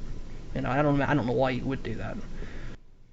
Well, I mean, I think it's a very realistic reaction, because I think that's the kind of thing where, again, it goes back to people it's very hard to gauge how people react until they're in that situation. And I think the way he handled this is more like kind of similar to Jean handling things. And remember that one soldier way back in the day who wanted to quit and go AWOL and before they snapped him in line. Remember that? Yeah. At the speech? I feel like it's more similar to that, where that's a more realistic reaction that more people would have in that situation, as opposed to your typical stereotypical hero who is able to overcome through the power of friendship and all this other bullshit and go on as if it's and be able to handle it competently and not see the horrible effects of that on their psychological state.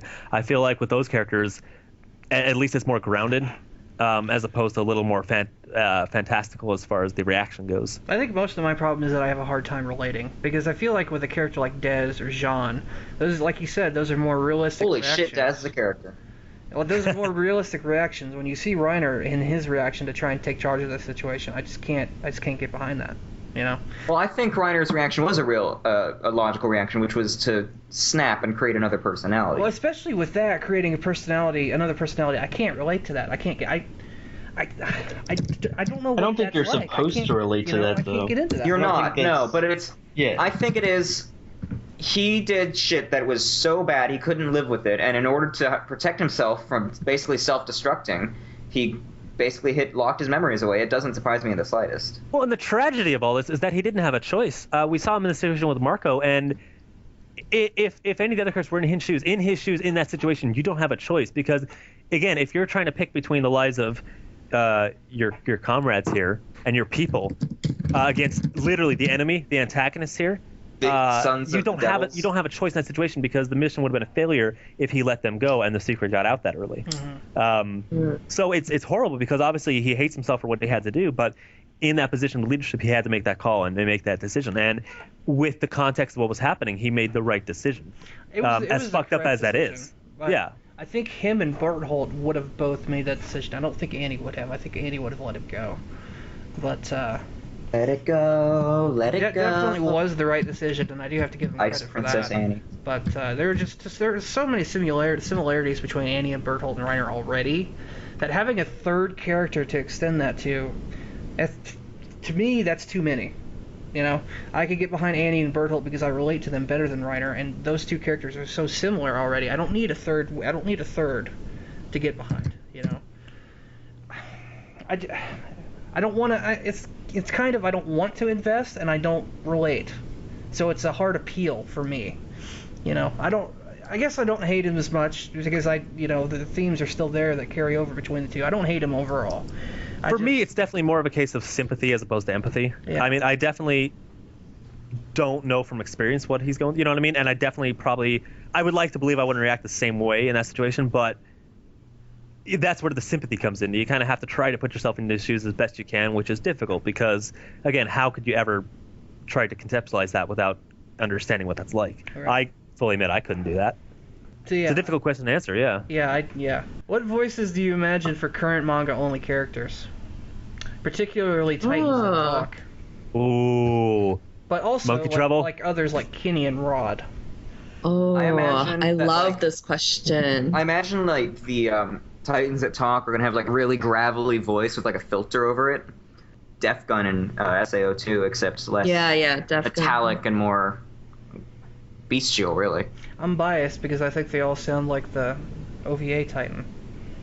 Yeah, I think that Monkey Trouble's gonna have like a real deep baritone, like Treebeard.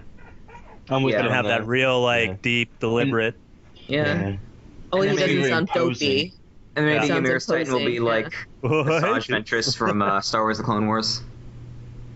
It'll be interesting to see how season 2 handles their Titan. I would. Oh, we haven't seen. I don't know how well you guys. I don't know how well you guys know Japanese voice actors, but I would love Keiji Fujiwara as Kenny. I think Kenny's would be. I hope he's like a young Clint Eastwood. Yeah, that's really kind of what Keiji Fujiwara is. I don't see Kenny talking to any chairs. For Kenny, I'm thinking of Kurt Russell type. Kurt fucking Russell. Kurt Russell from Tombstone. Let's say. Okay, I can get behind that. Morgan Freeman, I'll do it. Anyway, Morgan Freeman. Yeah, I don't know English dub actors very well, so I can't have an opinion on that. But I don't know dub actors definitely- either. I'm going for actors. You know. Oh, actors. Rod, I don't know. Rod is kind of like. I'm thinking Rod's like a Dennis Quaid. Dennis Quaid. Just kind of I just want Danny generic. Dennis Quaid from as most Danny characters. DeVito. Dennis Quaid from Footloose specifically. Next question. Do you believe that Isayama will be able to answer all the questions and wrap up all the mysteries of the series by the end of Volume 20 as he intends to? No, because he does not intend to end the series at Volume 20. Yeah, exactly. When was it? He You has said, not Mika, intended that for a long time. You said it was what, like 27? He already changed it to like 23, 24, and only recently when he made that 60% comment, it's like, oh, it's 27 now. See, that's why I don't buy that he's like has a definite end. I feel like he's still at risk of Well, I extending think he it. has an ending, but the exposition is just taking longer than he expected. Yeah. Yeah. To address I mean, the that's like question, maybe he's just really bad at gauging how long it would take, and like he doesn't change Yeah. anything. He just doesn't know how long it should take. to go back Exactly. to the beginning of our Chapter 77 review, I think talking about how the audience can be engaged to be drawn into picking a side between who they sympathize more with. I think that's the kind of situation where he's created a situation where he doesn't have to answer it conclusively, and that's more of a thing for us to decide. I think there are instances where he can leave it up to us to decide, but at the same time there are going to be some instances like the basement or whatever where we are going to get some definitive answers. So a little bit of A, a little bit of B. Well, was it him who made that comment about being past the hump and we're starting to reveal all the mysteries now? Yeah, Yep. Yeah, that was him. the man himself. That lovable Man, the goober. myth, the legend. Yeah. I think the last question here is appropriate, unless you guys have anything else to say about that last one. Nope. No? Okay. The last question, big, bold, and changing colors, is how hard did Marco make you cry? Not really. Not at all. Literally because- 0. I can't remember. I might have teared. I know I teared up a little bit at something I was reading recently. It was either that or like show I was watching, but I can't remember what. No, it was a CSI episode. Yeah, so not at all. CSI episode. It was a really emotional episode. Okay. Yeah, Sweet, you quit for CSI. I teared up at I recently watched Marathon Noragami Arigato, and I actually teared up during. It was about a girl who got, Origami. like it was about a girl who No, got no, and, Noragami, like, the not- universe- Oh, okay. Yeah. Sorry, I thought you were talking about like an origami show. I was like, was it really that emotional? Dude, The that shit swan's is just so emotional. beautiful. That origami Just the box, the symmetry is makes me sick. cry every time without fail. That, man. 1,000 paper cranes. Ah, Just the all the wonders of children in the world. I like to imagine the actual plot of that is that there was like a origami tournament where they had to create Yeah. origami figures like within a limited amount of time. And it was The like, losers executed. like the Karate Kid except with origami. Yeah. The Origami Kid. Sweet. If they made a anime out of the poetry card game, Chihaya Furu, they can make something out of that. Yeah. I wouldn't put it past them. Well, you know, Devil is a part-timer is an anime that exists here. That's pretty Yes. fucked up. Anyway, yeah, so that's it for questions. We're at the end of the podcast here. I don't think we have anything else to go over. 4 hour. You guys have any other It was a wild topics ride. we need to go over? 4 hours plus the 3 hours for 67. If you got to this part as a listener, I commend you. I know, right? Props. That's impressive. This isn't even the longest one that we've done, for sure. Oh, really? Yeah. Interesting. Okay, so we're done. We're gonna go ahead and put a wrap on this, and we will see you guys next month for the next edition of A Cast on Titan. See you guys. Woo! See ya. Bye. Bye. Bye. Hey. Thanks for listening.